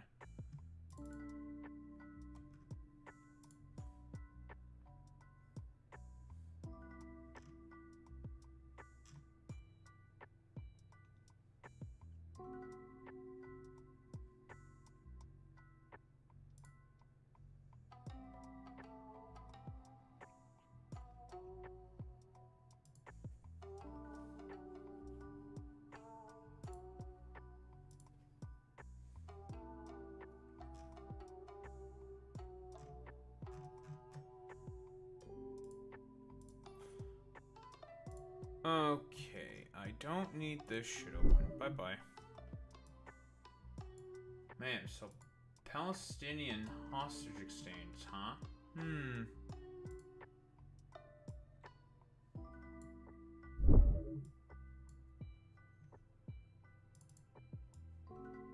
A lot of wacky stuff going on there, eh?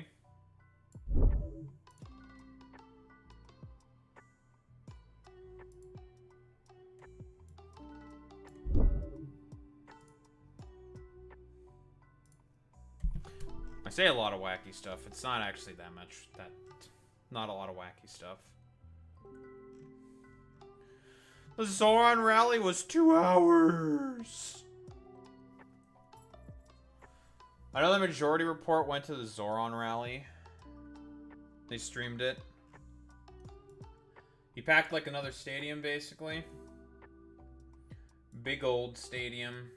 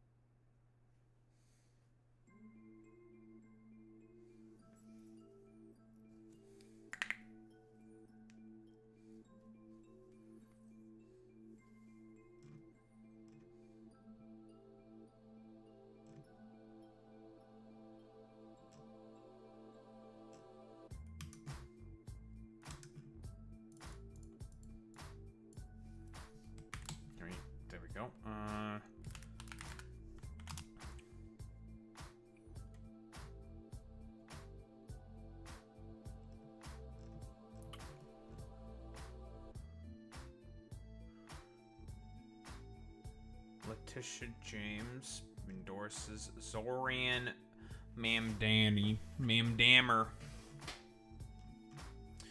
Do I also want to take a look at the View interview as well with Big Bad Zohran, the Big Bad?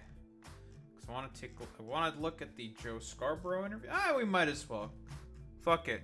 I mean, it's only 9 minutes, not very long.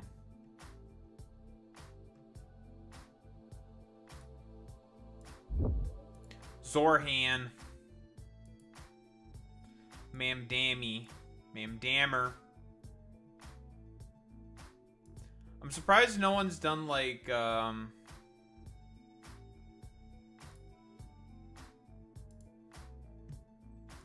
surprised no one's done like Zohran Mamdammer, you know?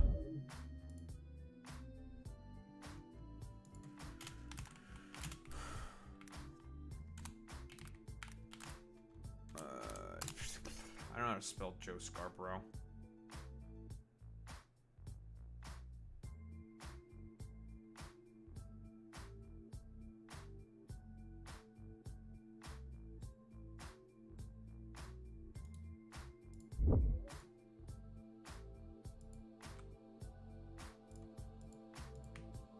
Why am I under attack?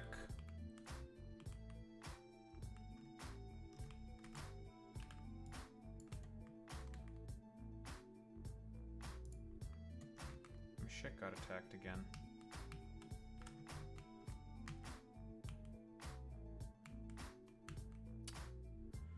Ah, son of a bitch. Yeah, they're absorbing some pollution.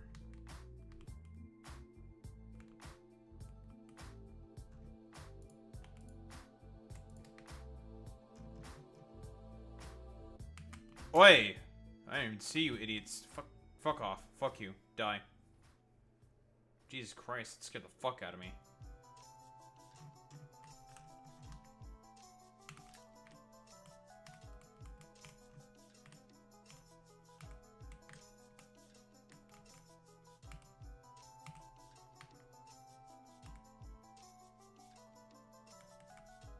That's where they fucking came from.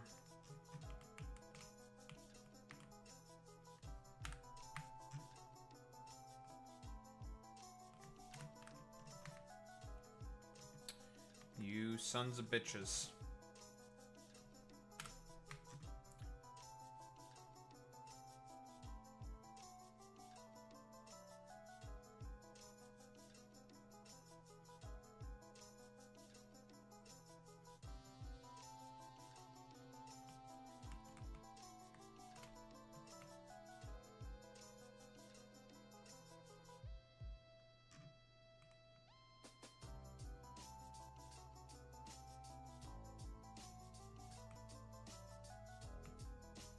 My fucking, the glue on the back of my goddamn teeth is loose. I need to destroy it so I can go to the dentist and get new glue applied. Yeah, I have to get rid of it. Because it just doesn't do anything. It's broken. It's broken off. It's annoying. I just have to break it and destroy it. Make an appointment with the dentist. I chipped off part of it already.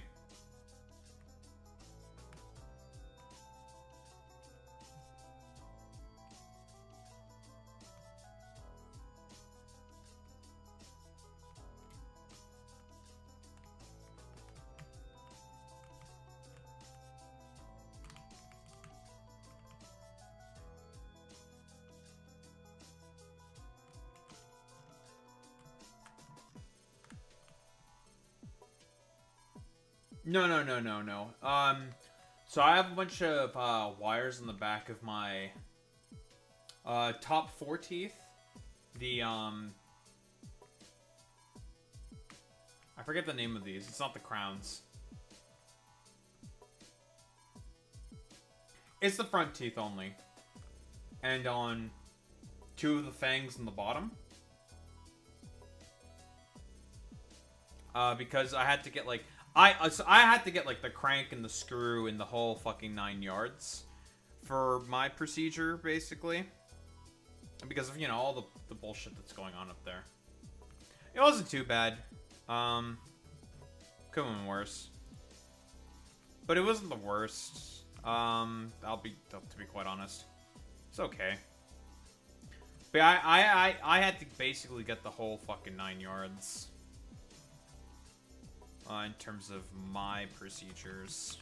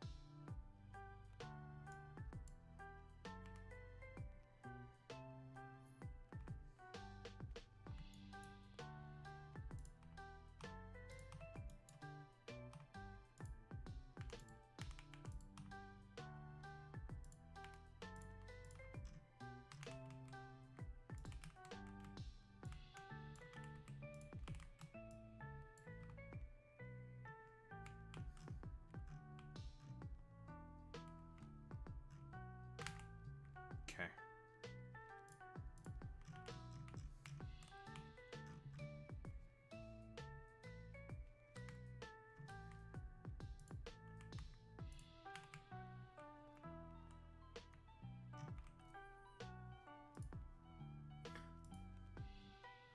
But yeah, after the screw and the crank on the top of the roof of my mouth, because I had to open up the bridge of my mouth. Then I had to get braces for a couple years. I don't remember exactly how long it was, but I had to get braces for a couple years after that. That wasn't too bad. It's just like, remember before you go to sleep? Just a quick easy clap. Nothing too bad, nothing too crazy. Could have been worse. Okay, now that I'm not getting attacked by random bullshit. So I got a fucking random attack from another fucking location on another nest that I didn't know about. I've now exterminated all of them. And I should not be getting trolled.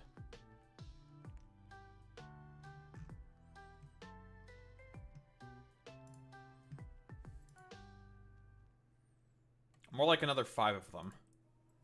Where I shot them all.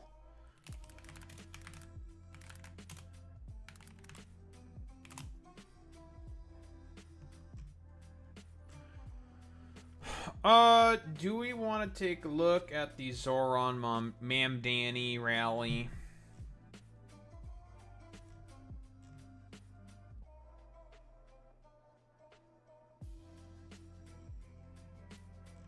He had another big rally where he sells out another he sold out another fucking venue. Gianmarco Sorsesi, who mentions he's both Italian and Jewish. If Zohran has the Italian Jews, Cuomo is in deep trouble. I mean, that's cool.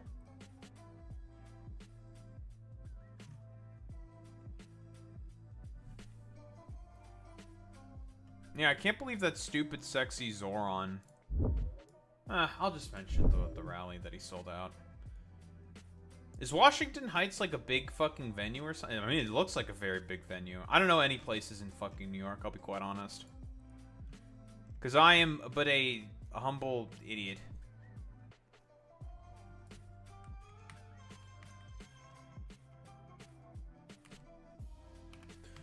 I'm kind of a fucking dumbass.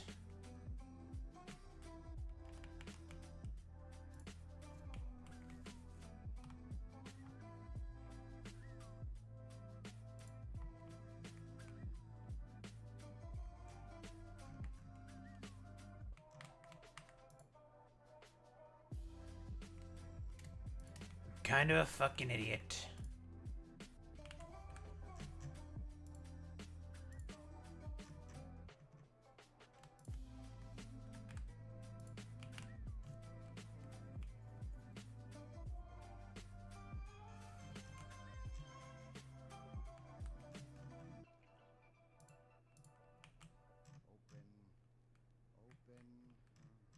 Oh yes, yes. Oh, open sesame. Open sesame. Why am I getting such large attacks right now? What the heck? No, it's because there's another fucking 3 fucking goddamn nests that are getting. Oh, it hit my pollution cloud. Fucking son of a bitch.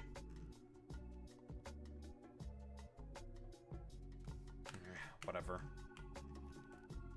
The defenses will hold because I just do a lot of fucking damage, so it's fine.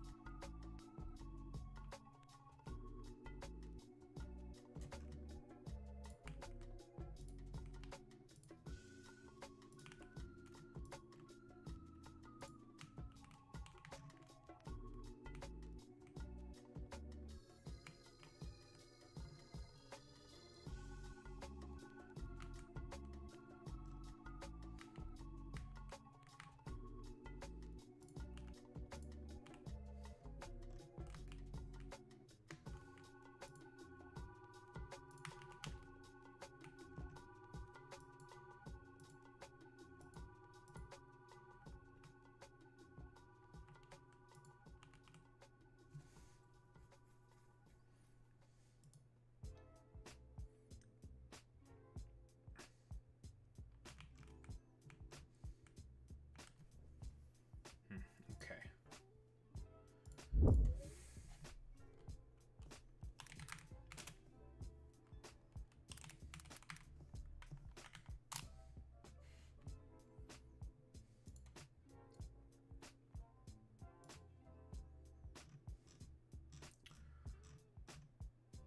The big old hostage exchange. So what's the over-under on this ceasefire holding?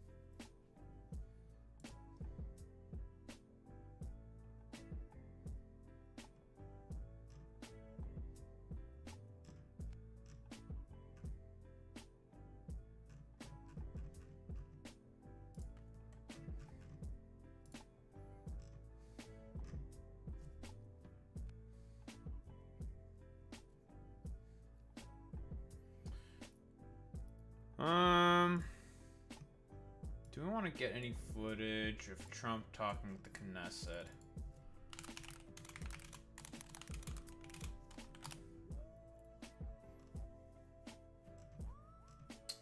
An hour long.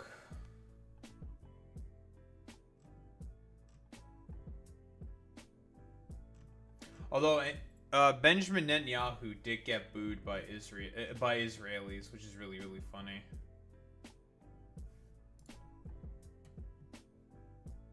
They actually do not like him at all, which is very funny.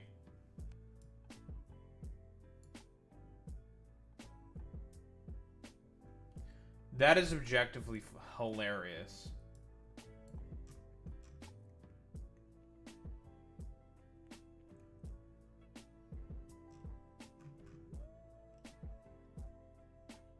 I forgot this motherfucker Trump did the fucking ALS bucket challenge. I have no... Why did he do that? He's like in a full suit just like sitting there being like, Well, I just got splashed with a bunch of water, folks. Brilliant, fantastic.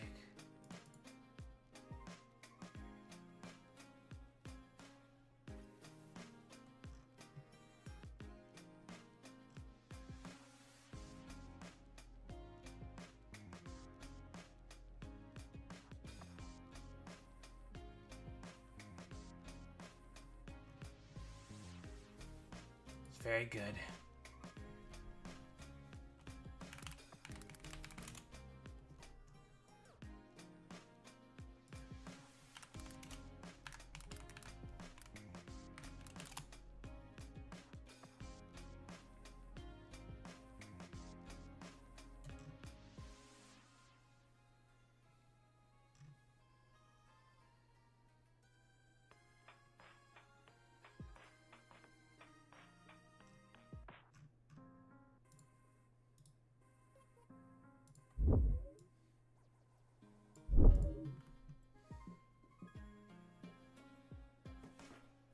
October 13th.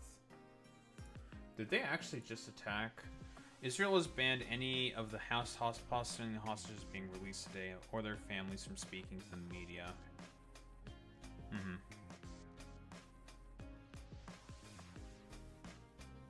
Yeah, I think it's over. Yeah, like, I mean, it's not a ceasefire, right? Like, it's bullshit. Like, they get the fucking Palestinians are getting snubbed.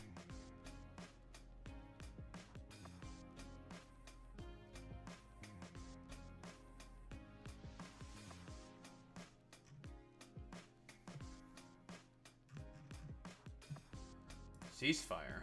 What's a ceasefire? Israel doesn't know what a ceasefire is.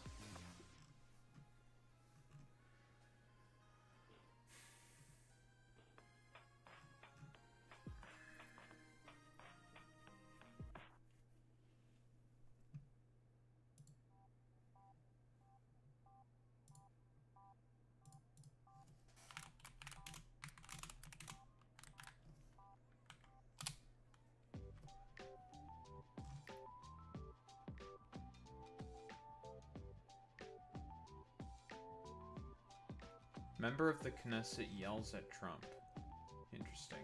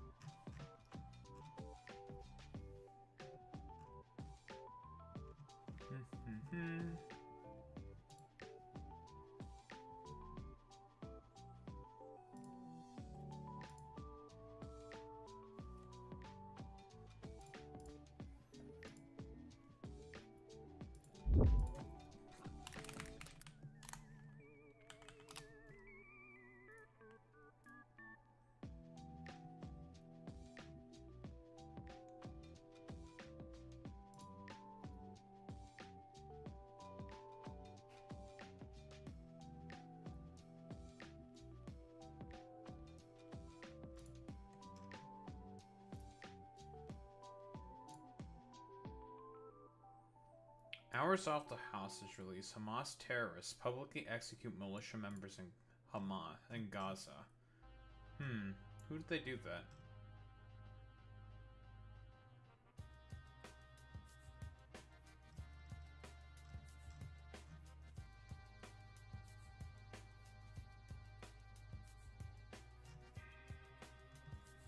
Is there gonna be a fucking civil war in Gaza now? Huh. Palestinian sources said the killings targeted individuals suspected of treason or of maintaining ties with foreign entities. The executions came shortly after U.S. President Donald Trump said during his flight to Israel on Air Force One that he had given Hamas approval to manage internal security in Gaza as it sees fit. Oh, so they're just killing each other. Sir, there's gonna be a civil war in Gaza.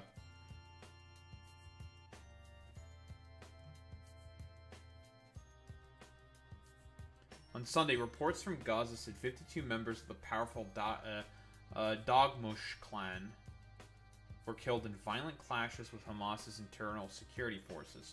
12 Hamas terrorists were also killed, including the son of a senior Hamas official, Bassem Naim. Hamas gunmen reportedly used ambulances to storm the neighborhood where the heavily armored clan lives, a family that, according to some reports, has cooperated with Israel. It's a massacre. They're dragging people away, children are screaming and dying, they're burning our houses. What did we do wrong? Well, apparently, commit treason. Gaza's strongest previously clashed with Hamas.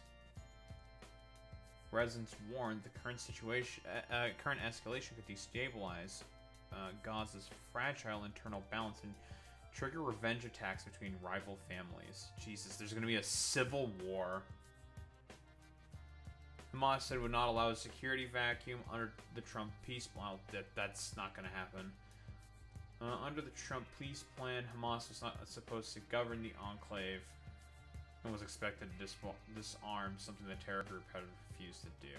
Hamas reportedly agreed not to directly govern if local Palestinian forces take over, rejecting any foreign presence.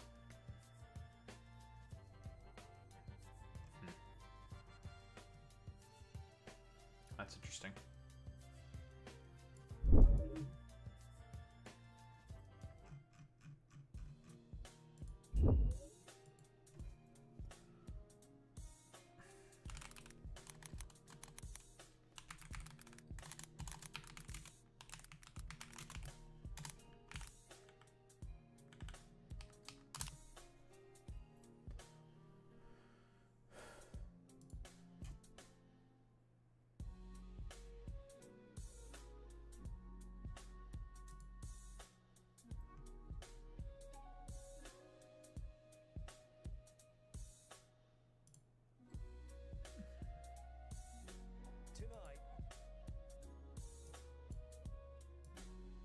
Alright, I think I got everything I want.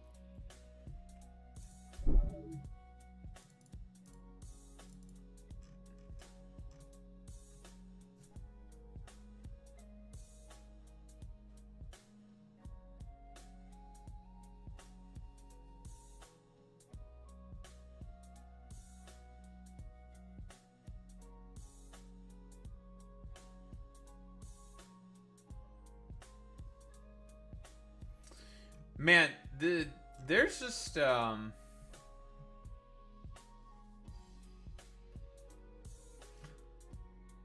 it's so fucking crazy. Just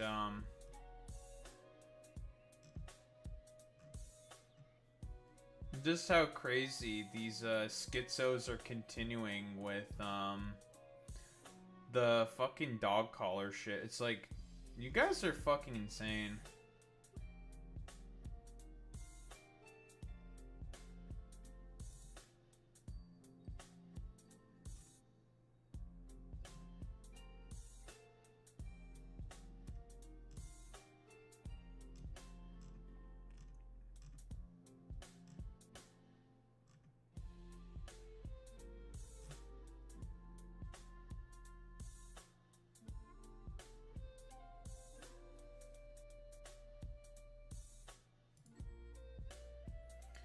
It is genuinely insane.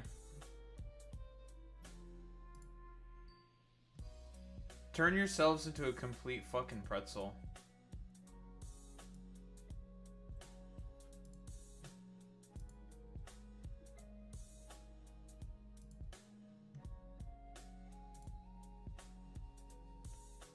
Sir, we're going to lose our collective minds.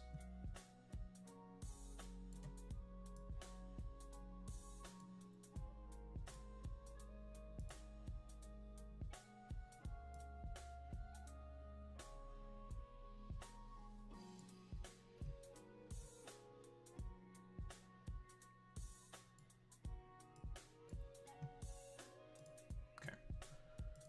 Yeah, this is also running in the background.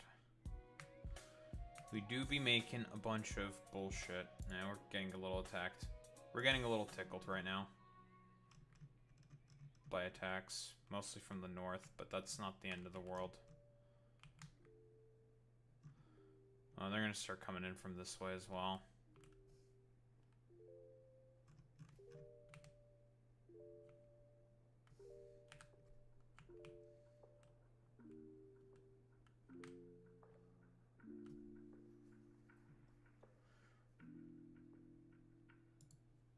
This.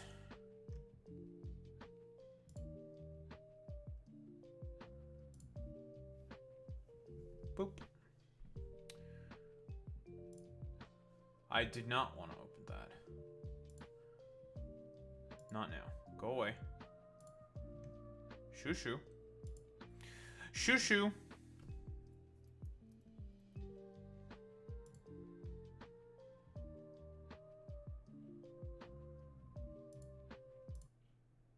Alright. Getting attacked by the phlegm demons right now a little bit. Anyway, let's get started with this shit. Well.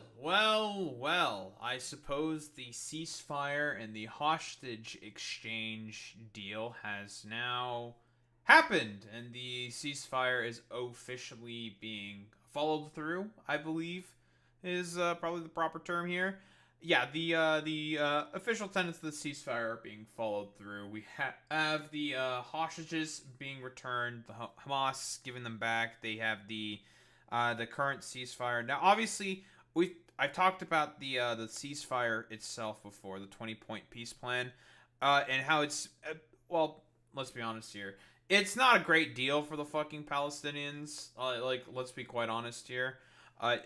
Essentially, they're being forced to have to sublimate themselves to essentially the Lord Balfour of our fucking time, that being both Donald Trump and also Tony Blair.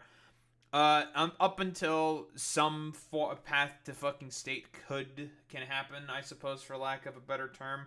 And here's the thing that I ultimately have that is one of my main issues and criticisms in terms of this fucking ceasefire. The main fundamental structures of apartheid, the state of Israel, are still going to carry out attacks. They are still going to fucking discriminate against the Palestinians. Nothing has essentially been really worked out. And a lot of the details within the actual ceasefire itself are rather kind of wishy-washy. And not 100% clear how they're going to exactly be enforced. So it's one of those situations where it's just like, is this ceasefire going to hold in the way that these people think it's going to hold? Personally, I don't really think so at all. I'll be quite honest. I don't see this necessarily working out as well as these people may think. But, I've been proven wrong before. Anything can potentially happen. And maybe, just maybe, there will be a lasting peace within Gaza. Personally, I don't think so, really. Given the fact that I think Donald Trump alone this year, for sure he's given about $12 billion and has circumvented Congress before to give Israel money in order to have them continue the ethnic cleansing and the genocide. I'm just genuinely quite surprised to see that Benjamin Netanyahu and also a sort of the associated like state of Israel is also trying to go ahead with this ceasefire because again, we talked about this before, but Benjamin Netanyahu wants to basically do everything possible to maintain the sort of cabinet under his control, simply due to the fact that what does he want in essence? Well, he wants to make sure that the current corruption charges that are swirling around him are kept at bay, specifically. And that's why he started just bombing the shit out of literally everyone fucking possible. Whether it be the Lebanese, the Iranians, the Yemenis, obviously Hamas and the Palestinians. He was just bombing the shit out of literally everyone. He also bombed the fucking Qataris, for fuck's sake. It was that bad. And he was just like basically going after whoever he can seemingly get his hands on in order to just make sure that he can maintain that war council for as long as possible for the express purpose of, whoa, crazy, just staying in power for as long as possible to not have those corruption charges. The dude literally risked World War III just to stay in power, which is genuinely insane. But yeah, what do we have here? The miraculous homecoming. Jubilation as vans carry freed Israeli hostages back into Israel. And the moment, the massive crowd that... I'm surprised they were even able to live that long. That's incredible that they were able to live considering the starvation that Israel was carrying out. As well as the fact that Benjamin Netanyahu has also bombed hostages before. He's three of the hostages who were waving white flags and they had their hands up and they were not armed also got shot and killed by the Israelis. Unironically, it's just when people are saying how psychopathic the Israeli government is, that's what they generally mean. Packed Hostage Square all night erupts in cheers. Hostage Square. Now here in Hostage Square, everyone's looking at the skies because a military helicopter carrying some of the hostages is flying over Tel Aviv right now. All day, the emotions pouring out. After 738 days, many in underground Hamas tunnels, 20 Israelis are finally back home. 2 years ago, the world watched in horror at these images. Hamas terrorists abducting Noah Argamani onto a motorcycle as her boyfriend is also dragged away. Noah was rescued last year.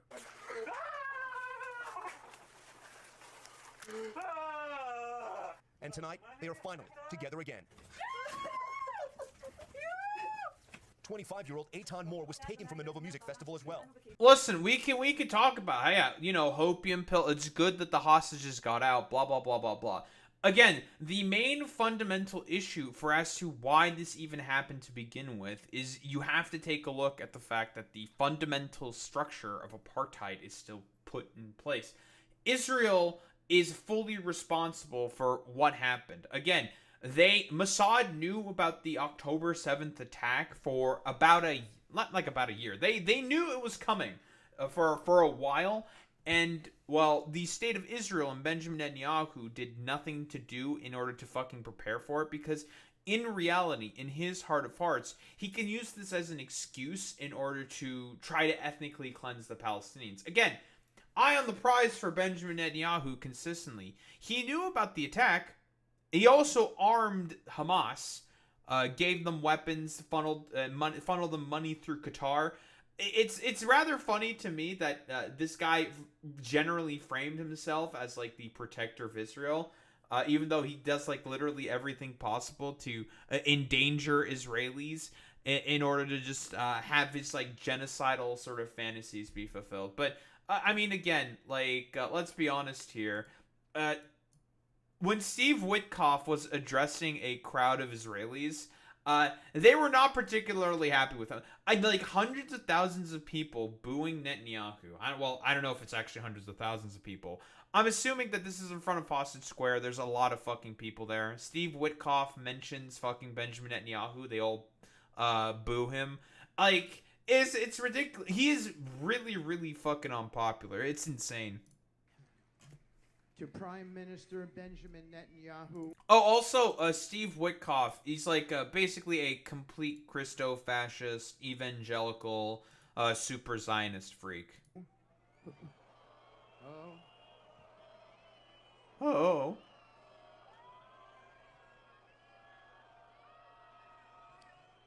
Okay. To Prime Minister Benjamin Netanyahu. Man, they hate him. If the coalition for Benjamin Netanyahu collapses, and I think I don't think it's gonna last very long, for much longer. Let's be honest here, considering the fact that the quote unquote war is over. He's not long for this world. I'll be quite honest. Like his ass is fucking grass. I'll be quite honest. Like he's not gonna be able to stay into power for very long. I think. Okay, let me just finish my thought. I was in the trenches, guys. Let me just finish my thought. Let me just finish my thought. I was in the trenches with the Prime Minister. Believe me. Please let me finish.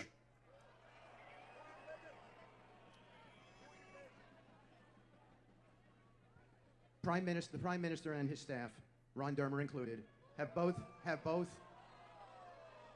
Okay, have both sacrificed so much for this country and devoted their lives to the service of Israel.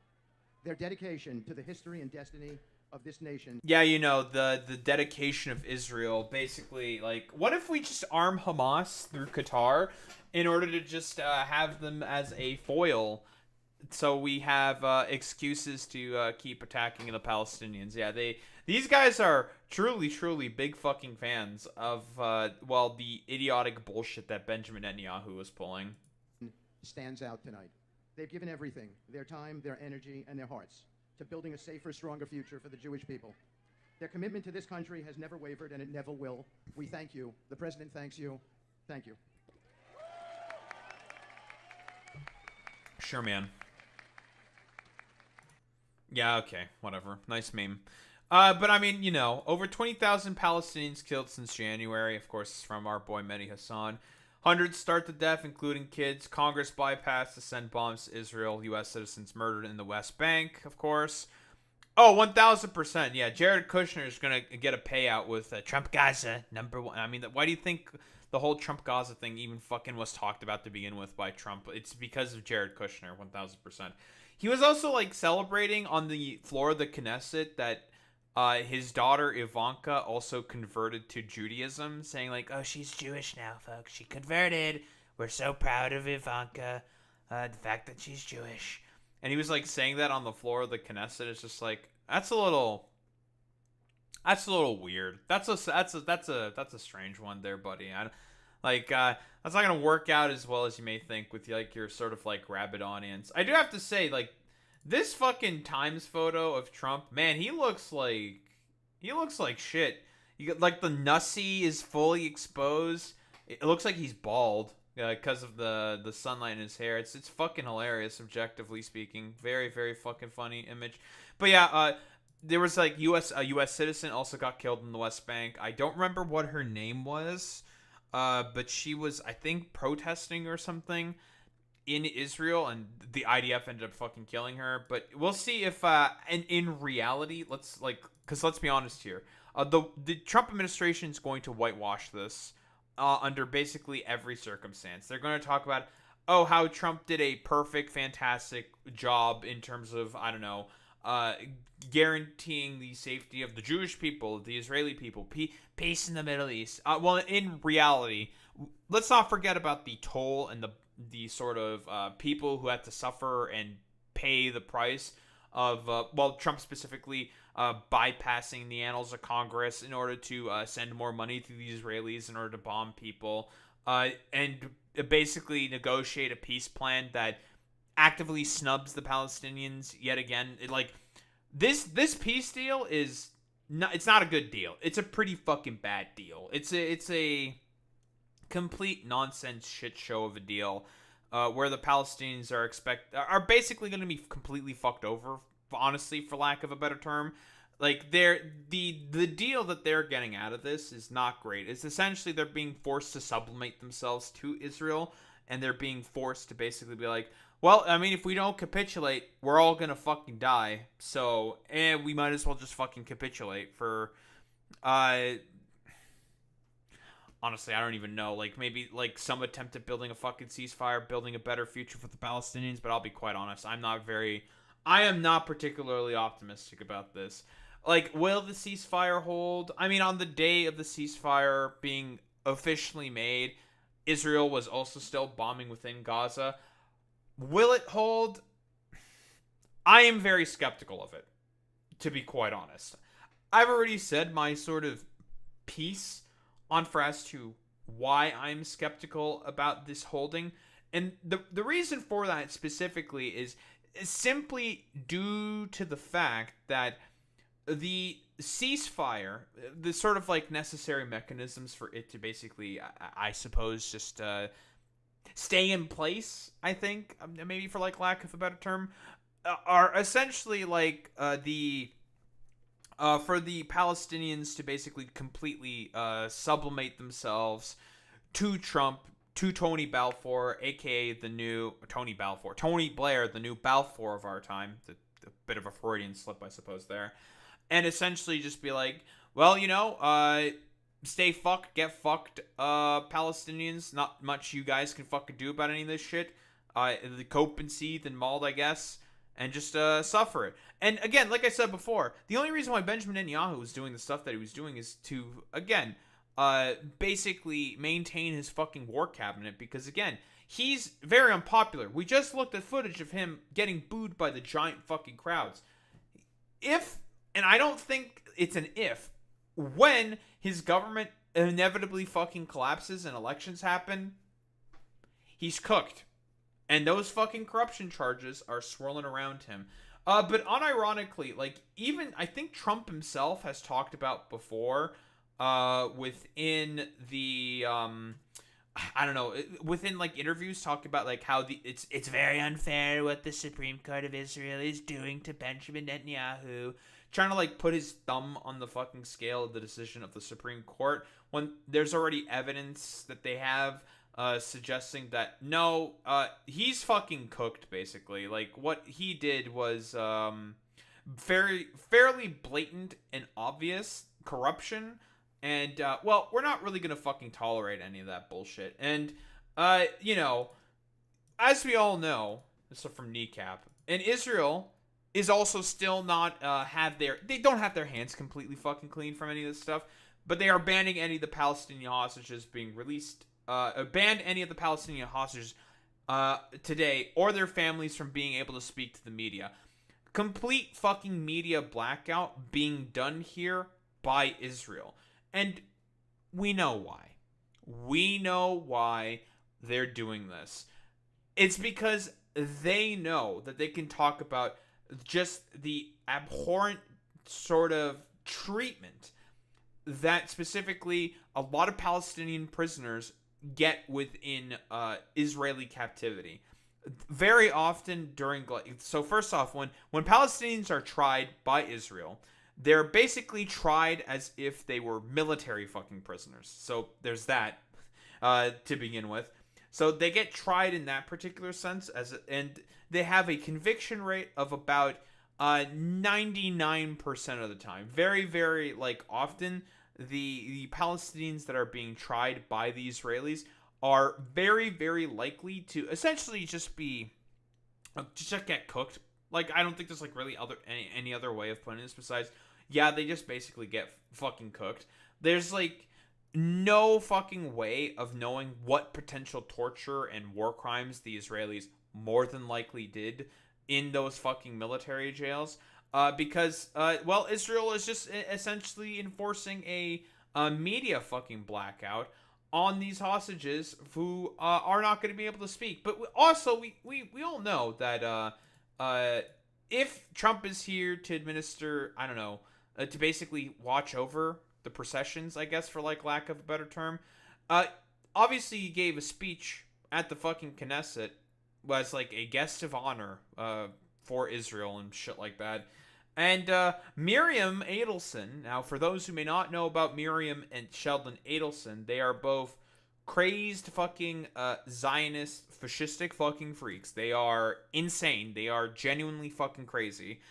And basically, for lack of a better term, I think during the first Trump administration, yeah, they are casino billionaires. Maybe that's why Trump might be jealous of them. Okay, they know how to run a casino.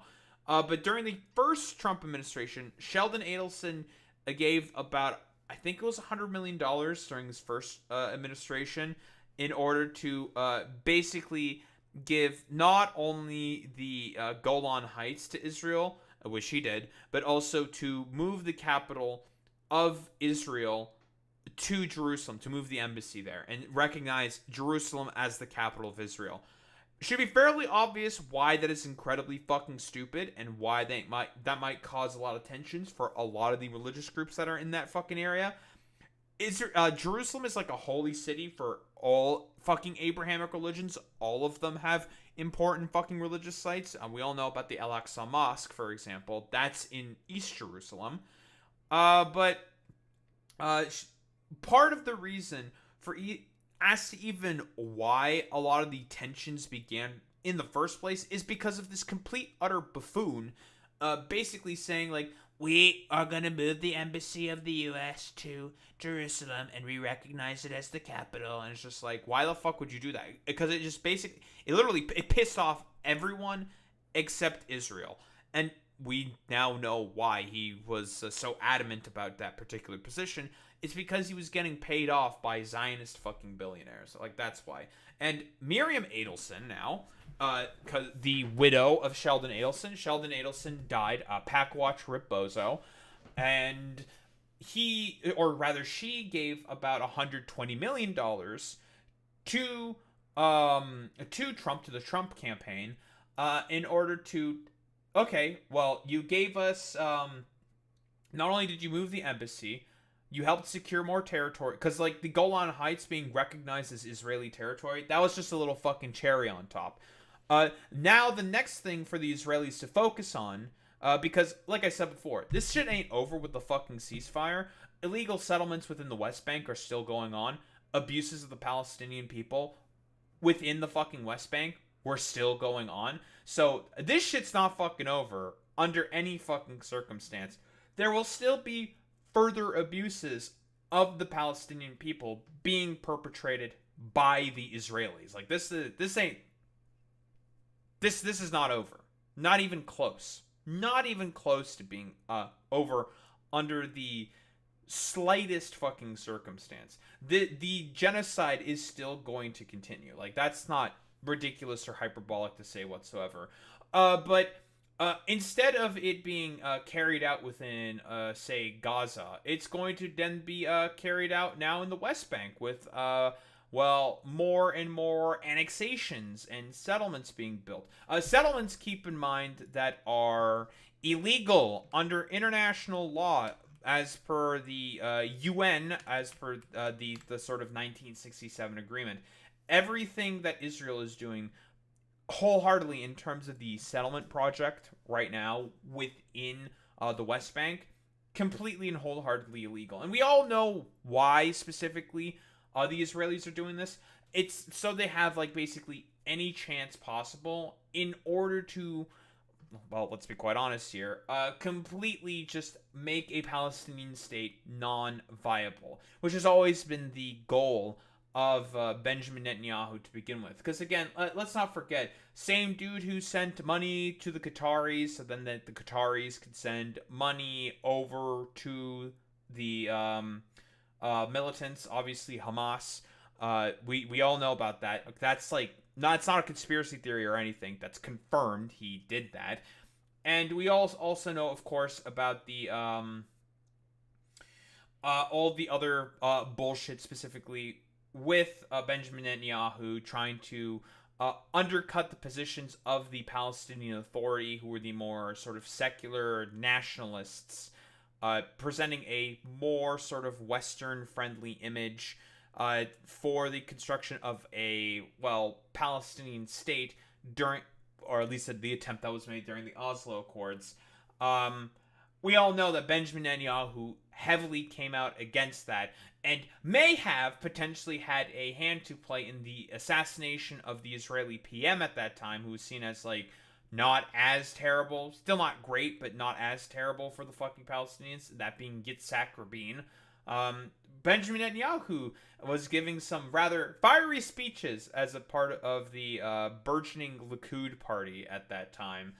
So again, we all know what exactly Benjamin Netanyahu is up to in these particular cases. If he can do anything possible to just make it such that a Palestinian state is not possible, he's going to do it. And all, I mean, if it means ethnic cleansing of the fucking Palestinian people within Palestine, yeah, fuck it, absolutely. That's obviously not off the table for him. He is a genocidal, conspiratorial freak who is a Holocaust revisionist. Again, he thinks the Holocaust was caused, or that Hitler got the idea for the Holocaust from the Palestinian Grand Mufti. There's just no evidence for that whatsoever.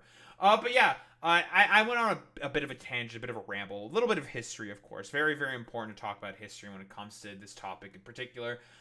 We have Trump talking about Miriam Adelson, who was also at the Knesset with Trump.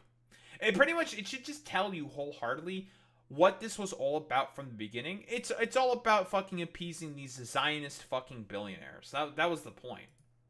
The difference is I kept my promise and officially recognized the capital of Israel and moved the American embassy to Jerusalem. Again, part of the reason for as to why October 7th even happened to begin with was him causing this tension, moving the embassy to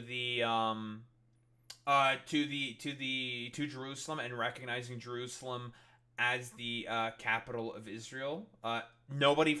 Everyone got fucking pissed at that, saying like, what the fuck are you doing? Why would you do that? Like, and it caused a bunch of tensions, and was one of the main reasons for as to why the Abrahamic Accords even happened to begin with.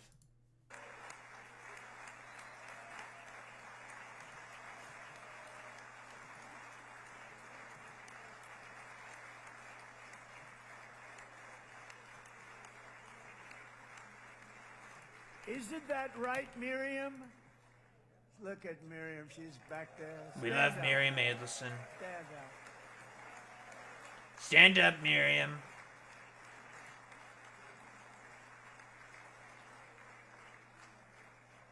Miriam and Sheldon. Did they show her? Look at Miriam. She's back there. Stand up, Miriam. Stand up.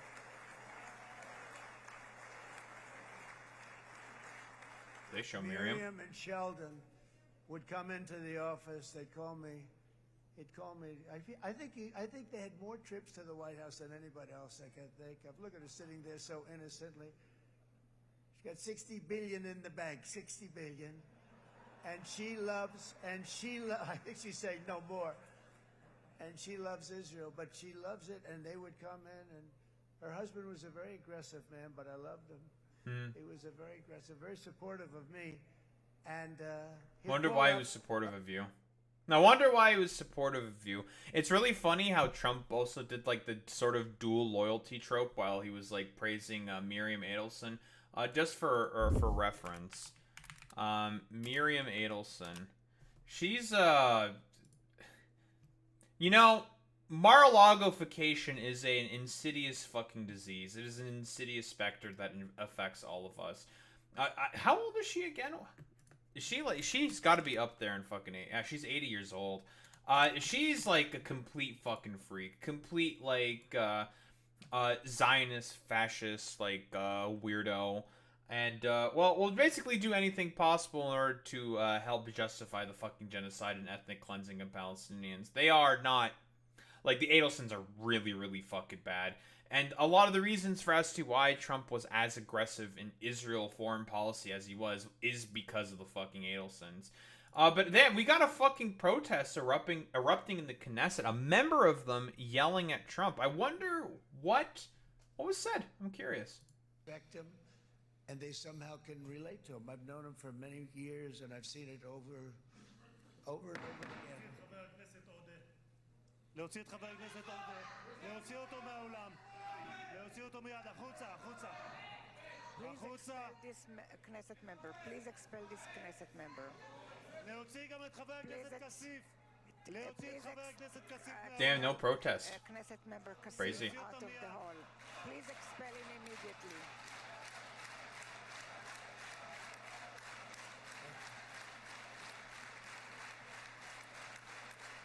I wonder what was said. Do we know?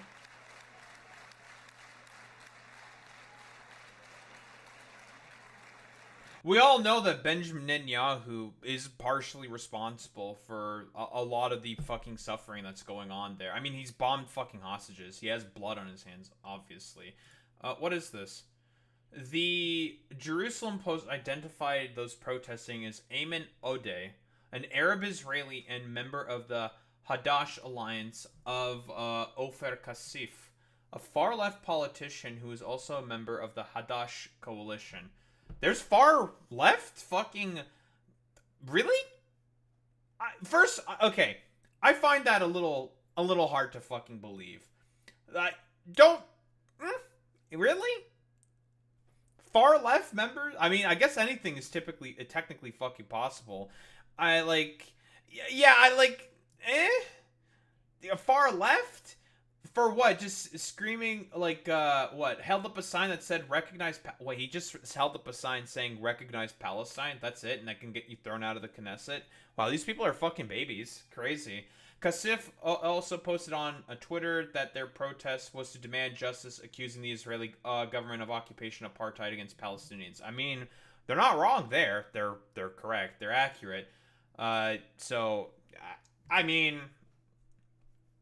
Good job for doing, for accusing the government of doing the obvious thing.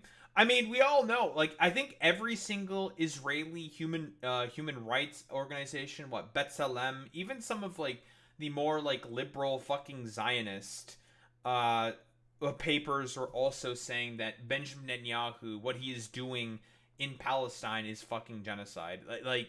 It's genuinely fucking crazy. That I don't know, it's so blatant, so obvious that the genocide was always the fucking intent, specifically when it comes to Benjamin Netanyahu and the Israeli fucking state. Duh.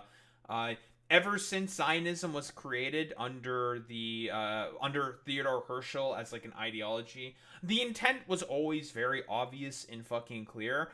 They just wanted to fucking wipe out and ethnically cleanse the fucking Palestinians. I mean, we all know this. We've talked about this consistently on this fucking channel. We know about the history. The point is obvious, and Benjamin Netanyahu is willing to literally do anything possible in order to have let's be honest here, a Palestinian state just not be possible, right? The suffering is the point. The ethnic cleansing and the genocide is the point. And I really don't think that this ceasefire is going to really help that situation. I'm going to be quite honest. Because why would it? Right? You have to ask yourself that question. Why would it help? You have to think about that. Why would it help? Because considering the fact that a lot of the Israeli demands are the main things that are being followed through, and a Palestinian state, it's not gonna fucking happen, right? The Palestinian Authority is essentially under the thumb of Israel now, thanks to the failures of the Oslo Accords. So it's just do you guys really fucking believe in your heart of hearts for even 3 fucking seconds that there's gonna be fucking peace within the Middle East because of all this shit? I'm significantly fucking doubt it. But just a quick thing, hours after hostage release, Hamas terrorists publicly execute militia members in Gaza. So apparently there's also collaborationists, because this is also a thing that has happened before, that there have been collaborationists in Gaza. There was literal ISIS members, for example, who were working with Israel to try to rat out on fucking Palestinians. But also, there's been executions of people committing fucking goddamn treason are accused of doing treason, suspected of treason. Of course, we don't necessarily know 100% if they did that. That's a whole other differing sort of can of worms. But is there going to be a potential for fucking civil war? Because again, a lot of the plans within the 20-point peace plan are not exactly 100% clear. The power vacuum and everything is going to be inherently unstable. No one's really in place in order to help govern and administer Gaza. Because Hamas is basically lost power and is being expected to... I mean, they're being expected to disarm, but they're not actually going to. I don't think they should disarm. They should have no trust for any of the actions of the Israelis or the Trump administration, because they've been actively snubbed by the Trump administration. and Benjamin Netanyahu has been the main guy getting in the way of any like ceasefire efforts consistently. So none of these people should be trusted at all whatsoever. So again, everything that needs to be should be taken with an absolute fucking grain of salt, coming from not only the Israelis but also the Trump administration. So makes a lot of sense that there's not a lot of trust sort of being established here. But yeah, it's one of those situations where it's just like, well, this is a little interesting, isn't it? A little interesting that this could potentially be happening, I guess, for like lack of a better term. Saying like, oh yeah, dude, definitely that there might be some like potential problems with stability within within Gaza as a result of, well, what happened with this sort of ceasefire, quote unquote, and that a lot of Palestinians might not really trust any of the actions of any of the people here necessarily, because they don't really have a reason to trust anyone. Like, why would they trust anyone? They've been actively snubbed by basically everybody, including all of the Western powers. So, yeah, like, and we've taken a look at the peace plan already. It actively just snubs them, and it's forcing them to fucking capitulate, for lack of a better term. But yeah, like, for the time being, the ceasefire is holding for now. I personally do not think that there is going to be an end to this fucking conflict. I think the ceasefire will eventually be violated, more than likely by Israel. Because again, Israel has already been consistent in terms of their violations of ceasefires before. They are not honest actors in this. They cannot be trusted whatsoever. So to basically, for like, I guess lack of a better term, operate under the assumption that the Israelis are an honest actor in this, I think is wholeheartedly sort of like inaccurate. And I think eventually, given a lot of the power vacuums and problems of these structures that are being established to help govern Gaza up until the Palestinian Authority can have some form of a viable state. Again, don't really know how that's going to happen, considering the fact that Benjamin Netanyahu in the state of Israel have been doing everything possible to make it such that a viable state is impossible. You can't build a viable state of Palestine, because that's always been his goal, is to cause the fucking suffering of Palestinians. But so that's why I don't really think that this is going to work out in the end, and because the structures of the apartheid are still fundamentally there. The only way forward, and I've said this before, and honestly, like, I even think a bunch of Americans are probably also starting to come around to this particular position. I know that a bunch of different people have said this before. The only way forward at this point, that for a viable state to go forward, is for a UN task force of every single country on the planet. It has to be a multinational sort of coalition.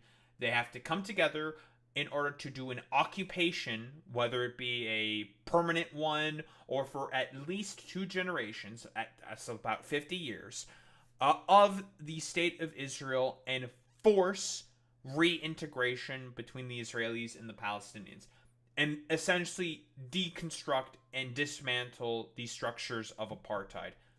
And fuck it, even get rid of the nukes. Nobody else has fucking nukes in that fucking goddamn region. Also get rid of the nukes. Because Israel, fundamentally speaking, is a state that cannot be trusted with that. I mean, they literally have the Samson fucking protocol where they said, like, we're just going to blow up literally everybody all around us. So, fuck these motherfuckers. Like, we don't fucking trust any of that stuff.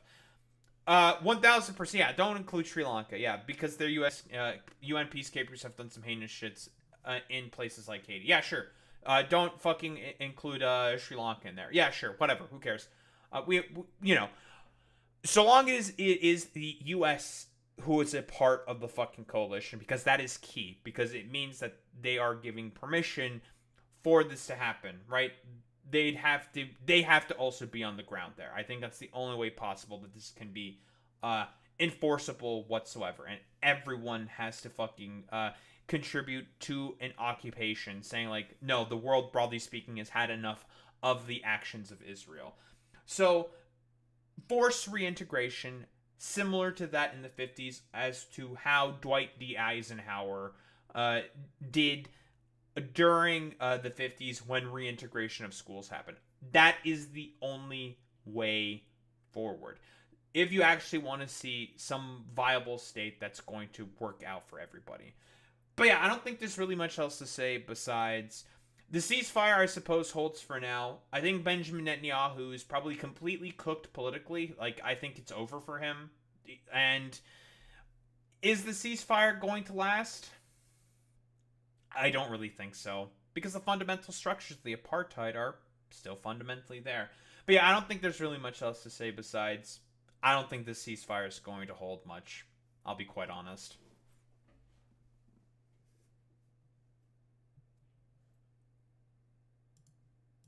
Also, quick news. Big news. We've hit 250 subscribers on the YouTube. Let's go. Hell yeah, brother. We did it. Let's go. 250 on YouTube. Very cool. I took an image. Oh, good. You're getting more based by the day. I've always been based. Well, that's just how it is. I've always been based. I'm the realist. Always have been. I'm so real, folks.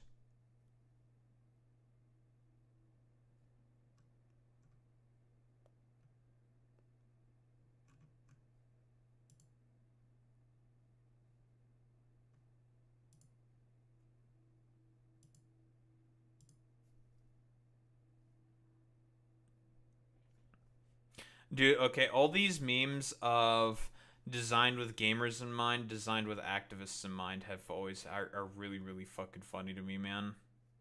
It's the funniest shit on the planet because that you remember that stupid a video of that one dumbass anti-woke YouTuber defending No Mercy, the incest rape game? Did like a screed on Ghost of Yotai talking about like it basically just like because they have like a particular schizophrenic conniption with the main voice actor of Voice of Yotai or Ghost of Yotai rather saying basically just like saying fuck you to all these like stupid annoying morons. Yeah, you remember that, Bozo? Yeah, that guy's he's got a wife and kids, and he's defending an incest rape game on the fucking internet, dude. It's just like, brother, what the fuck are you doing? This is the goofiest shit on the fucking planet. What? Why? Why are you doing that? That's so weird, but sure, man. You want to defend the incest rape game. That's sure, man. Incest rape game. You want to defend that, bro? You can do that, little bro. CK3 though. Yeah, listen, but you don't have to do you don't have to do the incest and the rape if you don't want to, okay? Like for No Mercy, that's a prerequisite for you to do all the incest and the fucking rape. So yeah, like it's a big fucking meme. It is a choice. It's a choice you can make. If you just like if you want to do like some just make it like as goofy as possible. Like, sure, dude, you could do the silly, bullshit of like, oh yes, we have the incest rape game. Very cool. But for No Mercy, it's a prerequisite. Dude basically put huge honkers and like makeup on the Ghost of Yotai main character, saying like, this is designed with gamers in mind. Despite the fact where it's like it's really weird that they're fucking doing that, because these are the exact same motherfuckers who love to consistently bitch and moan and complain about realism. As far as I know, Ghost of Yotai takes place in feudal Japan and is trying to have some form of like historical relevance and accuracy. I don't think you're gonna have giant fucking milker mommy fucking female samurai with yassified fucking makeup, and then it's like the actual design of the character and it's designed with activists in mind. It's just like, the fuck are you talking about, bro? Like, She's like it's Sengoku fucking Japan, bro. Like, or Sengoku. I don't know if I'm pronouncing that correctly. Sengoku, the Sengoku period of Japan. So like, why are you fucking doing this? It's so fucking weird, man. So fucking weird that people are doing this. It's just like, all right, man. And like I've seen basically every single cosplayer basically making fun of him. It's so funny where I mean they'll do like the cosplay of their character and then they'll be in like in a micro bikini as well in the same costume. It's really funny. Just basically making fun of him. It's so fucking goofy.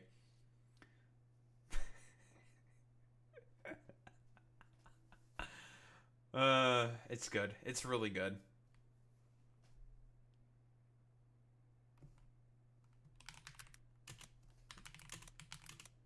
Oh yeah, we keep moving.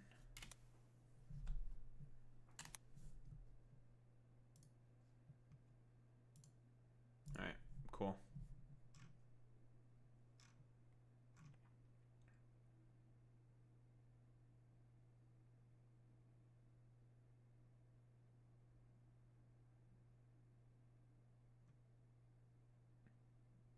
Oh. Leak regarding no new Xerneas/Yveltal forms in Legends ZA. Game Freak says, we hope to represent these two in the XY remake or perhaps in another Legends Kalos title. Are they gonna have like some form of primal reversion for Xerneas in Yveltal? I two Pokemon who I would argue really do not need it, but hey, if they want to fucking be my guest. Make basically the two poster children for absolutely crazy power creeped cover legendaries as stupidly busted as possible.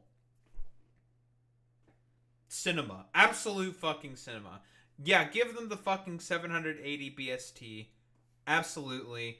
And keep their fucking abilities. Because their abilities are really good. Dark Aura and Fairy Aura are insane. Absolutely fucking insane, dude.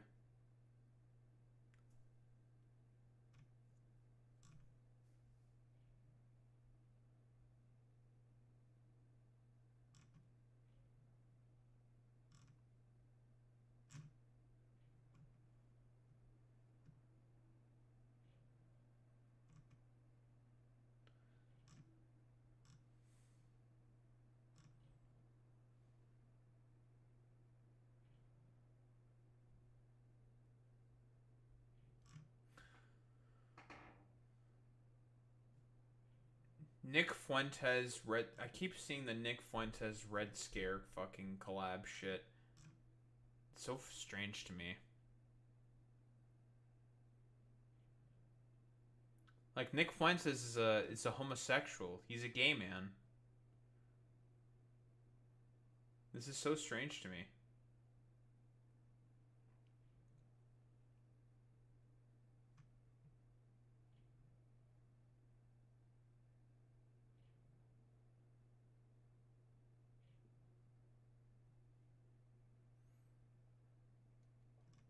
He's gay, folks.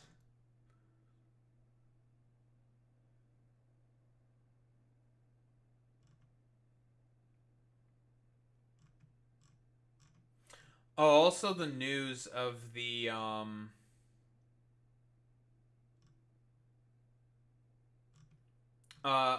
new XP amounts for Pokemon Go to get to level 80 have been put.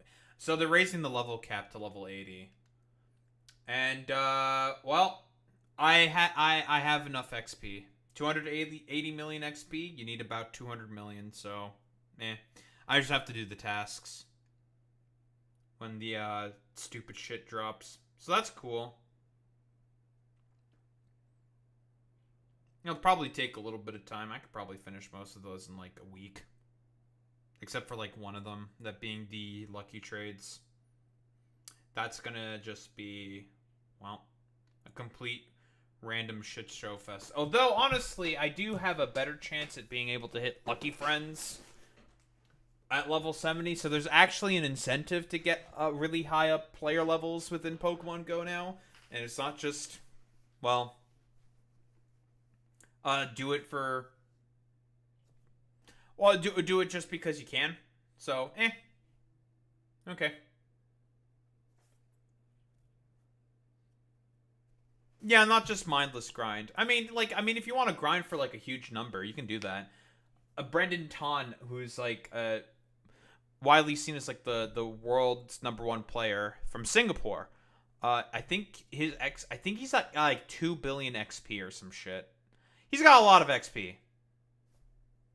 Although I think I have more shinies than I do, or I have more shinies than him.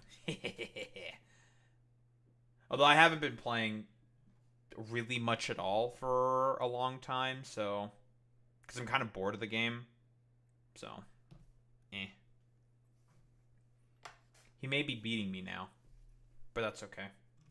I have that one flex over him. Okay, I flex.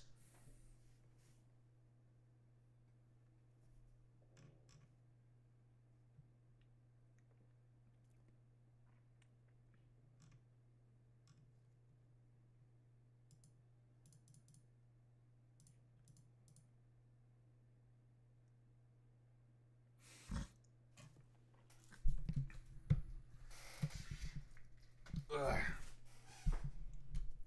My neck's a little sore, and I don't know why. Not as sore as it used to be, though, so that's good.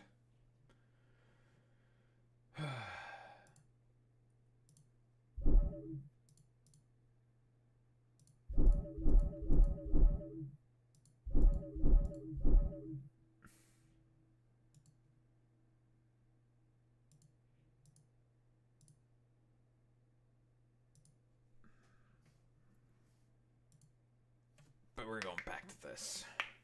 I'm probably going to do a YAP session today, but we're going to take a look at a video.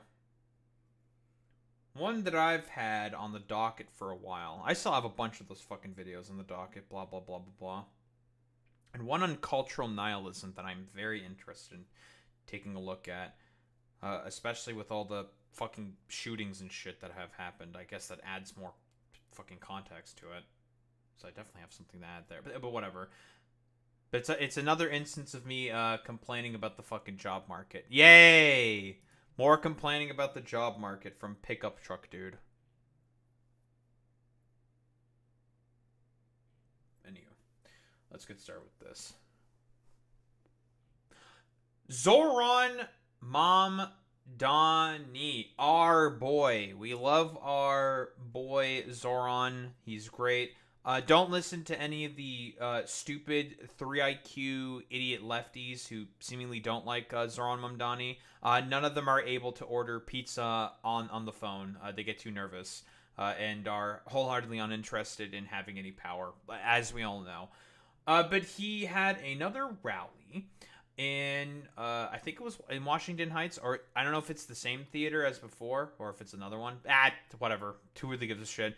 But yeah, he had another rally, packed, a lot of people, a lot of guests. I think even the Majority Report streamed this one live. They went there to visit, so very cool and very, very good. You know, if I ever go to New York, I'm very curious what these like classic fucking theaters look. I just want to like look. I just want to look. You know, I think that's pretty cool.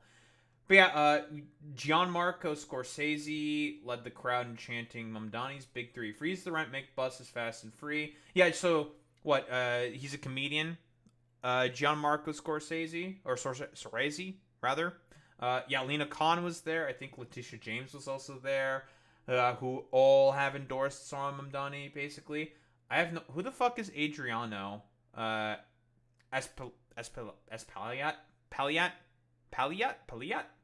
Whatever. I'm racist, I guess. Can't pronounce it. So that's pretty cool. Chi Ase, I think he's also like, I've seen some posts of his. He's like a lefty, a city council member. We do not vanish after re-elect Zohran this November. Understand that this election is meant to be a political revolution that continues inside and outside the halls of government. 33-year-old mayoral candidate is turning 34 on Sunday. Or, not Sunday, on Saturday. Is that the same day as the No Kings protest? Oh, it is. Look at that. That's pretty neat. Some of the loudest cheers of the night came from WNBA Natasha Cloud, saying she stands with the people of Palestine. Free Palestine breaking out. Very cool. Yeah, a lot of lefty people. It's a big rally. Zohran Mamdani does his whole fucking shtick. And, well, let's be honest here. A bunch of fucking dumbass lefties also don't want him to win for some reason. We all know about the Republicans and the Zionist freaks and in Democratic establishment morons, why they don't want him to win, because Zohran Mamdani actually represents something that the political establishment is the most afraid of. Actual hope in a better fucking future. But that's pretty cool.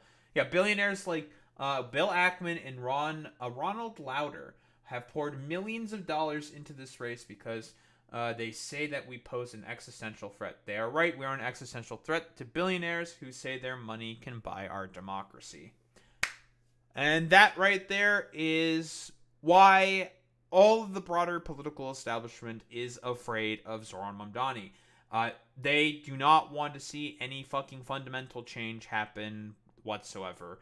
They're okay with the current status quo because, well, they get to make all the fucking money and have all the power under themselves, so of course they'd be okay with that shit. Very, very fucking cool. But here's like a little thing here.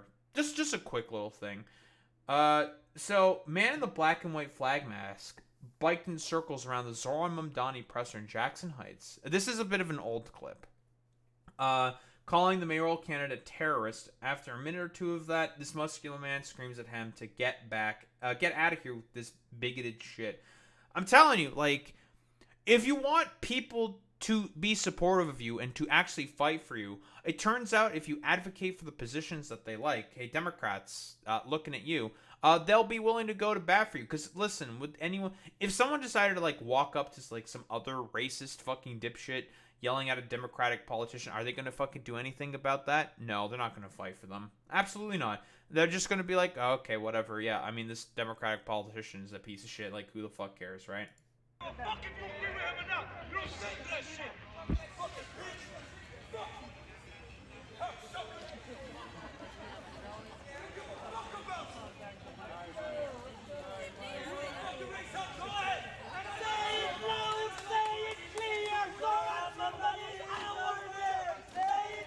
Yeah, honestly, like, this, by the way, if you want to, like, this is how you should treat these, like, 3 IQ little fucking freaks and dipshits, these, like, heckler weirdos who just want to say, like, I don't know, racial epitaphs against people. You just yell at them, just make fun of them, call them stupid little assholes, be like, yeah, we don't fucking like any of you people. Like, you people can go, like, fuck yourselves. No one likes you.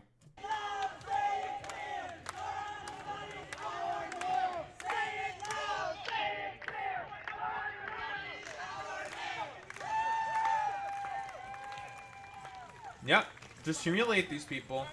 Of course, we can go into like a broader sort of conversation about what is more effective, either being, giving sort of grace and some form of like charity to these people. But I can definitely understand why a lot of queer and racial minorities might not want to give these people any grace or fucking sympathy, because it's just like, we've done that for long enough. They don't give a shit about that. Public shaming. Because you can either publicly shame, or you can, similar to what Graham Plattner did when he also had some racist come in and say a bunch of, like, stupid shit, talking about, like, trying to, like, give them some form of grace, saying, like, hey, listen, I'm just trying to talk with you. I understand why you think the way that you think. And you think like this because you're lost, you're propagandized to, and you're fucking listless. You want to basically blame someone who you think is you've been told to basically blame, so you're saying racist bullshit against fucking racial minorities. But listen, here's why it's not accurate to do that, blah, blah, blah, blah, blah, blah, blah. And try to show some form of good faith or charity to these people.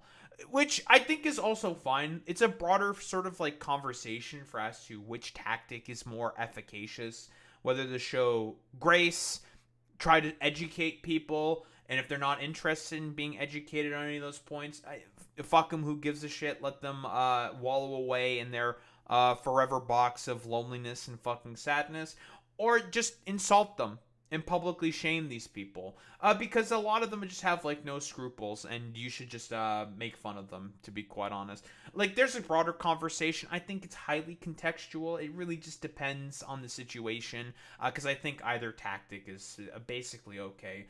But more so, let's just go into some of the like big interviews that Zohran has been doing. So he went on The View, right?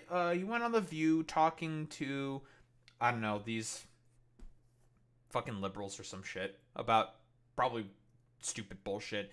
We're also going to talk about him in his more recent interview that he had on fucking Joe Scarborough. But why don't we take a look and see what did our boy have to say here? This is a little old. Since pulling off a stunning victory in the New York City mayoral primary, winning the Democratic nomination with more votes than any candidate in the city's history.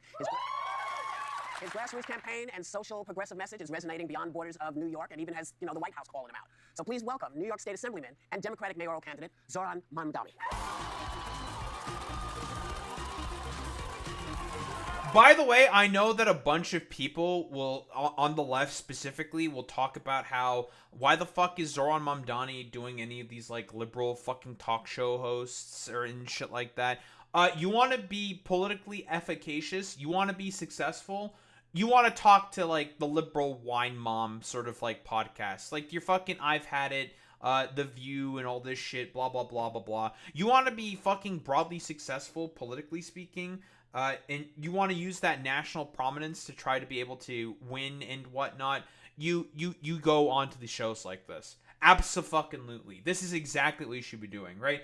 Doing your local sort of rallies, your local sort of talks and whatnot, are obviously, you should always do that, like, speak to the sort of, like, local constituency that you're trying to represent.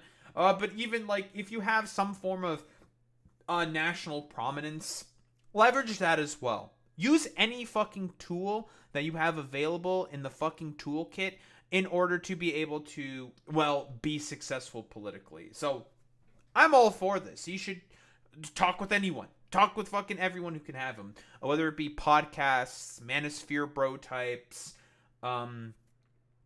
basically, any, like, big mainstream show as well. It's all about getting the fucking name out there, right? And providing pushback against a lot of fucking narratives as well.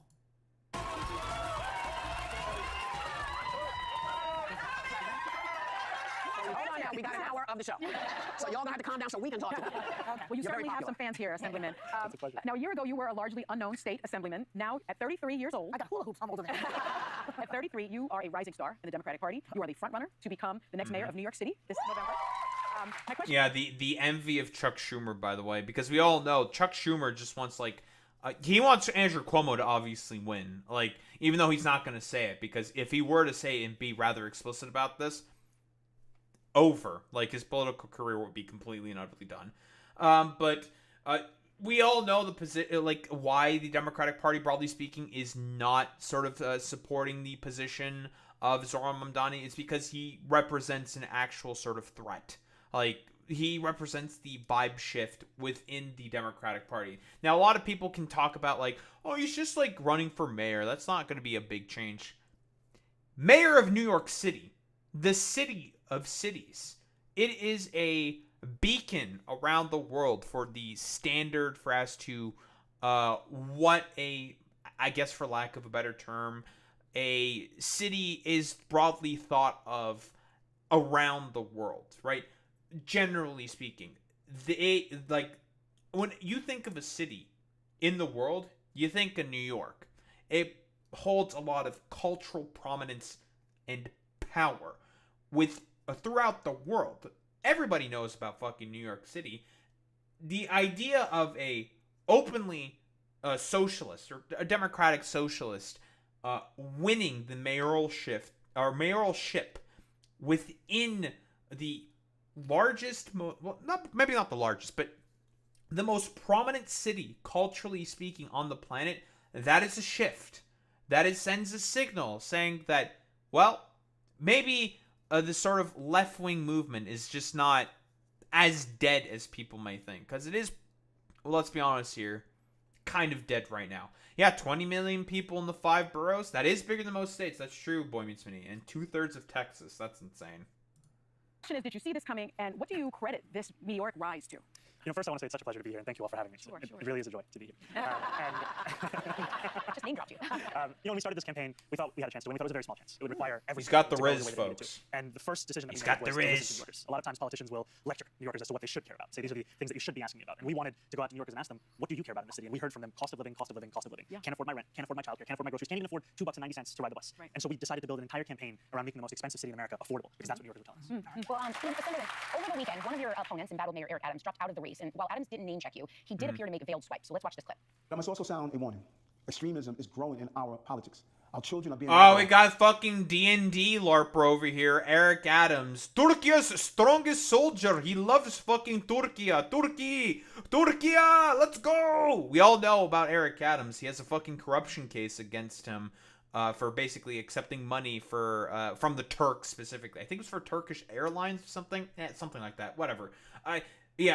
Turkey's fucking strongest soldier. Fucking Eric Adams here specifically. Him complaining about fucking extremism, despite the fact that he just lets ICE Gestapo freaks gallivant about in New York City because not Andrew Cuomo, but rather Donald Trump has essentially blackmail material over him. He got a pardon from Donald Trump for the fucking corruption case that he was having. In exchange for allowing ICE to be able to patrol around in fucking New York City and just apprehend people. This guy is wholeheartedly just a bot fucking candidate. To hate our city and our country. Major change is welcome and necessary, but beware of those who claim the answer to destroy the very system we built together over generations. That is not change, that is chaos. So not the system that everybody fucking hates and that you barely addressed. Very cool. Response to that, and why do you think he's decided to drop out now? You know, there have been rumors that he would drop out for weeks, for months, frankly, even for more than a year. And I can't speak to the decision of why he finally came to that, but I can tell you that in hearing his words, the most extreme thing that I can think of are the policies that he's delivered to the city over 4 years. This is a mayor who raised the rent by 12% on 2 million people, who raised the water bill, highest it's been in 13 years, and supported Con Edison when they wanted to increase gas. How does the mayor raise rent? So the mayor, in a city of 8.5 million people, controls a thing called the Rent Guidelines Board. Has 9 appointees, the mayor appoints them all. Every year that board determines whether the rent will rise for about 2.5 million New Yorkers who live in rent-stabilized apartments. And so he's increased the rent 12% over this time. The previous mayor had frozen it 3 times. Okay, let's talk about President Trump, because he had a lot to say about you. That was Bill de Blasio, of course. So for all these like stupid dipshits and morons saying that, well, he can't freeze the rent, he's not allowed to do any of that, he can't do that, yeah. It's like, if he gets the approval of the governor, which more than likely he will, trust me, this man has political gravitas around him. He also has the endorsement of the current fucking governor, right? If he wants to sink Kathy Hochul's chances at trying to gain re-election, he has a lot of power to make it such that, I could potentially sink your fucking campaign re-election chances for governor, because you got a tough race ahead of you in 2026. You better make sure that you approve my agenda and give me the funding that I need in order to enact the policies that I would like to have, Kathy. And he can wield that political power, and he definitely will wield such power over Kathy Hochul. Absolutely. I have, without a shadow of a doubt in my mind. In terms of like all the political decisions, rather, that Zohran Mamdani has been making, they have been stellar, just hit after hit after hit after hit, and they've been really, really, really, really good. And he's been hitting it out of the park consistently. So if Kathy Hochul doesn't want to have trouble in her re-election bid, better give Zohran what he wants. Otherwise, he can make her life a living fucking hell. Let's quickly tick through all the things that Trump said about you. Let's get that out of the way. Oh yeah, and Bill de Blasio froze the rent. But yeah, he froze the rent during COVID. And part of the reason why that policy was not as effective as it could have been is because of fucking Andrew Cuomo. Andrew Cuomo, when he was governor, basically threw up every roadblock possible to make that rent freeze, tried to make it as ineffective as fucking possible. And along with a lot of the other policies that Bill de Blasio was essentially trying to push for, because in reality, Andrew Cuomo is a Republican. He's attacking you as a communist, are you? No, I'm a democratic socialist. That means I believe in dignity for all people. It means more than that. Yeah, I think You're not a communist. I agree with that. No, I'm not a communist. I think a lot of New Yorkers ask me, what does it mean that you're a democratic socialist? Yeah. And I tell them to think about the words of Dr. King from decades ago. He said, call it democracy or call it democratic socialism. There has to be a better distribution of wealth for all of God's children in this country. And that's the hard part. Okay. So you're like sort of like a Scandinavian type of politics, so- I would say, right? A little more brown, but yes. Okay. He's so good at this, dude. Just like listen, bro. He's got the riz. He knows how to play to the fucking crowd. It's very good. Like, because again, like mention the Nordic model. It's a thing that already exists, and people can broadly speaking understand, and people can just be like, oh yeah, you know, they are. It's really just. It's way better in like Norway and Sweden and Finland and all those places. Yeah, they have way better stuff than we do. I wonder why that's the case. Yeah, it is. I mean, again, it's a shift. It's a shift culturally speaking that's happening. It is good that he can just say democratic socialist to a mainstream audience, and not everyone's just gonna fucking lose their minds. Okay, he's rooting for your opponent, Andrew Cuomo. Why do you think that is? You know, he is looking to clear the field for Andrew Cuomo because he knows that Andrew Cuomo would clear the field for Trump's agenda. This is speaking about a former governor who, when he looked at the deployment of the National Guard in California, told New Yorkers, don't overreact. This is a moment where we have to address the administration for what it is, which is authoritarian. It's going to require us to do everything in our power to fight back, not to coordinate like Andrew Cuomo's done being on the phone with Donald Trump, or collaborate like Eric Adams has done by welcoming ICE into the city. We have asked Andrew Cuomo to come on the show. Let's see if he comes on so he can respond to you. Okay, number 3. He says that he'll withhold, this really is Good something. to see you, it's very Says good. that he will withhold federal funding for New York City if you win. Can he do that, number 1? And my question is that going to stop people from voting for you? I think that is illegal. I don't think he's allowed to just randomly hold federal fund. But then again, like, Congress is effectively neutered and they can't fucking do shit. Yeah, Andrew Cuomo is a bit of a scared little bitch. I don't think, like, obviously it's illegal. He can't just do that for, like, no fucking reason. He can't just take away funds that are already earmarked for certain positions. But he's done that already. Because Congress, fundamentally speaking, and I blame fucking Chuck Schumer for that, is fundamentally not really doing the necessary job in order to push back against a lot of the illegal fucking bullshit that Trump is doing. So can he just randomly freeze funds that have already been earmarked for certain federal fucking uses? Generally speaking, no. Let's be honest here. No, absolutely fucking not. But the law? What's the law? I don't know what that is. And this is Donald Trump speaking, of course. He has no idea what that is. If he can just do whatever random bullshit in order to, I don't know, help catalyze the authoritarian crackdown that he ultimately wants, he'll fucking do it. He doesn't care. No scruples. This is just one of the many threats that Donald Trump makes. Every day he wakes up, he makes another threat, a lot of the times about the city that he actually comes from. And what is angering to me is not what Donald Trump does, because we've come to expect that from him, but it's the idea that we have to accept that as the law, the idea that we have to accept that as normal. We have to fight that, because we know not only is it an overreach from a federal administration, it's an example of what he's done elsewhere. Yeah. You know, in California, he's spoken about withholding federal funding. The Attorney General there has estimated that for every dollar they spend in legal fees, they've won more than $30,000 back in funds they would have lost. I'm proud and lucky to say that here in New York we have an incredible Attorney General, Tish James, who's been on the front lines of that same fight. Isn't that tampering? Isn't that tampering when you threaten somebody and say if you vote for this person? Yeah. Isn't that I think so. voter It's- tampering? it's- It's the thing that he says that everybody does. Now he's doing it. Yeah. I'm just saying. Okay. He also, Familiar with fraud. here's my last one. True. He wants to use cities like New York as military training grounds. Can you stop him? He wants to do a whole lot of things with the city, and we're going to fight him every step of the way, as long as it is something that comes at the expense of the city. And what I mean by that is that I mean, literally, Donald Trump has also said, like, during his, like, LARP meeting with the fucking generals, he said that he wants National Guard troops to use American citizens. I'm going to say this again. American citizens as target practice for when he tries to, or when they try to do the illegal occupation of Chicago. We're gonna try to fight crime in Chicago. We're gonna do such a great job fighting the crime in Chicago, despite the fact that it's a 30-year fucking low. So very, very good. Yeah. Also, yeah. Good luck. I mean, we all know what's going on with the attempted occupation that he's trying to do of Chicago. It's so half-baked. Like literally a suburb an hour away from the main city of Chicago is protesting the ever-living shit out of the ICE sort of presence and the National Guard sort of presence as well within a fucking suburb. Like, do you really think that you're gonna have a good time in Chicago or New York? I don't fucking think so. Absolutely not. if Donald Trump picks up the phone and he says, you know what, I finally want to deliver on cheaper groceries that I campaigned on, I'll say, absolutely, let's work together. Well, when does that happen? That's not happening anytime soon, Yeah. because all the things that he calls mayors in the city or former governors about is about his own interests. And we deserve a mayor who will look to the people of the city and say, that's who I'm accountable to, not look to the White House and ask for permission. Mr. Assemblyman, Even Orange County is crazy. I feel but you've become the new poster child in some ways for the GOP. Donald Trump's obviously excited for you to be in the race. Even members of your own party, like Leader Schumer and Hakeem Jeffries, both New Yorkers, have been reluctant to endorse you. Kamala Harris gave what I would call sort of a tepid endorsement. Why do you think members of your own party have been hesitant to embrace you at this juncture? The governor of New York, though, endorsed you. She did, and what I would say is that Donald Trump is going through the stages of grief. First, it was denial, and he was trying to do everything he could. He was looking at polling, he was calling Cuomo, he was publicly speaking about how... So obviously this is an opportunity here for Zohran Mamdani to attack the Democrats, but I don't think he's going to do that, right? Like, he's not really been the kind of dude to want to just go out and just attack Democrat, like the more national sort of Democrats. He's trying to just more so play nice with them because he knows that he can, if they get actively sort of snubbed, it could potentially cause some issues with his campaign. And overall, it would not be a sort of like, it would go kind of against his brand where he's trying to be like more positive. It would be, yeah, it's much wiser to talk about the more fundamental issues, and that is how dogshit Cuomo is, how corrupt Eric Adams is, and how bad Trump is, right? Focus on all of that. Talking about the broader national fucking Democrats, it's a distraction. There's no point in fucking speaking about them because they are actively already unpopular, and the fact that they're not endorsing Zohran Mamdani, it's already fucking backfiring on them. They're just digging their own hole at that point at being hesitant in terms of the endorsement of Zohran Mamdani. So why should he have to attack them? Why should he have to fucking talk about them? It's like, whatever. They're already digging their own graves, so not my problem.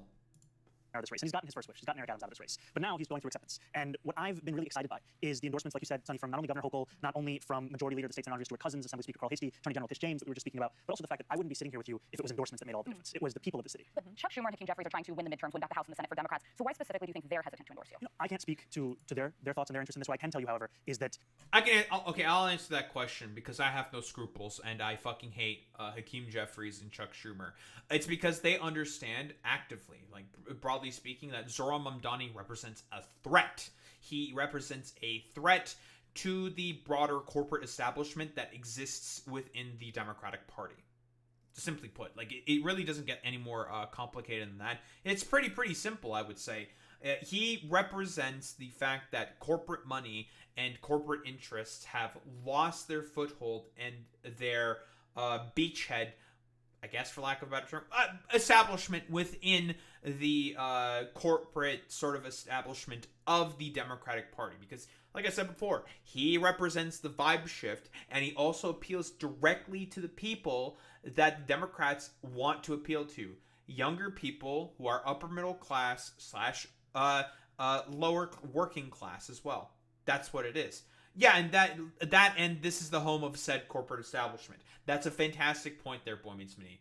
All these fucking Wall Street fucking freak dipshit corporate Democrats, New York City, New York Stock Exchange, that this is a direct threat and a representation of the vibe shift to the fact that Zohran Mamdani is, well, here to bring, honestly, the drag the rotting carcass of the Democratic establishment into the light and finally allow something new and significantly better to be able to grow from that rotting sort of carcass of a party. And Zohran Mamdani is a representation of that. What we have built in this city is also an indication of what politics can be. You know, oftentimes after the November general election, we heard that young people were leaving the Democratic Party. They were getting disinterested in politics. And we built a campaign where we said, what if we treated them with respect and not condescension? What if we asked them what they needed in the city? We made the top 3 highest performing age groups all under the age of 35. That's something that we haven't seen in the city before. That needs to be a part of our politics across the country. Very good, very good. I'm also interested in, because he was asked a lot of, obviously, a bunch of questions about Israel, right, consistently. We all know about the globalize the Intifada sort of psyop against Zohran Mamdani. Basically, like, some dumbasses basically think that he said globalize the Intifada. The only time where he talked about that was on a podcast, the Bulwark podcast specifically, where he was using it in reference to a Smithsonian sort of exhibit on the fucking Holocaust, talking about the Warsaw fucking ghetto, and said how the Arabic word for uprising, or rather, like, not uprising, or I think it was just a specifically uprising, for the Warsaw Ghetto, because it was a fucking uprising, was talking about the term Antifada there. And he was just talking about a fucking exhibit in the Smithsonian. And people decided to completely, like, gin up this sort of, like, schizophrenic, like, conspiracy theory. Because he also, like, I don't even... Yeah, he never mentioned globalize the fucking Antifada. He was just talking about the term Antifada and how he doesn't really like using the term in particular because it has certain negative connotations because of a lot of dishonest actors, which is accurate, right? This is the broader sort of byproduct of the sort of world that's been established because of the Patriot Act, because of 9/11, right? And he's accurate when he says that. A lot of fucking institutionalized Islamophobia now exists within the United States of America, and that's what he was more so speaking towards.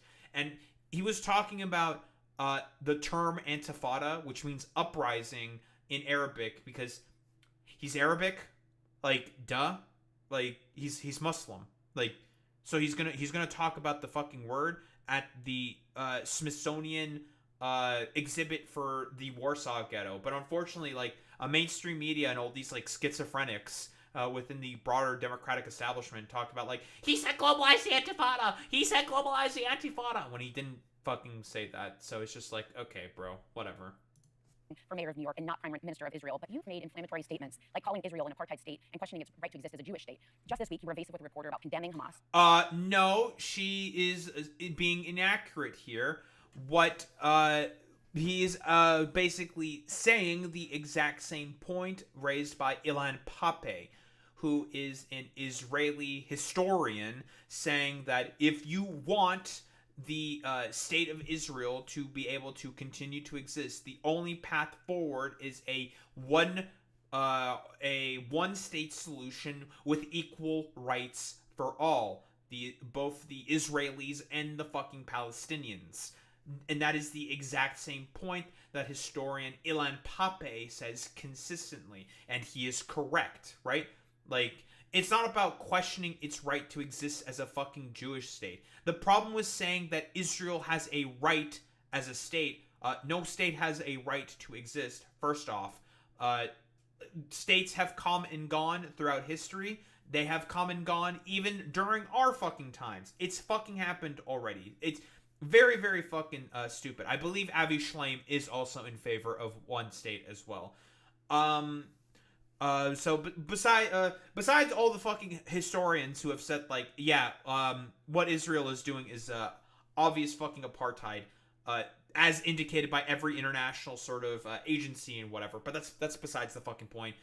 The idea that the state of Israel has a right to exist as a Jewish one when it's not been a Jewish state for thousands of fucking years, even under the fucking times of the Kingdom of Israel, it was not a fucking Jewish state. There were still Muslims living in there. There were still tons of Jewish people living in there. Latins were fucking living in there. It's complete, utter nonsense to say that Israel has the right to exist as a Jewish ethno-state, because that's exactly what that fucking point is, because no state has the right to exist as a fucking ethno-state, and no state, broadly speaking, even has a right to exist. The idea that it is to exist as a Jewish one is to play directly into the fact that Israel has the right to ethnically cleanse the Palestinians and establish a Jewish ethno-state. Given New York has the largest Jewish population outside of Israel, why should voters who see this as a moral red line trust your clarity and judgment? Well, I really appreciate this question, an opportunity to just clear up, I think, a number of misconceptions. First and foremost, you're right. I'm running to be the mayor of the city, and the city will be the focus of my administration, ensuring that we make the city everyone can afford and everyone knows that they belong to. And Exactly, also, millions of New Yorkers, myself included, care deeply about what's happening in Israel and Palestine. And so to be very, very clear, of course, I condemn Hamas. Of course, I've called October 7th what it was, which is a horrific war crime. And of course, my belief in the universality of international law is also the same set of beliefs that have led me to describe what's happening in Gaza as a genocide. Because what we see... What we see is... Getting applause from the fucking audience, because, again, every single international organization has said that it's a genocide. The UN has also said it's a fucking genocide. It's a fucking genocide. So cope and see about it. A war crime being answered with war crimes. And what we see is every single hour the Israeli military killing a Palestinian child for close to 2 years. And it's a horror that many New Yorkers feel so deeply. And my job, I can't stop that as a mayor of the city. I can make clear my own values, my own commitments. And it is a value and a commitment to humanity, to safety, to justice for all people that extends to everyone, Israelis, Palestinians, and everyone else across the world. And recognizing that people do disagree with you. I'm one of those people on some of these points. Absolutely. And that you're disagreeing with me doesn't mean that you shouldn't be in the city or you shouldn't be celebrated and part of the city that I'm trying to lead. And I think that's the other part of growing up as a New Yorker, learning that disagreement and difference is part of what and he's sticking on a message here, right? He's sticking on a message. Broadly speaking, because he's doing the whole politician shtick right now. He knows exactly what he's doing. He's answering this probably to perfection. obviously, like, the dumb fuck lefties are going to, like, be like, no, you can't answer the question like that. You have to attack her and say that there can't be a Jewish ethno-state. And it's just like, that's not going to be efficacious, dude. That's not going to work, man. Like, there are people who are going to be afraid about this, obviously. Is it borne out in any sort of, like, historical trends or fucking evidence or at all whatsoever? No, it's obviously just, like, all propagandized fucking dipshits. But that's the thing. It's all fucking propagandized fucking dipshits, man. And you could talk with those people. He's running to be the mayor of New York. Even if he wanted to try to stop the genocide, he can't do anything about it. And I know that a lot of dipshits are also saying that he's also backing off of the fact that he would say he would send the NYPD to arrest Benjamin Netanyahu. First off, is Benjamin Netanyahu ever going to come to New York? Probably not. A lot of people would be after his fucking guts. Even Jews within New York do not like Benjamin Netanyahu. So probably not going to happen. Second off, the United States is currently not a signatory to the ICC. So if Benjamin Netanyahu wants to go into the United States of America, he can do that. And just to kind of sit and chill there and not get arrested. Even though he should be obviously arrested and sent to the fucking Hague. No fucking shit. And also, if the New York City Police Department, if the NYPD were to detain Benjamin Netanyahu, what are they charging him with? Like, what are you charging him with? You're essentially just asking the NYPD to do something that's just fucking unconstitutional. I mean, despite the fact that they do that consistently anyways. But they're more than likely not going to go through if Zohran Mamdani were to order the arrest of Benjamin Netanyahu in this hypothetical scenario that he were visiting New York, which I don't think he's going to do. Because nobody in New York really likes him all that much. So it's rather silly. And he's giving the answers that he gives because he's trying to basically be as approachable as possible because he's trying to win a fucking election. Needs to be here. And I want to be a mayor not just for the people who voted for him, not just for the people who agree with me, but every New Yorker. And that means that if a New Yorker disagrees with me about Israel, I'm still fighting for them to make sure they can afford the city, be safe in the city, and see the city as their home. Well, so one of the things that I've heard you talk about is making the city affordable for everybody, and that you're going to, put a tax on people who make over $1 million or whatever. But what I want to know is... for joy. Think again, my friend.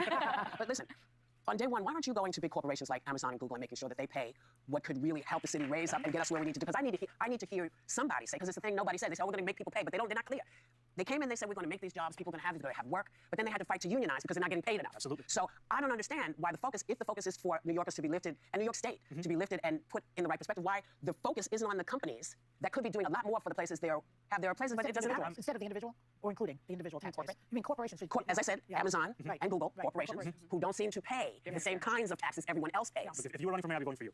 Because I think to your point, the corporate greed that we're seeing in this country, it cannot be separated from the level of inequality that people are living through. And one of the key revenue proposals I put forward, our agenda from the day we started was about freezing the rent for more than 2 million tenants, making the slowest buses in the country fast and free, delivering universal childcare. So no longer would a family pay $25,000 a year just to find childcare for one kid. And what we've said is that two of the main ways we pay for it, one of them would be to raise the top corporate tax rate. This is a corporate tax rate that applies to the most profitable companies that do business in the state, like the ones that you've named, to that of New Jersey. So it would just match that of our neighbor, 11.5% that they have over there. By matching our neighbor, we would raise $5 billion a year. And that would be money we could reinvest into working in middle-class New Yorkers' lives so that everyone could afford it. So you don't drive them out of the city then? No, so the nature of our tax law is that applies to any business doing business here. They could be headquartered in Miami, but if they're doing business here, it applies to them. And the reason that I believe they'll keep doing business here is because this is one of the largest economies in the world. Everyone wants to be here. And when you talk about, because people think... I love the fact that he brings that up. Because every motherfucker talks about all the billionaires are going to fucking leave New York because of this corporate tax hike. Okay, leave. Leave. Leave. Leave one of the most profitable cities on the planet. Leave. Like, bye-bye. Okay, bye. Shut yourself off from a fucking market for no reason. Fucking morons. Like, they're not gonna fucking leave. Just because of I think it's just a 4% increase to the corporate tax rate within New York. Like, you're going to fucking piss shit, come and shit your fucking pants just because of a 4% fucking increase that you will not have a problem at all taking on the chin. Fucking spare me it. It's so stupid.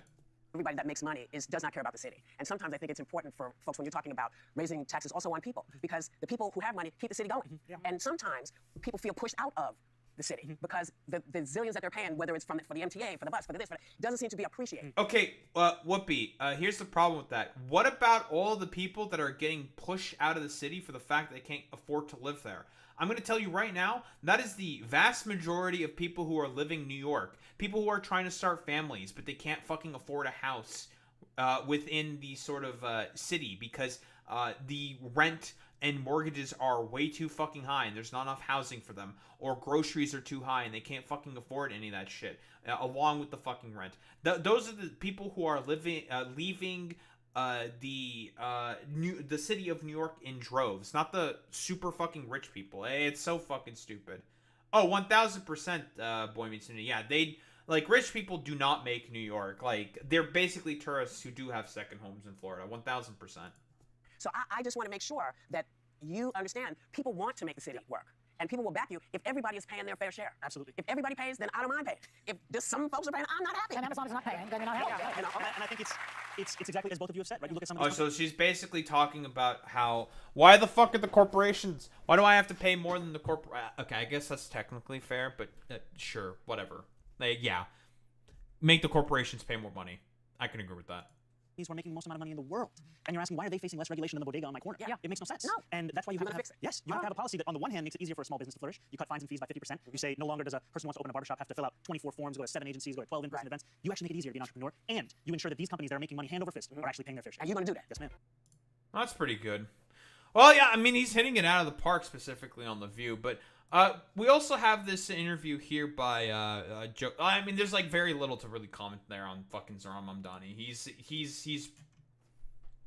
He's really good at it. Like, I mean, he's like unironically fucking perfect. But he also did another interview here with Joe Scarborough. Now, if you know anything about Joe Scarborough, he's basically a Republican. Yeah, he's basically a Republican. I fucking despise fucking Joe Scarborough. The fact that Joe Biden was as dogshit as he was is because of motherfuckers like Joe Scarborough basically doing the whole like anti-populist fucking shtick consistently because, again, he's a fucking former Republican. Joining us now, the Democratic nominee in the New York City mayoral race, Zohran Mamdani. We're talking about important things, Mika. No, I found out, Lemire gave me this information. Lemire I found out he is a commie after all. Yeah. He's an Arsenal fan. I know, that was something. And Messy-ish. Yeah. That's cool. That's what we like. No, then it's worse than a comedy, right? So anyway, thank you for being with us. We got a lot of questions to ask you. I just want to ask you generally, always ask this question of people that are out campaigning. It's old politician in me. You know, I always say you knock on doors. It takes you about 3 doors to figure out what people are talking about. What are you hearing people talking about more than anything else? When you see them, even people that aren't supporting you, what are they concerned about? Cost of living, cost of living, cost of living. I've been hearing this since we launched the campaign last October, which is the fact that New York City's become the most expensive city in the United States of America. And I'm hearing from New Yorkers that they can't afford their rent, they can't afford their childcare, their groceries, even $2.90 So to what ride do the they bus. think you can do about it? Well, what they see is the fact that the mayor has the power to determine whether rents will rise for more than 2 million New Yorkers, whether rent stabilized apartments. This mayor increased the rent on those New Yorkers by more than 12%. I said I would freeze it for 4 years. Again, like, it's just going to be the same consistent stuff always from Zohran Mamdani. He always, like, message discipline, man. Message discipline of Zohran has always been to a T. They also know that childcare after housing is the highest cost for a family in the city. Oh, hey, it's Brad Lander. Bill de Blasio delivered universal pre-K. This admin has just sat and watched as it's pricing people out. We are going to actually deliver universal Exactly, childcare. yeah, the exact opposite of Kamala. 6 weeks to 5 years. Okay, and how much do you estimate that'll cost? We've seen estimates for around $6 billion or so. $6 billion. Okay, so here's the question. I'm a small C conservative, a small government conservative. I believe billionaires should pay their fair share. I also understand. I'll reach across and shake your hand. It's a big table. It's a big table. Oh, fucking... By the way, on the liberal network of MSNBC, I'm a small C conservative. Joe Biden's favorite fucking television show host, by the way. Small C conservative, former Republican Joe Scarborough. And people wonder why the fucking Democratic Party is as cooked as it is. But I also understand there's a delicate balance there. You can't tax billionaires here so much, you can't tax companies here so much that decide they're going to go to Connecticut or Texas or Florida. So how do you... They're not going to fucking do that. Again, hey, Joe Scarborough, I know that you don't understand this point very well.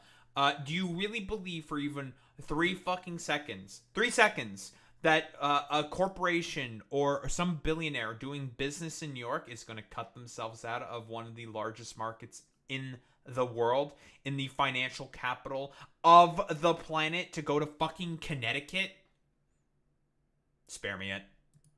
How do you, while people are shouting and screaming that you're socialist, how do you balance those two competing interests? You got to keep the businesses here. At the same time, you got to fund these programs. You know, I think one of the first ways is that you think about your fiscal policy and how it'll actually impact these kinds of corporations. So the proposal we put forward is to raise the state's top corporate tax rate to match that of New Jersey. And now what you're bringing up is, what if that company leaves? Now what we see is with corporate taxes here in New York State, they apply to any business that's doing business here. You could be headquartered in Orlando. As long as you're doing business here, you're subject to that tax. And companies are going to keep doing business here because of the fact that what about the individual taxpayers? So what we're talking about is raising taxes on the top 1% of New Yorkers. They make $1 million more a year by 2%. And what we've seen is that actually the top 1%, they leave at 1/4 the rate of other tax brackets in New York City. And one of the actual determining factors is quality of life. And this is at the heart of our vision for government, is to deliver the best quality of life in this country. That every New Yorker knows that for any dollar they're taxed, it's getting an ROI that they have not yet seen in the city. One that is going to transform what it means to be safe, what it means to live in a clean, and also what it means to live in a city that takes care of your basic needs. So here's what I found about New Yorkers, and even liberal New Yorkers. I found this through the years. They like to talk about how liberal and how progressive they are, but if quality of life issues start slipping, they suddenly become very Republican, and they become very conservative. What? What kind of fucking schizophrenia is this? Is this like the same fucking stupid, dumb fucking like, Yes! I can't believe that I'm getting taxed so much as a billionaire in New York. Yeah, I'm now a conservative. I used to be all for gay rights and all for trans rights, but now I'm a conservative. Is this like the whole, like, sort of repackaging of, you're always liberal when you're really young, but once you get old, you become a conservative? By the way, Joe Biden's favorite fucking TV show host, and people wonder why his fucking policies in his brain were as cooked as he is.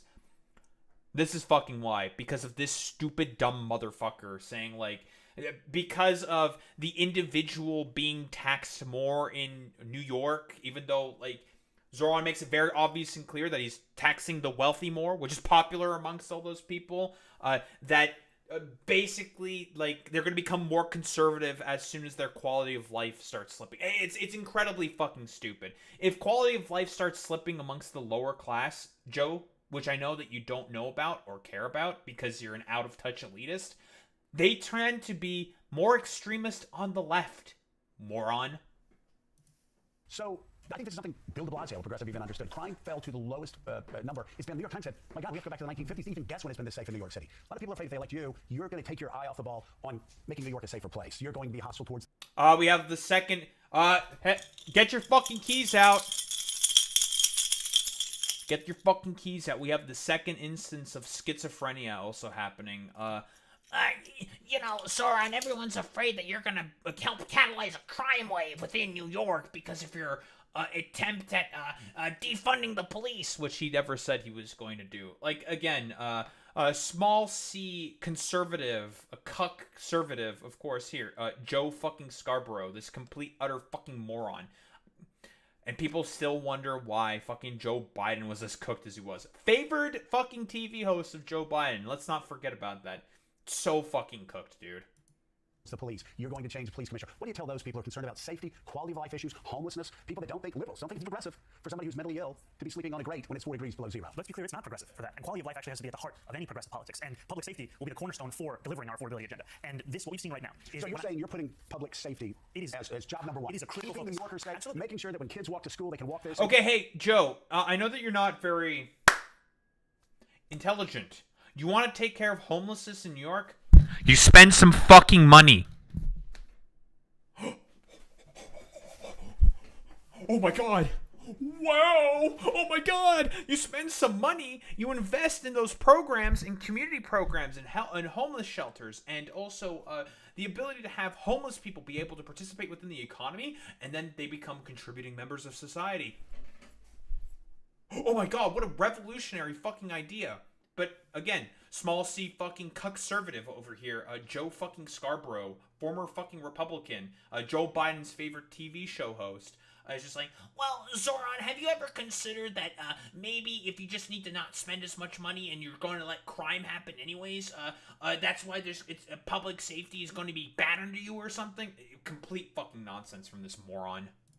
When they're in school, so you like cops. Look, yes, you like police our officers. police officers are going to be the ones we partner with to deliver public safety. And I just want to say a few things, which is that when you like, it's such a lazy way of trying to do the defund the police. Like, here's what it is. He's tried to do the stupid, like, defund the police, stupid dumb fuck propaganda, trying to impart that onto Zohran Mamdani because he believes in ostensibly left-leaning policy. This is what it is.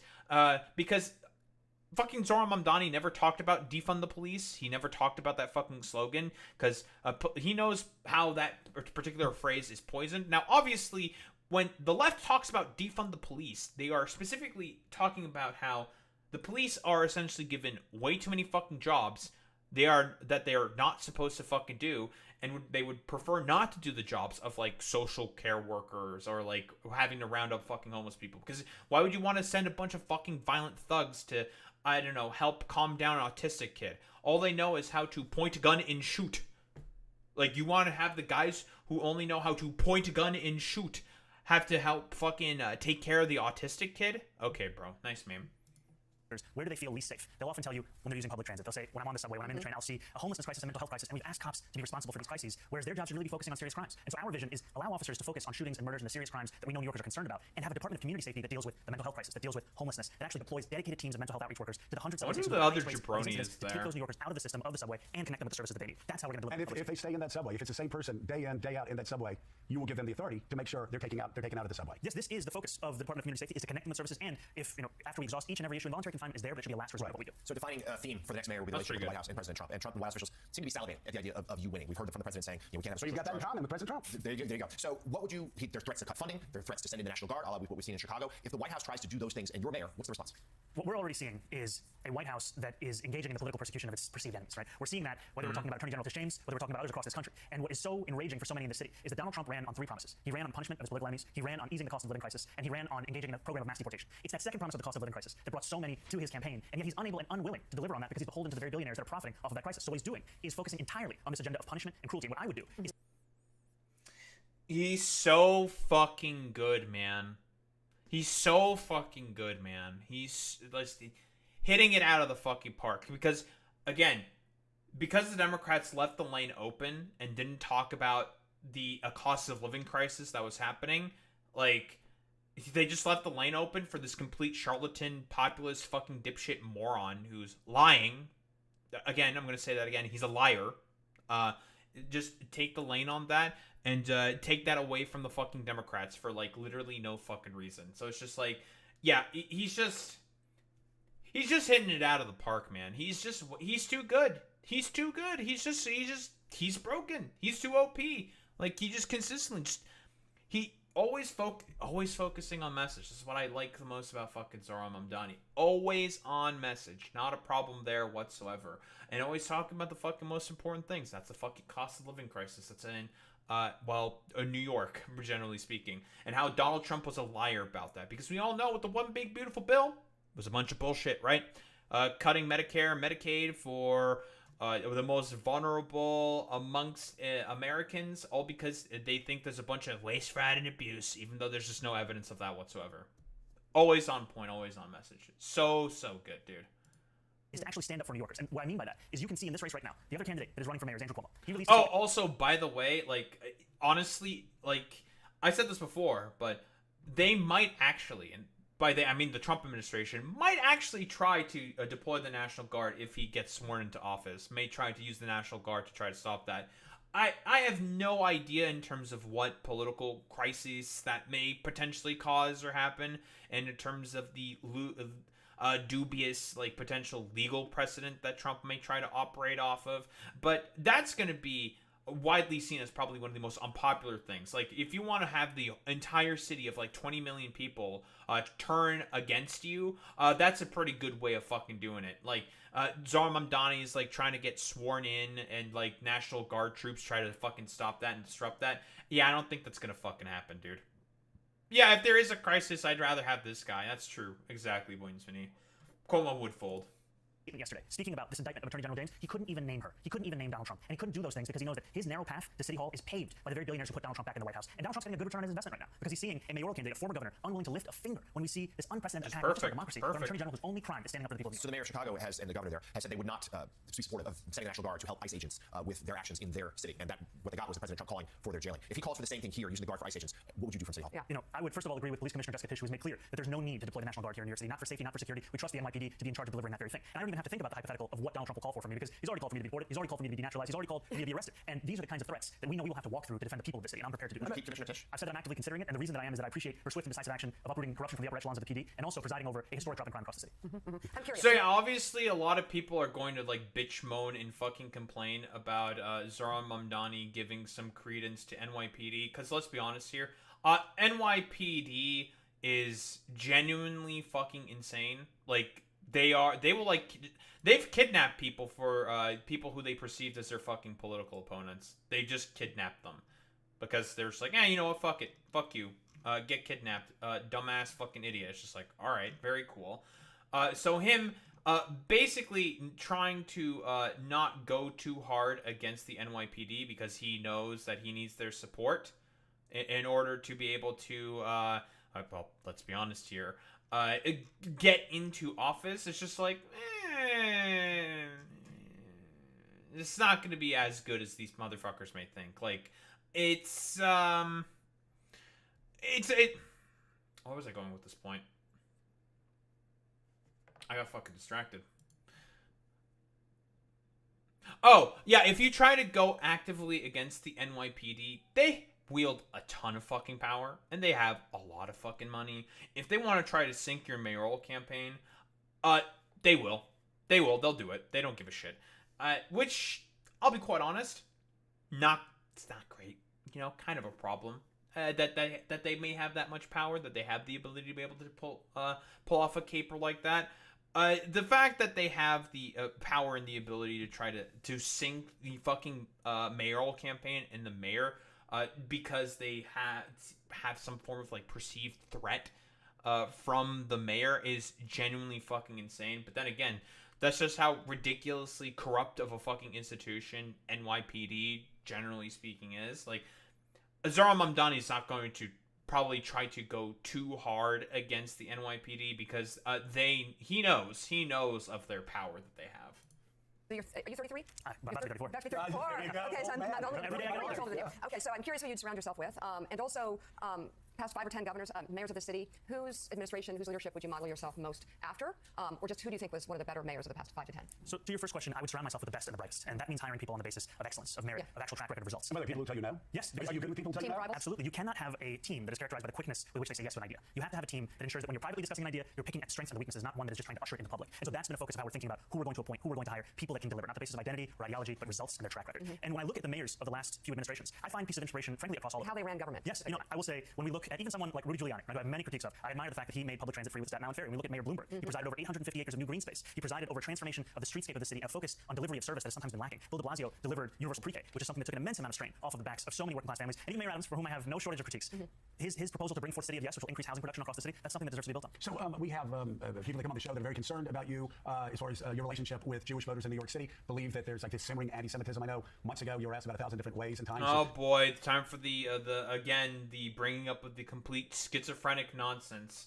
Again, like, I don't know, dude. It's time for the daily mention to the Muslim man talking about the concerns of fucking anti-Semitism. Also, yeah, a majority of Jewish voters already fucking support him. Again, like, all he has to do is just, like, I mean, a majority of Jewish supporters already support me. All the polling has indicated that, and also the Democratic primary has also had a majority of Jewish supporters or voters who came out to vote during that primary supporting me. So it's just like this idea that he's like anti-Semitic and other fucking gobbledygook and all this fucking bullshit, all because of, again, he was talking about the term Antifada at the Warsaw Ghetto exhibit within the Smithsonian, and him talking about how there are problems with the term globalized Antifada. He didn't even say globalized Antifada. How there are problems with the term Antifada, and how he doesn't personally like using that term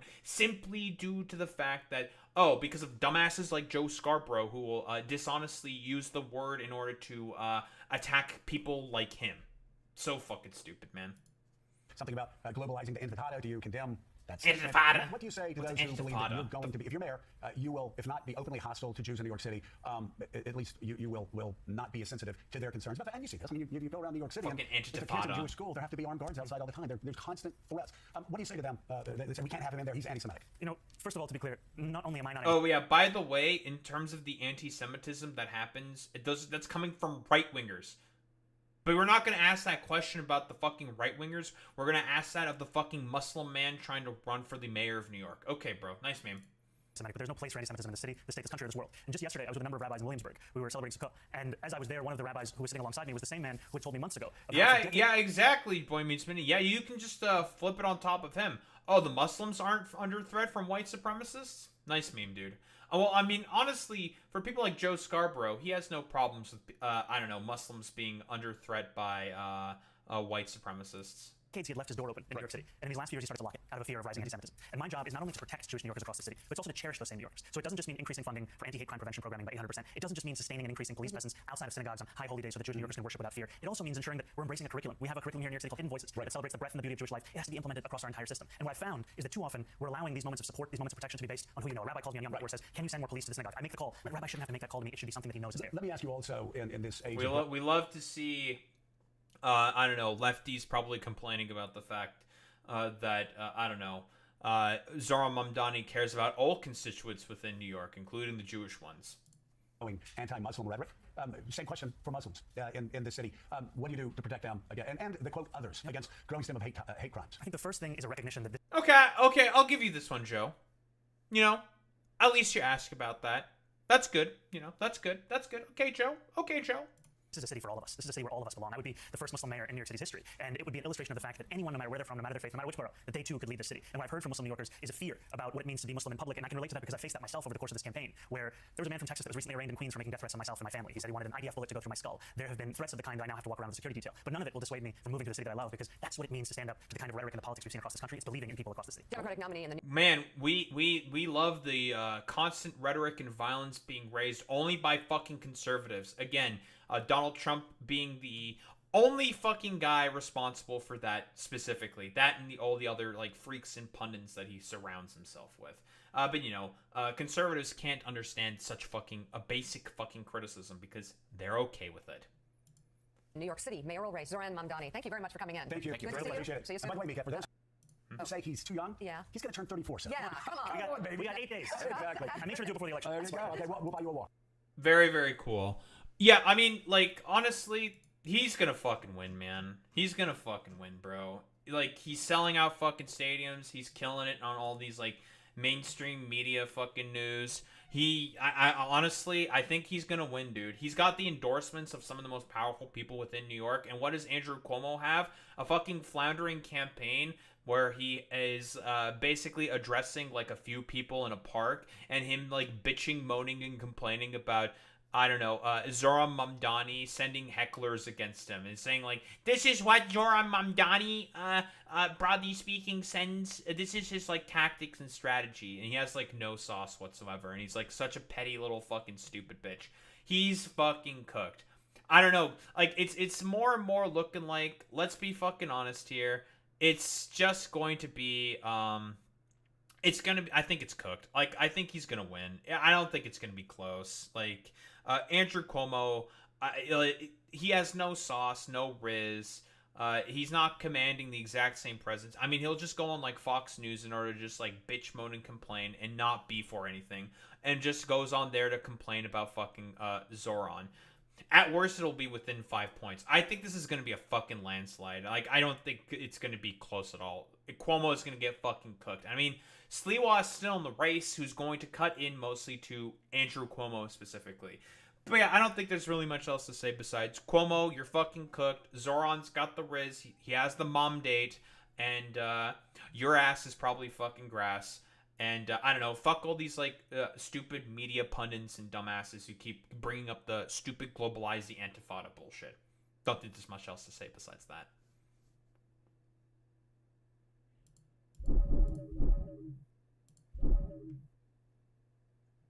Do I want to fucking cover this video? It's 3:30 in the morning.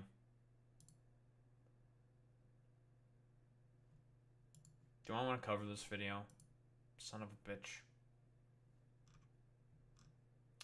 That shit went on longer than I anticipated.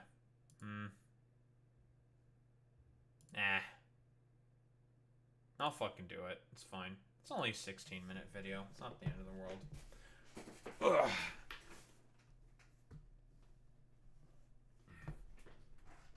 Got way too distracted with a bunch of shit.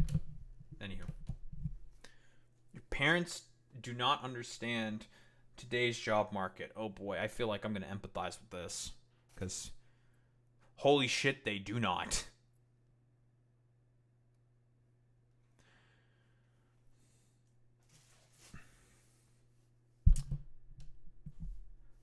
So, I came across this video. Oh, you know, a preamble. I came across this video here by Urgently Firing. We've talked about one of his videos before about how essentially pickup trucks are essentially like it was something about pickup trucks. I forget the main premise of the video, but it was basically the idea of like how pickup trucks are essentially like a symbol and are used as like a symbol by your average, very sort of like lonely suburban sort of like white man, and how it's basically a symbol of, well, the times that we're currently in right now. I'm probably butchering the summary of the video. I'll stick the fucking video itself within the description. Both of them, Buying and Urgently Firings here, because it was a very good video, and I agreed with a lot of the points that were made here. But I came across this video specifically talking about how your parents don't understand today's job market. I instantly became curious, and I was just like, I gotta fucking watch this. I'm so fascinated because holy shit, the amount of fucking arguments that I have gotten with my fucking mother specifically about how shit the fucking job market is. Because if you know anything right now about the current labor market, it's fucking god awful. A lot of the positions and sort of a lot of these sort of positions and sort of policies, that was the term I was looking for, of the Trump administration have made it such that the labor market is getting way worse. It's been getting so fucking bad. And I've been talking consistently about how bad the fucking job market is to like literally everyone, bringing up all the numbers and everything. It's like I'm just hitting a wall. I'm talking to a wall, nothing's going in, and it's just like, holy fuck, I can't. And we've also examined a video by Ray Like Sunshine, also talking about the problems with the fucking job market. We're gonna pull up our favorite. It's our boy. This is my favorite graph. The wage productivity gap graph. I love this graph. Guys, I wonder why people might be having more and more issues, generally speaking, in terms of being able to afford average amenities and even, like, goods in order to be able to survive. Oh, it's because wages have just not been keeping up with productivity since the fucking 70s. Now, I know there's a lot of fucking dipshits who will say, like, well, this is a byproduct of automation and people losing jobs because of that. It's like, no. That has a part in the story. But in terms of the actual issue underlying it, and I'm assuming it's mostly like stupid, dumb fucking Gen Xer sort of like business owners saying shit like this, people aren't getting fucking paid what they are fucking owed. And wages have not been keeping up with inflation. They have not been fucking keeping up, generally speaking, with the amount of work that is expected of young people nowadays. Since the fucking goddamn 70s. The last time the minimum wage went up within the United States of America was during the Bush administration in the early aughts. Like, do you people really fucking think, thank you, Boy Meets Mini, 2005, really think that people are going to be able to afford anything at $7.25 a fucking hour, that they can afford rent and food? People are now starting to have to live more and more with 3 people in the fucking household working full-time fucking jobs just to be able to afford a mortgage and food and also all the other bills, utilities, internet, car, insurance, gas, everything else that is necessary to be able to live within America. And some of them are still not able to fucking afford their basic fucking needs. So you people are like shocked Pikachu facing when all these like dumb fucking like Gen Xers and boomers talk about like, well, you know, I still have my job and it's going great for me. Why? You just need to work way harder and pull yourself up by your bootstraps. It's all because of automation. Get the fuck out of here with this bullshit. It's just like people want to be getting paid, and for the amount of work that they're doing, most of these motherfuckers are working like 2 or 3 fucking jobs at a time that are mostly part-time positions that don't pay as well and don't give as good of hours and don't have as good fucking protections either, because they are just expected to just take their fucking sloppy toppy and just be like happy with it just because like they're getting paid by some dumb fucking capitalist. No, the problem is the fact that ever since the fucking 70s, unions have been losing power, labor has been losing fucking power throughout the fucking decades, and it's been getting worse and worse and worse. And you're like shocked Pikachu facing that the young people within the United States of America are starting to express a lot of discontent. And also, let's not even mention about all the motherfuckers who talk about like, your 20s are for fucking up and just like screwing about and trying to like find out what works. And it's just like, people would like to be able to do stuff like that if they have money. No one's got any fucking money to be able to pay their fucking utility, rent, and other necessary goods to spend frivolously on just fucking around with like drugs and shit, fucking around with their friends during their fucking 20s. So their 20s go to waste and they tend to be fucking shut-ins. So it's just like, it fucking spare me it, dude. It's so fucking stupid. Junior devs work their asses off while the senior architects take all their PTO every year without fail. The entire structure is designed to preserve seniority, not build people up. Ding, ding, ding, ding, ding, ding, ding, ding, ding, ding, ding. That's also another big fucking problem. It's all of these motherfucking old corporate oligarchs and fucking stooges who just want to maintain their hierarchy and fucking control that they have over the fucking workplace. Again, you want people to have a successful fucking career instead of constantly knocking them down and not letting them have any opportunities to get up and build them up into becoming something successful. Nah, they're all just a cog in a machine that's all about making money off of them and exploiting their fucking labor. So again, spare me it, parents, Gen Xers, and all you stupid soy larpers talk about like, well, it's all because of automation. Automation is the main problem. No. Get out of here with this fucking bullshit. What do we have here? Time. I'm sitting down with a freshman and their parents, and they say, hey, I want to be a high school history teacher. So I say, great, you can expect to start out earning anywhere between $54,000. Oh, I believe that urgently firing is a economics teacher or professor, I think, if I recall correctly. Works in economics. And 115,000, depending on if you go to grad school and if you're willing to teach AP. And you see the parents' mouths just drop to the floor because parents don't understand today's job market. It's summertime. Yeah, whoa, specifically with teachers, like these are the people that are meant to help foster the future generations of America, and they get paid like absolute fucking dog shit. They hardly get fucking paid. Listen, we salute the fucking teachers. They are the Giga Chads of our time. We love the teachers here. They are doing a godless, fucking thankless job teaching all of the current youths who, I don't know, whose brains are unfortunately fucking melting out of their ears thanks to George W. Bush's really, really bad fucking policies. Like, really, really fucking bad policies. Oh, yes, also the counselors as well. Yeah, we also salute the counselors. Which means I've been talking at a lot of orientations lately. For those who are new, I've been researching and teaching about the job market since 2017 at R1 universities. And that means I talk to a lot of parents who are sending their kids off to college for the first time. And something that I'm finding is that parents really don't understand the early career market that they are sending their kids into, which makes sense but can cause a few issues, especially when it comes to parents pressuring young adults to pursue, or not pursue, a certain career when they themselves are misinformed about how that industry actually works. And so today, I want to dispel some myths. First, by talking about the surprising realities of today's job. I saw that.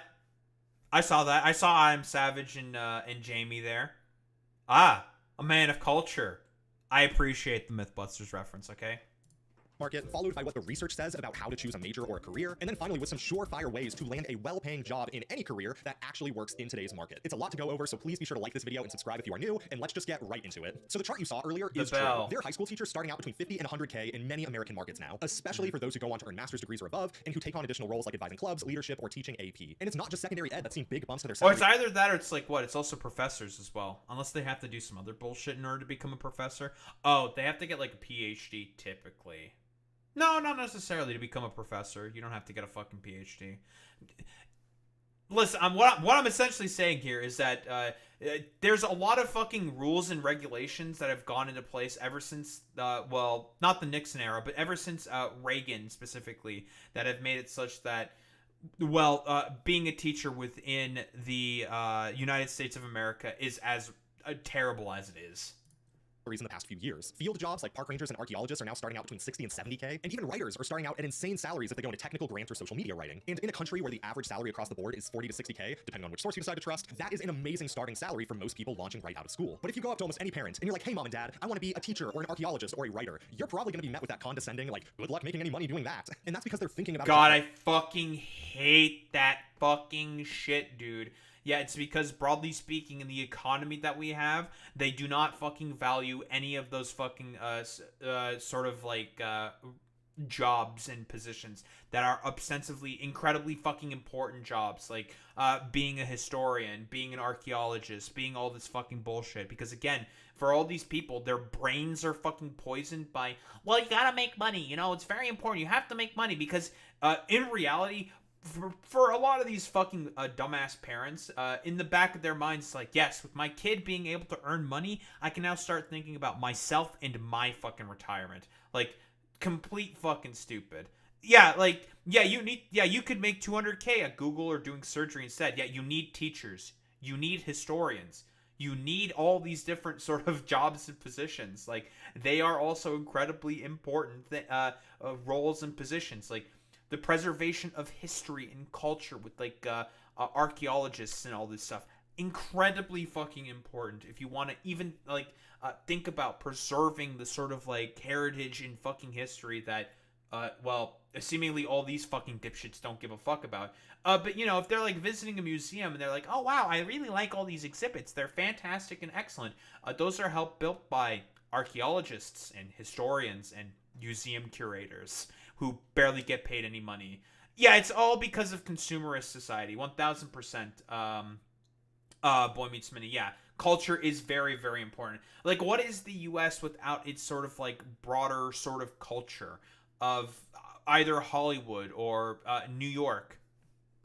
It's just a financial fucking husk. Like, that's all that it would be, and no one would want to fucking go there. Market that's 20, 30, maybe 40 plus years old. And for them, that was true. High school teachers up until very recently made poverty wages. Now, admittedly, elementary teachers and support staff still do, but the mass exodus from the field and politicians trying to combat rampant inflation has created new financial incentives for people to go into fields that were historically undervalued but necessary for society to function. And so what we're seeing are pay increases happening very specifically in both government jobs and in jobs at very wealthy companies. Wealthy companies just because they have the power to pay people more when they make more money, and so they can use financial incentive structures to recruit and retain talent. And then at government jobs because all it takes is a single law being passed for high school teachers, archaeologists, and anyone else to see a dramatic increase in their starting pay. Where you're seeing wages stagnate are in jobs that are becoming oversaturated, or in jobs at smaller private companies that have too much bureaucratic red tape in the way of them paying workers more. Data science is tech. This describes tech to a fucking goddamn T. Thank you, Learn to Code, for that complete fucking bullshit. Tech. It's all fucking tech companies. Like, it's so fucking bad. Like, constantly, I try to go to fucking apply to any fucking position right now. 100 fucking applicants consistently. 100 plus applicants, and I get lucky to even get, like, a pre-screening interview. I think at this point I've applied to about 1,600 fucking different positions. Maybe a dozen callbacks arranging for a fucking interview. And, well, you think I made it to the fucking second step of that fucking interview? No. Oh, 1000% Boy Meets Mini. And yeah, learning tech is very important in this era, and people not knowing to improve or fix stuff is bad. 1000 fucking %. And considering the fact that you have a lot of these fucking script kiddies just using ChatGPT to make fucking complete utter dog shit nonsense fucking code is also another fucking problem. Just using ChatGPT to fucking code is just like, come on, dog. Like, how the fuck do you know that ChatGPT is even fucking throwing something good together? And it's not just like complete fucking garbage trash code that more important, like, not more important, but better fucking coders have to now go through and make sure that it's not like completely sub-optimized, utter fucking dog shit. It's so fucking stupid, man. Probably the best example of a field that's become very oversaturated over the past decade and is now paying people less money than it used to in the past. So our good friends over at Fortune Magazine have labeled data science as the 3rd fastest growing job in America, and there are Bureau of Labor stats to back that up. But just because something is rapidly growing does not mean that it is paying people more. Taxi drivers, solar installers, and vet technicians are also among some of the fastest growing jobs in America, but these are all careers with median salaries under $50,000. And while over half of also, like, it's like Uber drivers and shit like that as well. Just, you know, just that's also something that I think is more and more growing, considering the fact that nobody can fucking find any work right now. Because in reality, the current structure of the economy is that they just want to filter a bunch of these people into these fucking gig tech work fucking jobs for like Uber Eats and all these other fucking motherfuckers, to basically be like, well, you know, just suffer, eat shit, and just take the gig work sloppy toppy that you're being given right now. Yeah, you can go fuck yourself.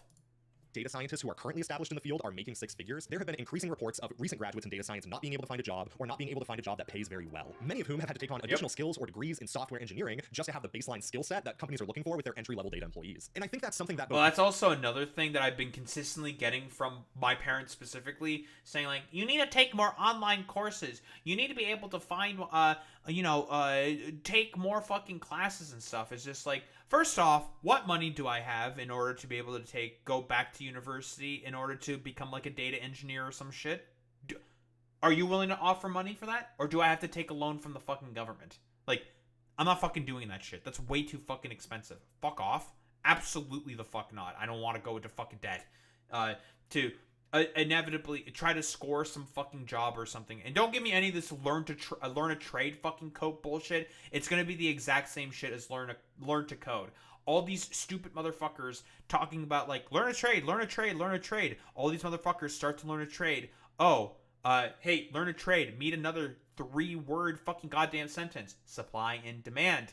There's gonna be way too many fucking people who are trained to be like I don't know, like HVAC technicians and stuff like that, or plumbers or electricians, and then all of a sudden there's no jobs for that because there's too many of them. Very, very cool, because that's the exact same thing that fucking happened to me when I learned to fucking code in the economy that I sort of came into. Too many people, way too oversaturated a market, can't find any fucking jobs. Very, very cool. Parents and young adults alike really take for granted is that it can take a long time to earn 6 figures in STEM. And I know this very well as somebody who works primarily with engineering majors at university. Entry-level STEM jobs are usually a place for young adults to prove themselves before they go on and work at a different job that's going to pay them more. And more often than not, you're going to graduate from a STEM field making just as much money as your teacher friends and your friends in marketing are as well. And that can be pretty frustrating, especially for somebody who became an engineer because they thought that was the way to make a lot of money. But earning 6 figures as an engineer often requires multiple years. Oh my god, that's literally, by the way, this is the exact same way I used to fucking think. I fell for the trap, man. I fell for the fucking trap. This is the same trap I fucking fell for. And just hearing this being said is just so fucking... Yeah, I get a fell for it again award. I'm fucking cooked. I fell for it again. High school me fell for the fucking Obama sweet words talk about, like, let me be clear. We need to incentivize more coding being created in the United States of America. And I'll be like, so true, Obama. I will learn to... code, well, Cisco routers and switches, and now there's no jobs for that whatsoever, so it's just like, well, guess I'm fucking cooked now, guys. Changing jobs and companies, and more often than not moving cities or even going back to college in order to qualify for those higher level 6-figure roles. And so it can be a pretty unstable first decade that you're working in that career. Whereas your friend teaching history at your old high school can stay at that exact same school for 10 years and find themselves making 6 figures at the exact same time you are, as so long as they go back and earn a master's degree. But the ultimate truth is that earning potential or starting salaries aren't really the best metrics to look at when deciding what career is best for you. Starting salaries have a ridiculous amount of variability across the job market, and earning potential has way more to do with somebody's personality than it necessarily does with what they specifically decide to go into. I'm sure you've seen those articles. Or honestly, even just getting fucking lucky forehead, dude, right? Like, I know, like, okay, I was pretty uncertain for as to what career path I really wanted to go. I knew I wanted to do something similar to tech, and I liked video games, so I initially went into game development. But I didn't really like coding all that much. Like, and obviously my parents, they love to fucking rub this in my face consistently, saying like, you're not gonna like the job because you don't really like coding all that much. I'm like, well, maybe I'll find like a better environment and like better professors to like teach me about this, and I'll get like more comfortable with it, and I'll like it more. No, I just didn't like fucking coding at all whatsoever. And well, then I went into fucking IT instead, and I preferred that a lot more. And now I can't fucking find a job in IT whatsoever. And it's just like part of it. We can also talk about the sort of like visa programs, talking about having to compete specifically with a system in Canada called the Federal Work Program, whatever. It's Federal something program, where it's essentially like a slave labor market that's even corroborated by Amnesty International, where Canada will basically bring in a bunch of fucking migrants and immigrant fucking workers from all across the world, for the express purpose of having cheap labor made available for those fucking companies and corporations. And, well, since their immigration status is tied to the fact that if they're being fucking hired or not, or if they are working within the job, because, again, these motherfuckers don't want to pay for Canadian fucking citizens. No. They want to pay for essentially fucking a slave system. They want to have a fucking slave because they know that they have the ultimate power over that particular sort of individual, which has caused a rather big problem in terms of like a lot of youth work, like a lot of like restaurant positions and stuff where a lot of younger people need to work. Again, I've looked up the statistics on this recently. The current youth unemployment rate within Canada is at 18%. 18% in Canada. It's really, really fucking bad, and it's because of that federal work visa program that basically gives not preferential treatment. That's not exactly accurate. Essentially incentivizes companies to go and hire a bunch of slaves to do their retail work positions, not giving any opportunities at all for most people to be able to find a fucking job and get some form of experience under their belts before during university, so then they can actually move on and get better fucking careers. Like, and people are wondering why the job market is as bad as it is, especially in like fucking Canada and the United States. It's because of shit like that. It's really, really fucking bad. How humanities graduates earn more than most other majors mid-career. If you haven't, I made a video about this. But the gist is that it's not that companies are looking for anthropology or history graduates when deciding to hire upper-level leadership. It's because the types of people who major in something like anthropology or history tend to be the types of people who are passionate about what they're doing, and also the types of people who have enough of an independent, free-thinking personality to go to college for something despite the fact that they get pushback from their parents and from society. And so once those people actually get their foot in the door of a career, they start getting rapidly promoted and then eventually out-earn almost everyone else in the job market. That's such a fucking good point. Holy, I never really fucking thought of that, to be quite honest. Yeah, a lot of people within the fucking humanities, get paid way, and there are always jobs and positions that are necessary, like with, again, teachers. Well, I mean, what's happening with teachers is a little different. They get, like, fucked over by a bunch of other bullshit, but teachers, historians, anthropologists, archaeologists, like, a lot, it's just, like, a particular form of, like, autism, specifically, with those people where they're just like, I just fucking love looking at like old bones and learning about history. Now listen, I also like history. I'm a bit of a history buff as well. I love looking into like a bunch of different historical events. I mean, I mostly look at like military history because I'm a fucking... Listen, I'm an autistic nerd, okay? What do you want from me? I love that shit. But, you know, the essay writing and stuff like... I'm also not very, very good at that, I'll be quite honest. But, you know, you need your fucking Cisco router programmed. I got you, bro. But again, it's because of their personality, not necessarily what they studied. On the flip side of that, oversaturation can actually cause careers to start paying people less money because of the types of people who go into have bad the careers. riz. Whenever a career starts to get popular because of its earning potential, you start to get a lot of people with warped motivations or a lack of ambition filing into that career because they think of it as a get-rich-quick scheme, even though they don't necessarily want to be there. And companies start to realize that they have an abundance of new graduates with a very specific skill set who are just kind of complacent people and can therefore be lowballed in terms of how much money they're being paid. Like, I can't even begin to tell you how many of my students don't actually want to be software engineers, but they were good at math in high school and they had no ambitions in life, and so their parents are like, hey, you should become an engineer so that you can make a bunch of money. And so usually it's those people who make up the entire third of engineering graduates. That's like Holy shit, that's actually me to like a fucking T, bro. I'm being clocked so fucking hard right now, dude. Holy fucking shit. Because listen, I'm self-admitting that yeah, I am a little fucking complacent, and honestly, I just don't really like work. Fundamentally speaking, I just do not like the current structures that exist for fucking work. I find it to be incredibly fucking demoralizing and fucking shitty.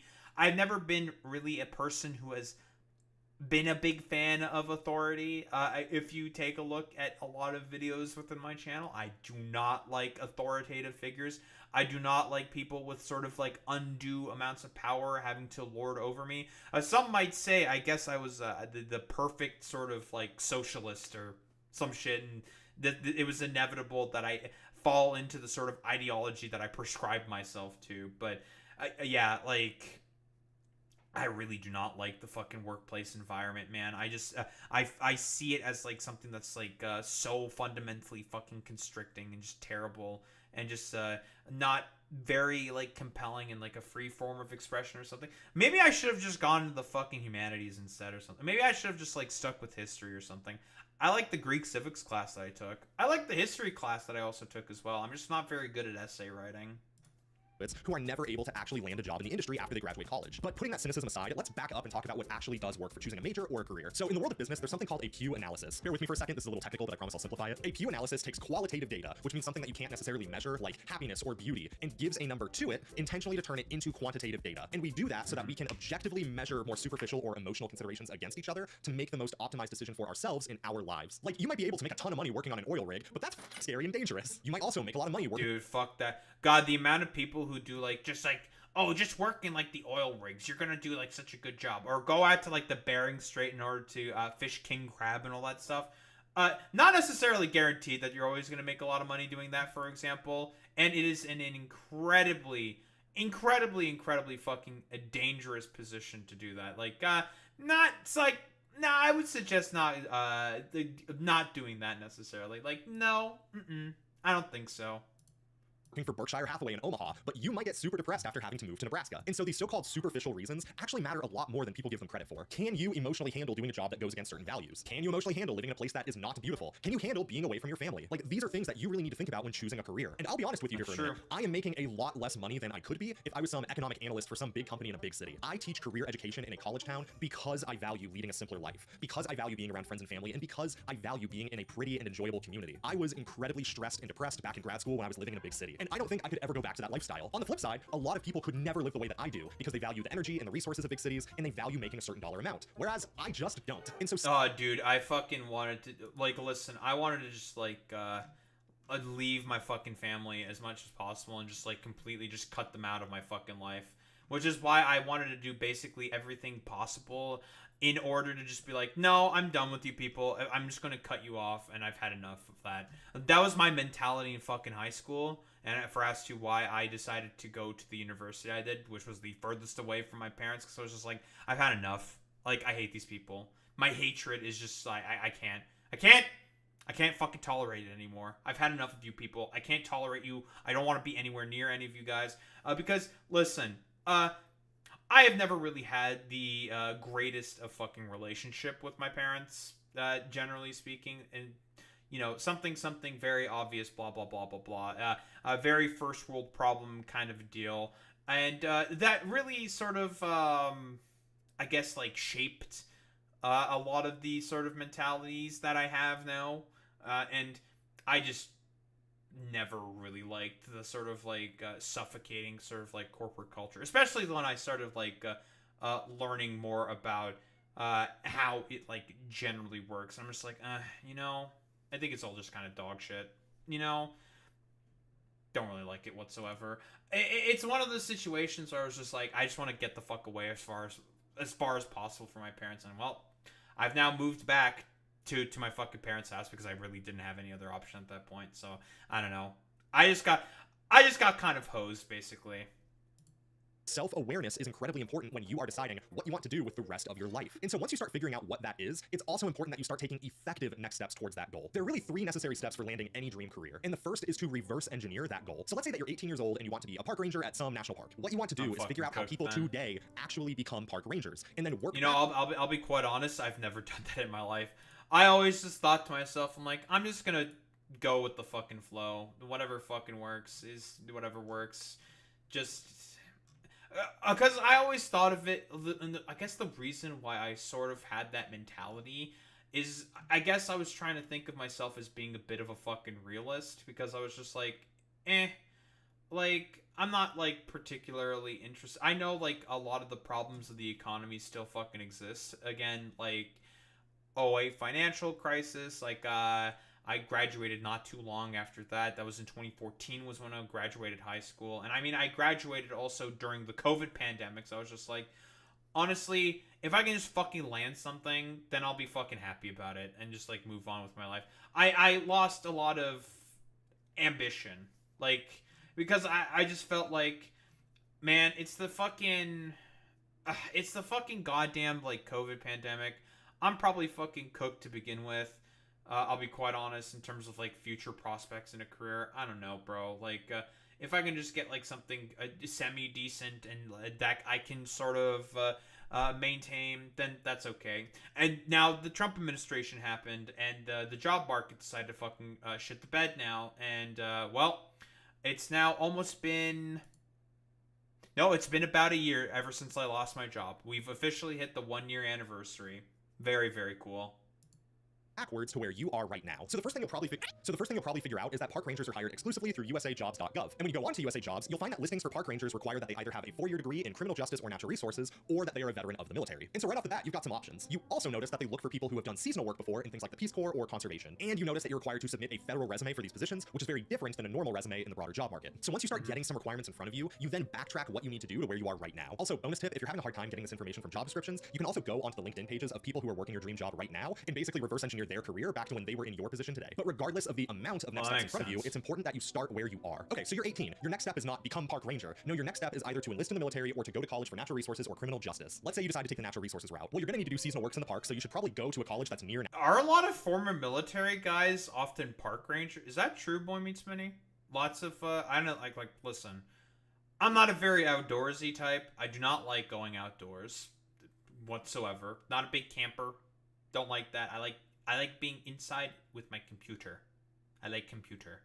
Not so much the outdoor. Is it true that a lot of like former military guys tend to be park rangers and shit? Wouldn't surprise me, to be quite honest.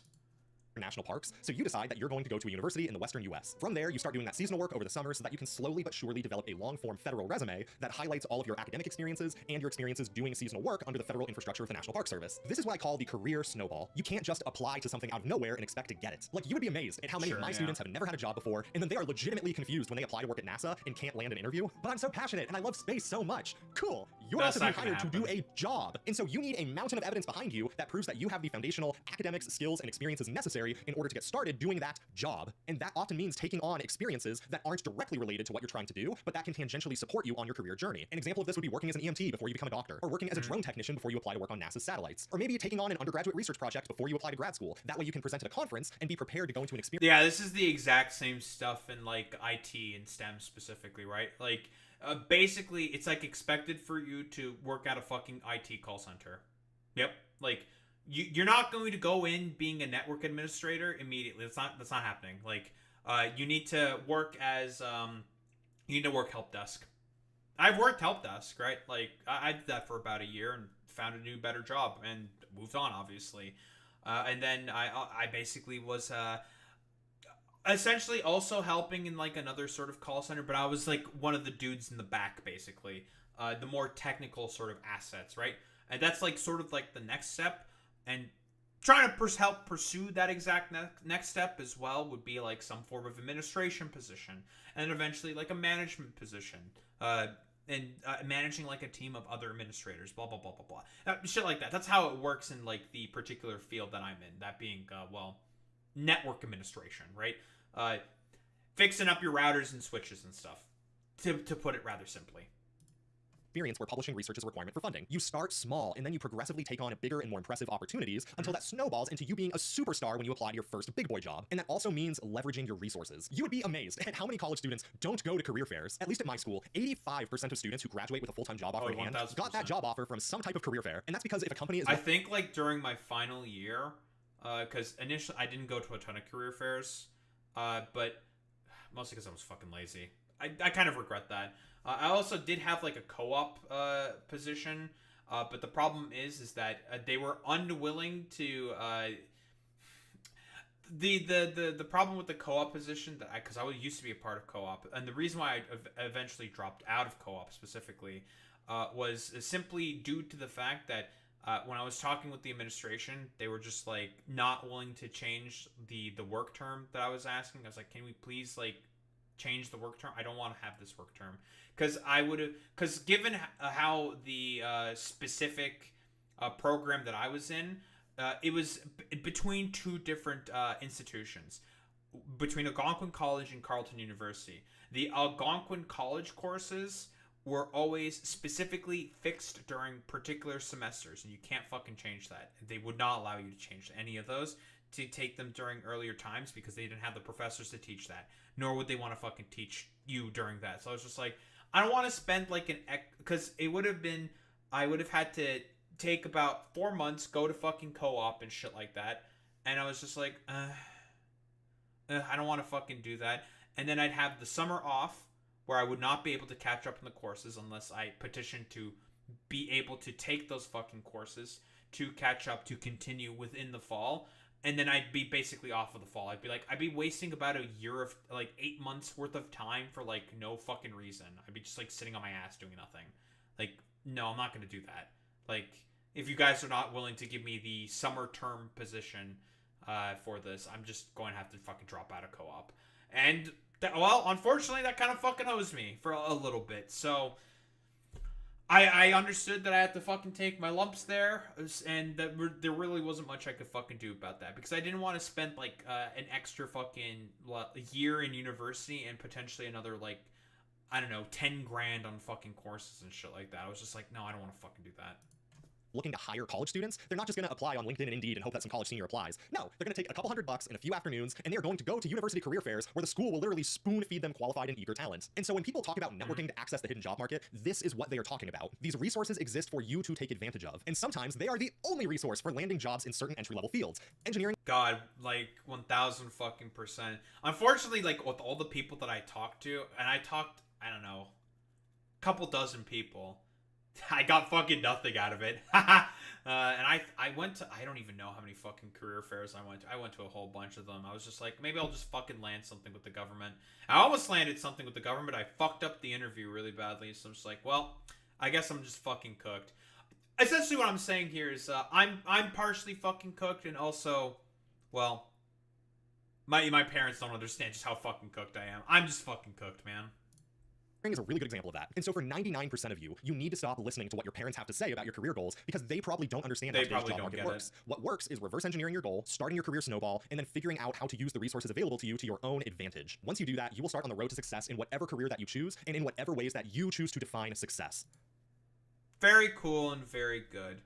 Yeah, I mean, overall, like, all the points, 10 out of 10. Fantastic. No notes. Very, very good. And it's just like, I don't know, like, I've explained these positions consistently to my parents, talking about, like, the problems, the fucking goddamn job market, talking to them about the, why it's just not like that, and they say that they understand, and I'm just like, I don't believe you, man, like, it's incredibly fucking stupid, and I'm wholeheartedly willing to be self-reflective and just be like, yeah, I'm not really doing any of that, I probably should be doing better in terms of, like, my sort of position here, in terms of, like, trying to reverse engineer stuff, and I probably do have to go back to school for a bunch of shit, but school's fucking expensive, and it also does not help the fact that right now, the current job market as it is as terrible as it is. And I mean, there's a lot of fucking complicated reasonings. I've talked about them before.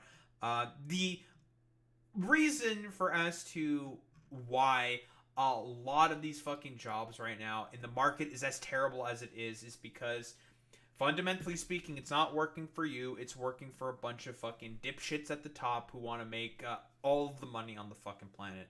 And your parents don't fucking understand any of that because a lot of the parents grew up during the most economically prosperous time in human history. So it's always going to be like an eternal war, sort of just like talking with these people and having them understand and try to learn some kind of fucking empathy in order to learn how to fucking talk about any of these fucking positions whatsoever with these people, because they're just, a lot of them do also tend to be incredibly out of touch and they have like no idea what they're talking about. But yeah, I mean, I will say this, I'm partially fucking cooked. I definitely fucking cooked myself a little bit. And, well, here I am now, making a bunch of fucking YouTube videos on the internet, hoping that maybe this somehow fucking works out for some reason, and I somehow get lucky. Hey, I mean, I've gotten to 250 subscribers somehow, so, you know, I'll give myself a little pat on the back for that one. But yeah, great points there as always by Urgently Firing. I've definitely fucking cooked myself a little bit for sure, but I mean, the current market as it is right now is, well, it's in a fucking free fall because of a lot of policies that are being taken by a bunch of buffoons at the top of the state. So, yeah, I don't think there's really much else to say besides the job market's looking pretty fucking rough, isn't it? Nice meme. It's 4 in the morning. Alright. Who the fuck are we rating out to? Very cool, very good. We love that for us, folks, don't we? That's not the right thing. I don't want that open. Who the fuck are we rating out to today?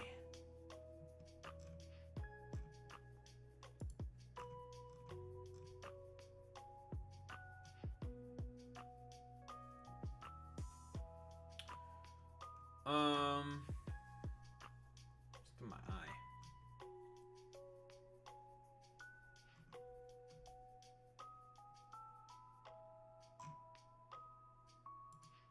Alright, why don't we raid out to Surus? Fuck it, why not? Man, oh man, oh man. Alright, idiots. Raid messages, you know what to do, you know what to say. Transstride with the Daho raid buff if you're a sub. If you're a non-sub, you do the WoW with the Daho raid buff. I will show appreciation. Those are into in case gamers. I will be back tomorrow. And, I don't know. I don't know what the fuck we're gonna be talking about. More random bullshit, probably. More random fucking bullshit. Whatever happens, happens at this point. But yeah, I'll be back tomorrow. We'll be continuing to yap about a bunch of shit. Same time, same place, same face, gamers. Anyway, peace out.